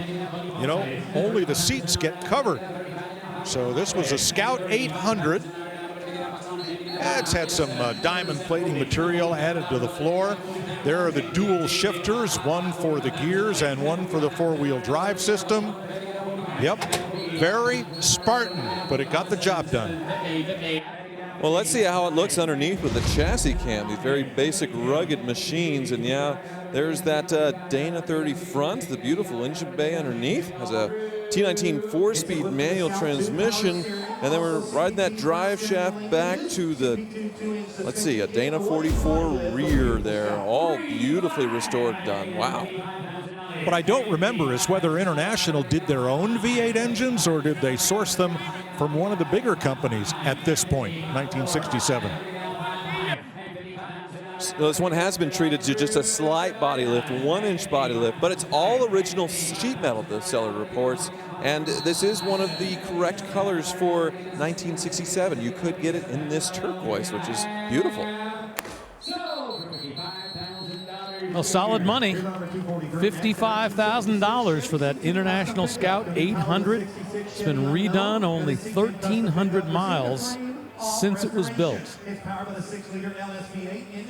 Boy, we've got just about every extreme here, from beautifully redone International Scouts, nice and stock, to nice custom 1966 Chevy C10 pickups.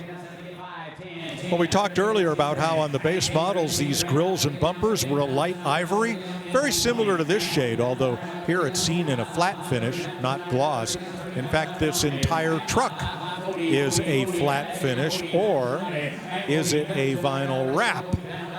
I have to do a lot more reading than I have time to figure that out. But it's a Chevy custom pickup, bench seat, V8 automatic, and a huge drop, so much so that these rear fender wells have been raised all the way up to the top of the bed to accommodate it all. Definitely satin paint, Mike. Yeah, two-tone satin finish, and under the hood, upgraded 6-liter engine from a 2005 Silverado, so that modern power plant. And yeah, slammed to the ground. This is as low as you can go without scraping. Looks cool.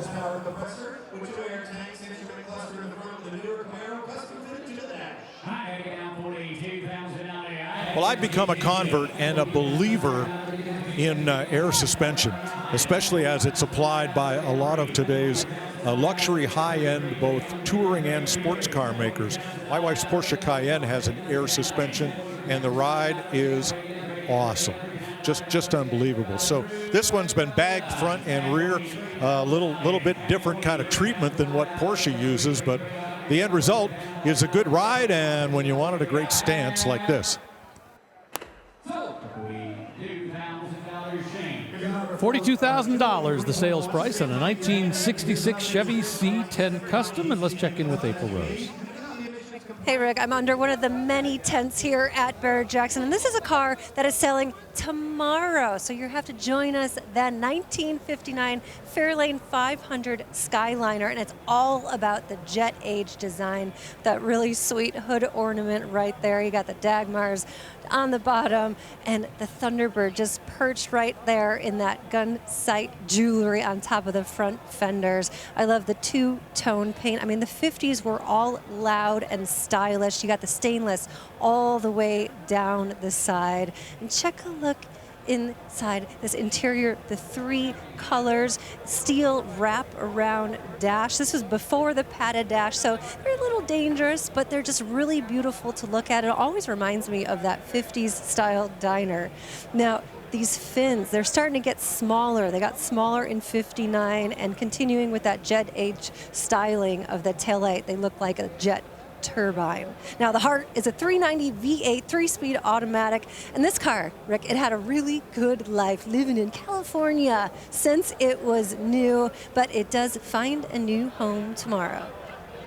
Yeah, it's hard to believe that interior was actually a factory interior. That 2-tone on the outside, 3 tones on the inside. Looking forward to that tomorrow. 1975 Jimmy Custom up on the block now. Well, it's not school bus yellow, but it's pretty darn close. I don't recall this as a factory color, and I certainly would not have chosen it in 1975. But today, I think this looks really cool. This Jimmy has been given a bespoke interior and a big lift to go along with other modifications. And just that fast, $28,000 takes it to a new owner for a 1975 GMC Jimmy and that 6-liter V8 engine under the hood. We'll come back to more Barrett-Jackson. A little over an hour left of our coverage on day 1.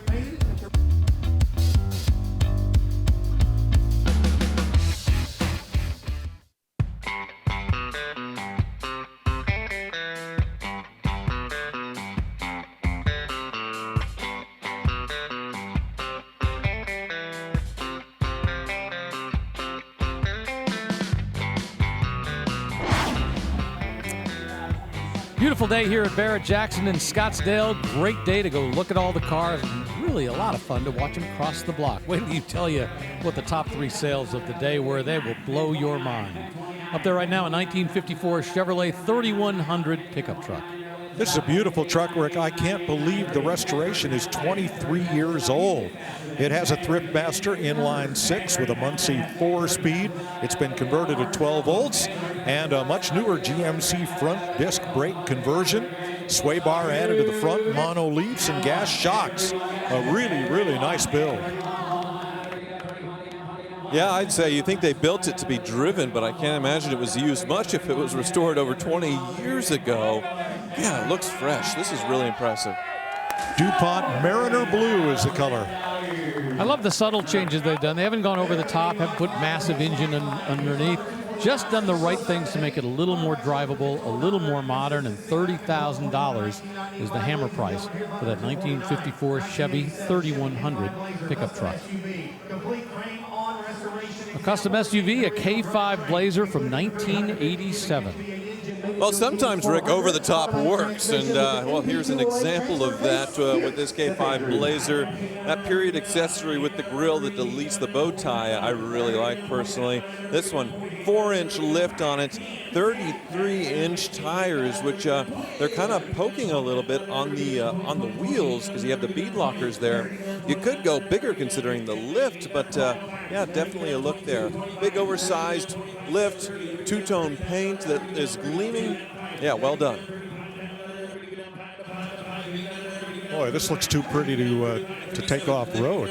The windows have all been very dark tinted. This one has the Silverado upgraded interior and a chrome package, chrome bumpers, front and rear, and the fiberglass top for the back half of the cab has been sanded smooth and painted in body color.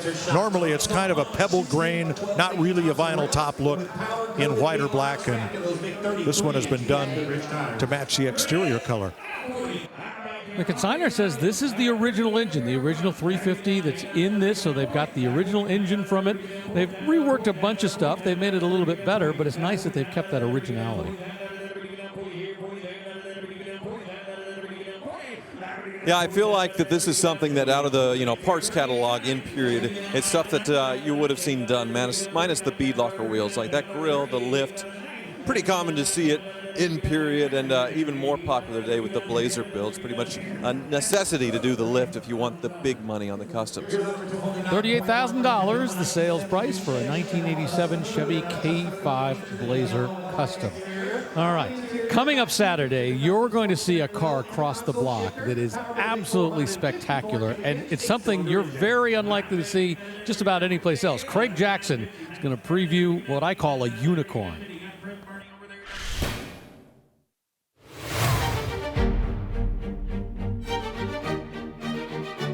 This 2014 Pagani Huayra is one of 100 ultra-exclusive hypercar units produced for that model year that emphasizes Italian craftsmanship and engineering. It is powered by a 6-liter twin-turbocharged V12 engine built by AMG. It produces 730 horsepower and 738 foot-pounds of torque.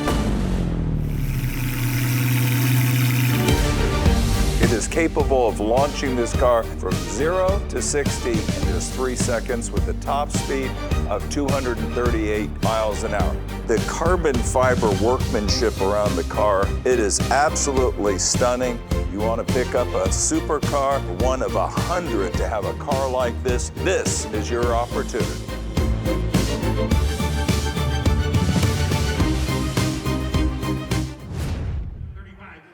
Modern race technology and a street production car, amazing. And once again, that is a car that will cross the block on Saturday during our Super Saturday coverage of Barrett-Jackson.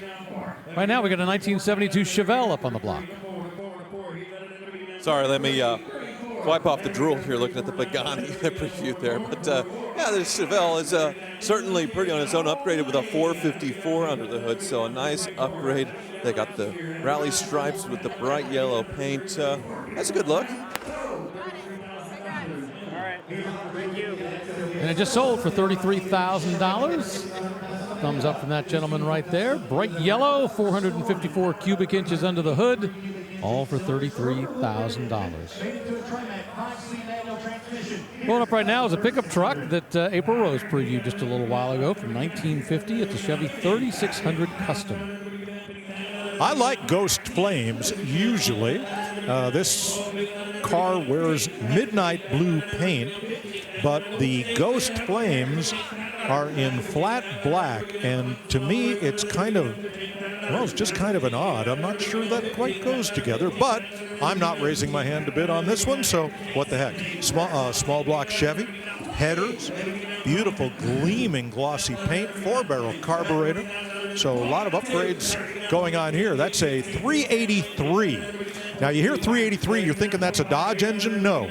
A 383 is a Chevy small block 350 with a crankshaft giving it a longer stroke.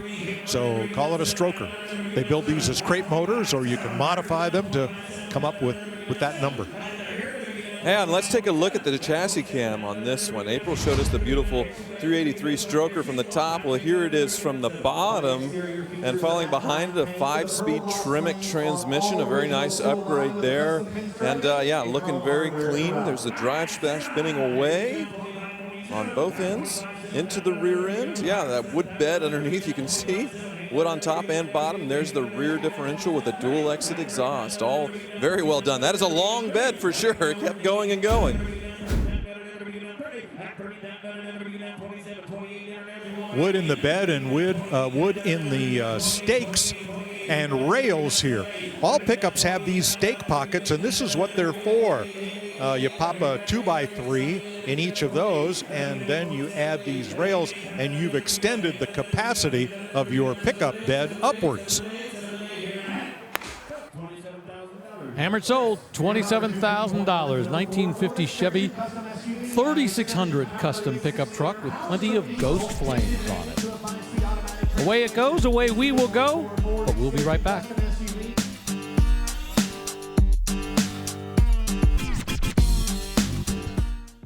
Back here in Scottsdale, up on the block right now, a car we previewed a while ago. This is a 1990 Corvette ZR1.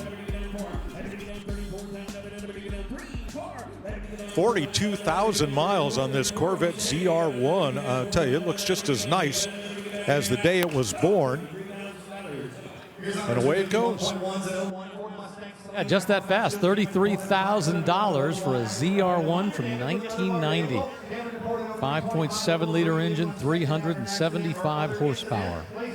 Saleen Mustang up on the block right now from 2001. They say this is number 69 of the 267 built that year.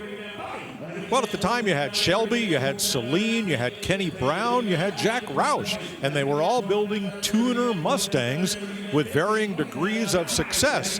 The difference was, at this time, Steve Saleen was racing his in showroom stock series right around this time, giving his cars a little bit of extra cred, and the build number is always denoted in a decal on the left front bumper.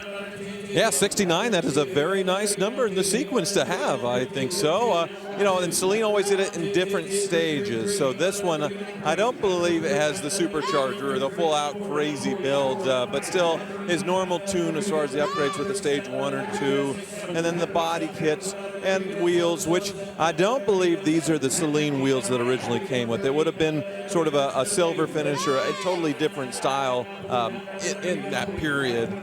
So those are missing, but the body kit's still there and looks great. A decal on the B pillar shows off the 5 straight sports car championships that Saleen won with cars based on this particular platform. See that manual transmission in there, which is definitely nice to have. I know you can do some Saleens with automatics. Just over 31,000 miles on this 2001 Saleen, and the Summit Racing sold sticker goes on, and away it goes for $41,000. Wave goodbye, and off it goes. All right, this was the car we previewed a little while ago, a 1928 Ford Model A Custom Roadster. Well, Henry Ford used to say, we'll build you any color you want as long as it's black. Now, it was past then when these Model A's were built, and you could get the middle of the body side in a number of contrasting colors. My dad had a 1934 door, and it was black and plum. Really attractive. Interesting top here. Not sure if this is yeah, it is. It's a folding convertible style top on this pickup. It looked like a lift-off, but I believe this one does fold down. A Moon-equipped gas tank, much like you'd see on the front end of a drag car. Here it is in the pickup bed. Nice bit of period looking modification there. Well, they probably need a little bit more fuel capacity because of what's under the hood. So the normal Model A would have had a 4-cylinder. You didn't get a flathead V8 until the 32 Ford. Well, this one, a 302 under the hood. So nice upgrade there. So about that decal, that was from Dean Moon's Speed Equipment Company. The Moon Eyes appeared on a very famous dragster, and then those decals, I mean, every 16, 17-year-old when I was in high school wanted at least that decal, if not some of the parts on their car. Yeah, a few 12 and 13-year-olds, too, that I know. There you go. Well, I'm noticing one thing. It looks like the bed's been shortened considerably to be just past the rear fender, which is a cool touch there. Of course, Stanston the perfect way of sort of the period hot rodder, even a bit lower. And yeah, beautiful paint. This thing is really high quality for the price. I think a great buy right now for under 30 grand. I like the period wheels. They are Steely's with the small hubcaps, but with trim rings. And of course, with the wide whites, great presentation. $29,000. That one was just sold over the internet for that 1928 Ford Model A custom pickup truck. Off it goes. We'll come right back to Barrett-Jackson in Scottsdale.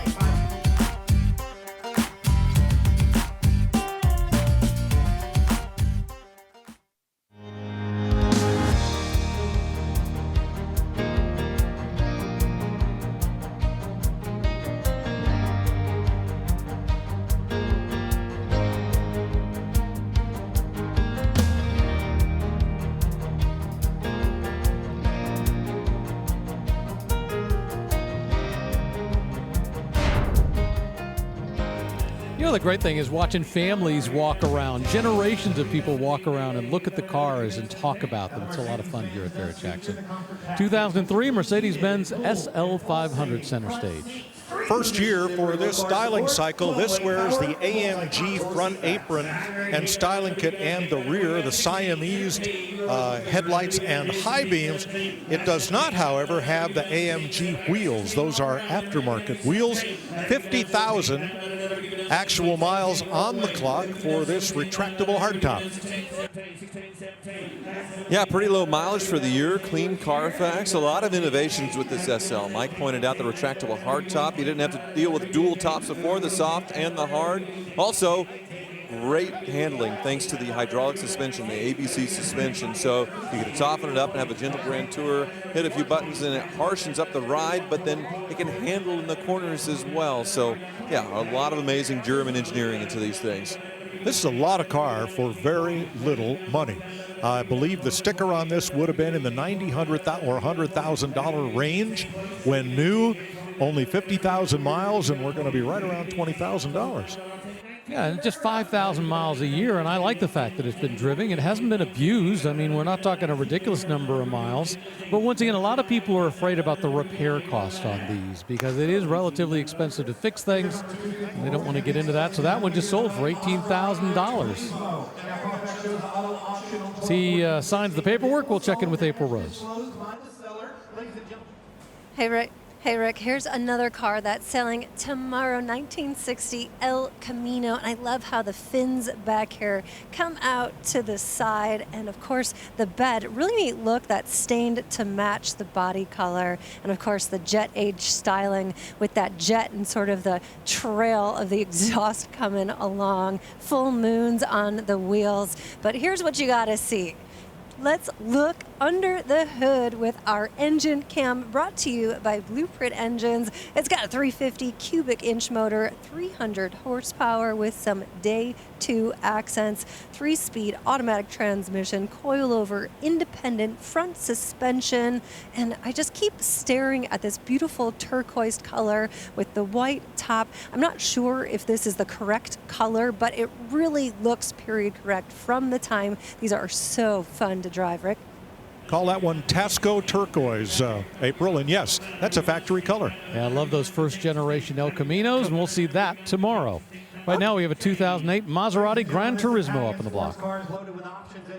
Well, these are great deals because you get that beautiful Italian styling with the coupe. You get that Ferrari-derived V8 with over 400 horsepower. And this early version of the Gran Turismo, the depreciation is pretty significant to where, yeah, you see the current bid of $16,000. Now this one is showing some wear and tear, a little bit of fading in the paint. Does have damage disclosed on the Carfax, but hey, you're getting a Ferrari-derived V8 for under 20 grand. Yeah, beautiful metallic black paint. And yes, it has some patina. It's shown some wear. And this car's traveled 70,000 miles, but still a lot of life left here. A lot of fun for not a lot of money. And the Gran Turismo, it continues today, and they haven't changed all that much. They don't look all that different, which is pretty wild to think of, that you can get a 2008 that doesn't look too different from a 24 for $18,500. Whoa. There it goes, $18,500. A pretty significant discount from the brand new MSRP on that. Nice car. All right, coming up after we take a break, we've got a 1979 VW Super Beetle convertible. Yeah. Got that 1.6-liter flat 4 engine, 4-speed manual transmission. Carries that Beetle look into the next generation. The all-new line of Barrett-Jackson merchandise and apparel is now available. From road rallies to the office, there are many stylish options for the car lover. Available year-round or online at shopbarrettjackson.com.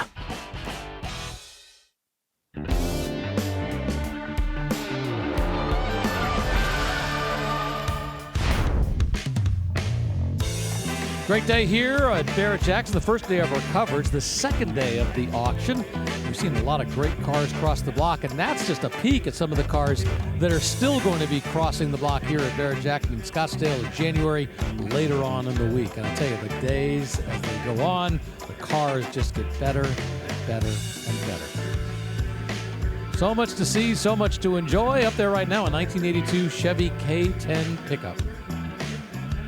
Nice two-tone presentation in kind of 3 parts. White roof, red main body, white lower body, rectangular quad headlights. It has its original V8 with a 700R4 automatic transmission and 373 gears with those big tall tires and rough country suspension. And odometer rolled over in 2006, but nicely restored. Yeah, other than the lift and tires, this does look very stock. I suppose the spray-in bed liner as well. But what they did is they took a lot of time in the quality of the refresh or the restore of this, because it looks great underneath.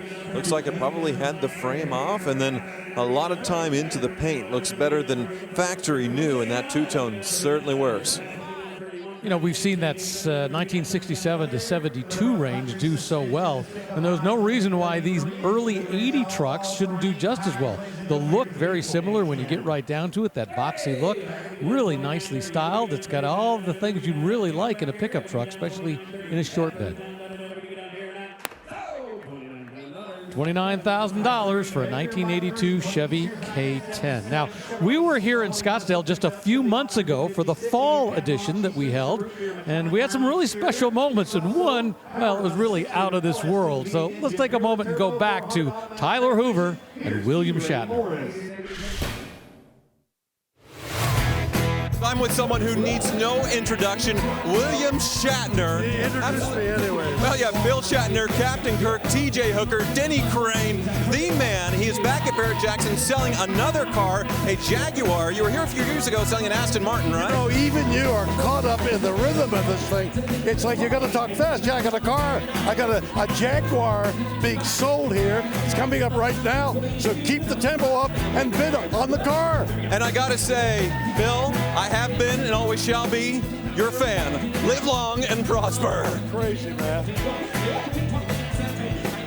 And now, to continue the show, we have a car for sale here, and as soon as he's revived, he'll get in the car. Thank you very much for watching. $56,000 out here. Not yet. $57,000 if you want it. And here, Not come yet. bang the gavel. Right Not here. yet. Come here, right over here. Not yet. I had to get down Not 60. I yet. had to get down 56 and 777 and a half. Hey! Sold! $56,000. Thank you so much. Cody, thank you. Whoa, what a voice. So that was a big moment for me, a huge crossover of my two biggest things that I love the most as far as cars and Star Trek. So that wasn't a nerdgasm that I just had to fall over and faint on the floor. I was actually recreating a scene from Star Trek II, The Wrath of Khan, where Spock dies and he puts up the live long and prosper through the plexiglass as he saved the Enterprise and said, I have been and always shall be your friend, and I switched it to fan and then fell over. Never thought that Bill would pick up the baton and then continue the show. That was just totally amazing. The dude's a pro still at 93 years old. Absolutely incredible. Oh, gosh. I've been waiting for October for the rest of that story. But I'm so glad that he just kept going. The man has never met a camera he didn't like. And he has so much energy. I mean, he was up there auctioning the car. He did a great job. And boy, that moment, you can tell us the story. I think you just fainted. I'm sorry. You were overcome for the moment. That was my spot. Well done. $29,000 for that 1977 Chevy C20. Rolling up behind it, a 1973 K10 custom pickup truck. Well, this one has a Vortec V8 backed up by a Muncie 4-speed manual transmission, digital gauges, Hurst shifter, air conditioning, power steering, base coat, clear coat paint, been repainted in a nice bright silver. Yeah, the big difference with this one versus the last two is that step side bed in the back. So smaller as far as the inner side of the bed, but then you can step up on the sides, which I think looks good on the square body. Kind of breaks it up a little bit. And yeah, so good look definitely with the slight lift as we saw the VFG All-Trains with the others. And yeah, definitely a good looking truck. Power steering, AM/FM radio.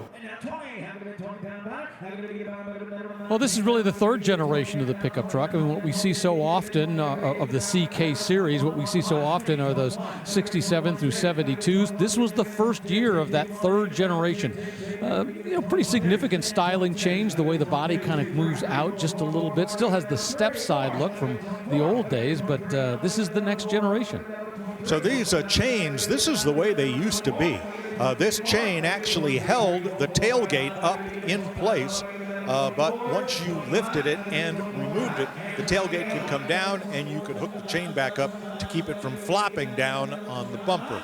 All that's taken care of for us now by much more modern conveniences. That's the way it was, and I like that they wrapped this one in rubber so that it wouldn't bang and scratch the paint. $24,000 for that 73 Chevrolet K10 custom pickup truck. Off it goes into the night. We'll be right back.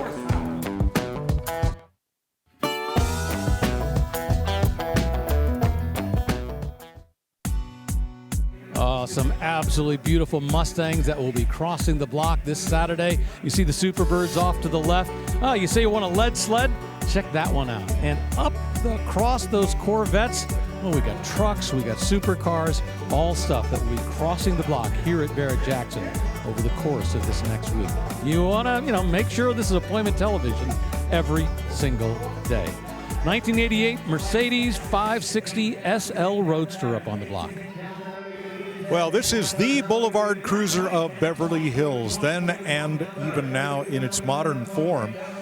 2 seats, some of these with a little bit of a jump seat in the back, and 2 tops. The hard top is removable. It comes with a stand, and it has a folding convertible top as well.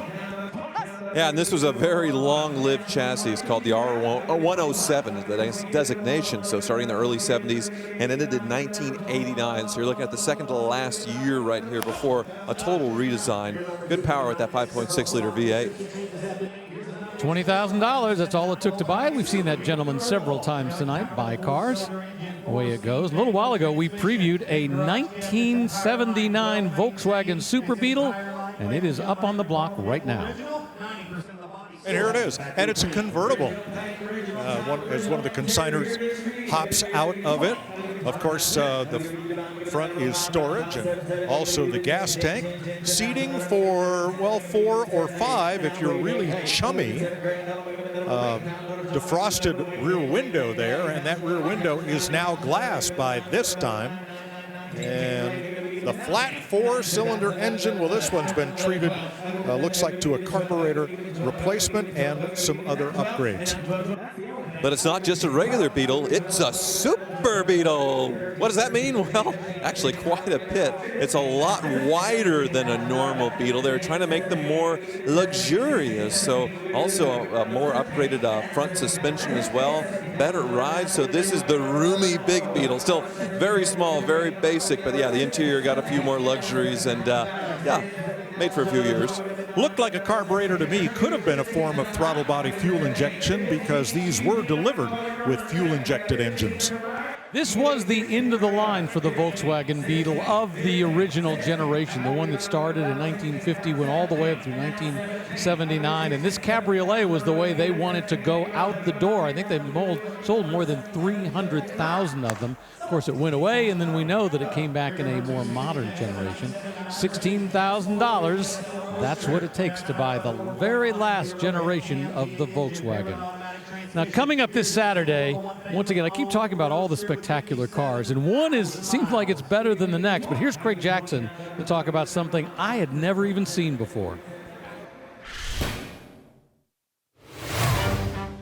We have a 2023 Hennessy Venom F5 Roadster. The top speed of 265.6 miles an hour. Power comes from a Hennessy-developed twin-turbocharged 6.6-liter Fury V8 engine, making 1,817 horsepower and 1,193 foot-pounds of torque. Power is delivered to the rear wheels through the 7-speed automated manual transmission. It is the second roadster built by Texas-based Hennessy Special Vehicles out of a total production run of just 30. The exterior is finished in citrus orange and features a removable carbon fiber panel, butterfly doors.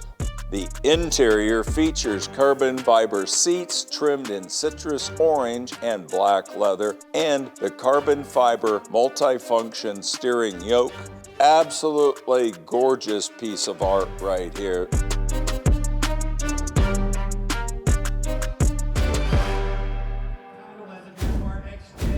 Yeah, capable of 265 miles an hour. That's a pretty darn impressive piece of machinery, and we will see that cross the block. We've seen more than a few Mercedes cross the block here at Barrett-Jackson. Up there right now, a 2012 Jaguar XJ. Boy, beautiful car, looking very, very sharp. Gray inside and out, 68,000 miles on the clock, and quite the luxurious touring car with what looks like a dual panel sliding sunroof. Big, huge alloy wheels, low profile tires. Jaguar trying to beat Mercedes in the Executive Express game, let's say. 20-inch wheels, those are. 5-liter supercharged V8, 470 horsepower, 6-speed, shiftable automatic transmission. Get you going here. Yeah, this is Jaguar's sort of last stab until most recently with a total dramatic redesign, a new design language, and it certainly did work. They just kept going too long with it, I feel like, and now the current redesign is, well, it's a little controversial. Their ad campaign is weird, to put it politely. And yeah, the new electric Jaguar coupe is, well, the styling is definitely polarizing right now. But yeah, this is sort of the last of that old school sort of Jaguar redesign with that quality. Yeah, beautiful. So this is the XJL, which means it's the long wheelbase version. Audi, BMW, Jaguar, Mercedes, they all make short and long wheelbase versions of their biggest sedans, and this has about 1.5 feet of legroom for the rear seat passengers. Boy, only 68,000 miles, $16,000 for that really nice Jaguar XJ, 470 horsepower. Almost to the end of the first day of our television coverage on FYI of the Barrett-Jackson Collector Car Auction from Scottsdale. But don't go away, still a few cars left across the block. It's been a great first day of coverage here at Barrett-Jackson. If you want to see the list of cars that have already sold and what they sold for, just go to barrett-jackson.com. You'll see the entire list. Up there now, a 2007 Mercedes-Benz S550. Well, we talk about provenance, and this one is loaded with it. 29 service records accompany this car, which tells the entire history of its 88,000 miles. White over tan, a lot of wood trim inside. Very nice, luxurious Mercedes. And it just sold for $16,000. The MSRP was $86,000. All right, let's take a look at our top sellers of the day. And boy, what a list it is. I wouldn't have predicted this. The number 3 sale of the day was a Munsters Coach recreation from the Stuart Berkowitz collection. This sold for $91,000. You want something a little flashier? How about a Speed Racer Tribute built on a Corvette chassis? This sold for $100,000. But the number 1 sale of the day shocked just about everybody. A Beverly Hillbillies hot rod. This was Jethro's hot rod, the one really used on the show, built by George Barris with that Oldsmobile engine under the hood, $150,000. Absolutely amazing sale here at Barrett-Jackson on day 1 of our coverage. Right now we got a 1996 BMW Z3 convertible up on the block. These are great fun cars. They're the spiritual successor to the big Healy. You sit high in the car, you rest your elbow on the windowsill. This one with the 4-cylinder, later ones had 6s. Yeah, this one option with the manual transmission for that old school fun as well. And then talk about the movie connection. These things were unveiled in the Bond film, GoldenEye, Pierce Brosnan's first outing in a turquoise version, which made everybody want the Z3. And of course, there was a long partnership with BMW and Bond films during that period with a 750 and the Z8. So then they went back to Aston Martins, but there's a brief period of a movie connection with BMWs and James Bond. Yeah, really fun convertible and, great look, great style. This is a great car that everybody won. This one only has about 53,000 miles on the odometer. So I have one at home that is the clown shoe version of it, is what they call it, with the coupe, the Z3 M coupe with the S54 engine, so the BMW M engine inline 6 in it. It was in a flood in a hurricane in Florida, and I'm currently fixing all the electrical things in the mold and all that stuff, but fun car. $7,500 for this one. Let's check in with Mike Joy, who's got a guest. Well, it takes a village to put on Barrett-Jackson, and Bart Haythorne is the lead of, looks like half a dozen auction clerks that are running up and down the block all day long. What's an auction clerk do? What we do is when a car sells, we go out and we basically secure the paperwork. We have the buyer sign the paperwork, we get his bidder's number, and then we go in and we input that into the computer. Well, I wanted to talk to you for a long time because I've learned this week that this is your 36th year of working Barrett-Jackson. Yes, sir. It started when I was 22 years old with a gentleman named Rick Cole. And that first auction I worked, I met Craig and Steve at. And you worked with your dad? My dad and I did that one auction together, yes, sir. And you've been here every year since. What's the biggest change you've seen here in 36 years? I'd say remember the Batmobile? I'd say the Batmobile. That was awesome. What a night. And we got another one selling this week. Yes, we do. Well, good work. Keep it up. Glad to have you here. Good to be here. Thank you. Bart Haythorne, 36 years of service to Barrett-Jackson. Yeah, Bart's a great guy, and we often talk because he's on his feet all day long, and he's got to wear good shoes to make sure he can survive the day. So he's a great guy. We love to talk to him here at Barrett-Jackson. $8,000 the current bid on a 2007 Saturn Sky, a Redline edition. Well, pay close attention because this is the one you want, the Redline edition of the Saturn Sky, and its twin, the Pontiac Solstice, had a similar car, but this is the one with all the performance goodies. Yeah, 4-cylinder turbo under the hood. This one indeed does have the 6-speed manual transmission, so yeah, ideal spec. Wow, where's my bitter pass? It's only got 43,000 miles on the odometer. It just sold for $8,500. Add 10% for a buyer's premium. Screaming deal just crossed the block here at Barrett-Jackson. We were all that same motive. Can I raise my hand right now? Did I miss that? 2005 BMW 645 Ci up on the block.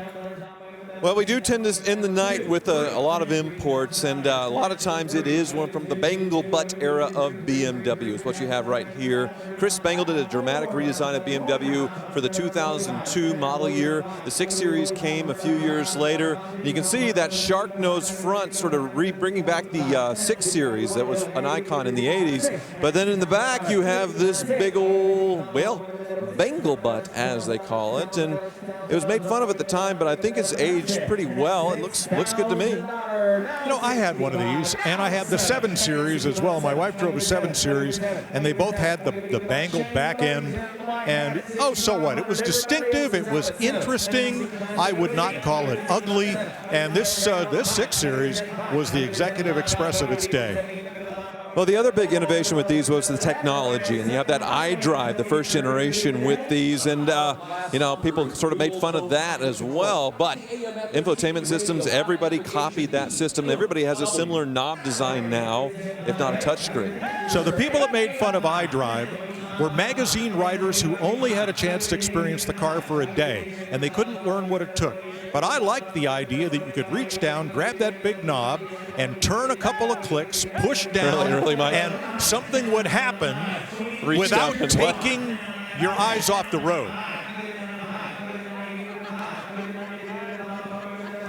But you're right about the Bangle Butt on this. I mean, so many other car designs ultimately copy this. You look at what Lexus did, other companies did.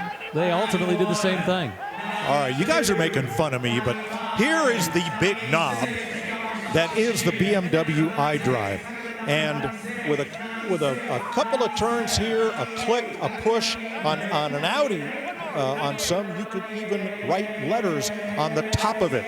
But it was a lot better than looking for some haptic control or looking for a switch that you had to take your eye off the road to use. I was gonna say, and you're right, once you got used to it, the ability to just reach down, you kind of knew, to right, to the left, where you were gonna go. It was really easy to operate. Exactly. Once you learned it, it was great. Like riding a bike and not falling off, right? I'm not touching that. Well, we've jumped the shark, and it didn't even take a Triumph motorcycle to do it, did it? But it did take 5 hours and 57 minutes, so at least we eventually got there. That's all that matters. Bangle Butts and iDrive. Oh, my goodness. 2005 BMW 645, though, only bid right now to $10,200. 4.4-liter V8 automatic transmission, like those BMW alloy wheels on it.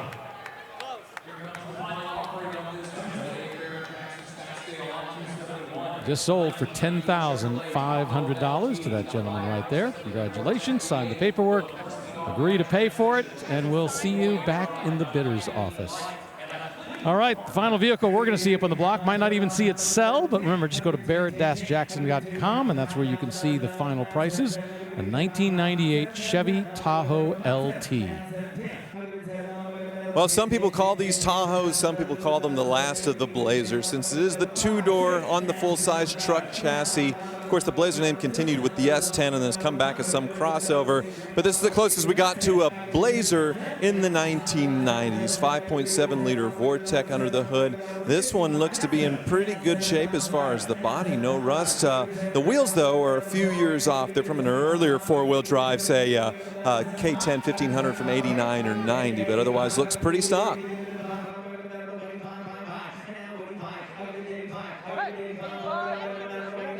Yeah, currently bid at $8,000. And, you know, once again, I mean, you know, is it a special vehicle? No, but if you grew up with one of these, not too high a mileage, I don't think, on it, not a bad vehicle to come away. And you can also say you bought it at Barrett-Jackson. That's always a fun distinction. So that's going to do it today for our 6 hours of coverage from Scottsdale, but we will be back tomorrow for another 6 hours of auction action right here on FYI. And if you're a true gearhead, you don't want to be anyplace else this week but in front of your TV watching our coverage. So for Mike Joy, Tyler Hoover, and April Rose, I'm Rick DeBrule. Thanks for riding along with us today.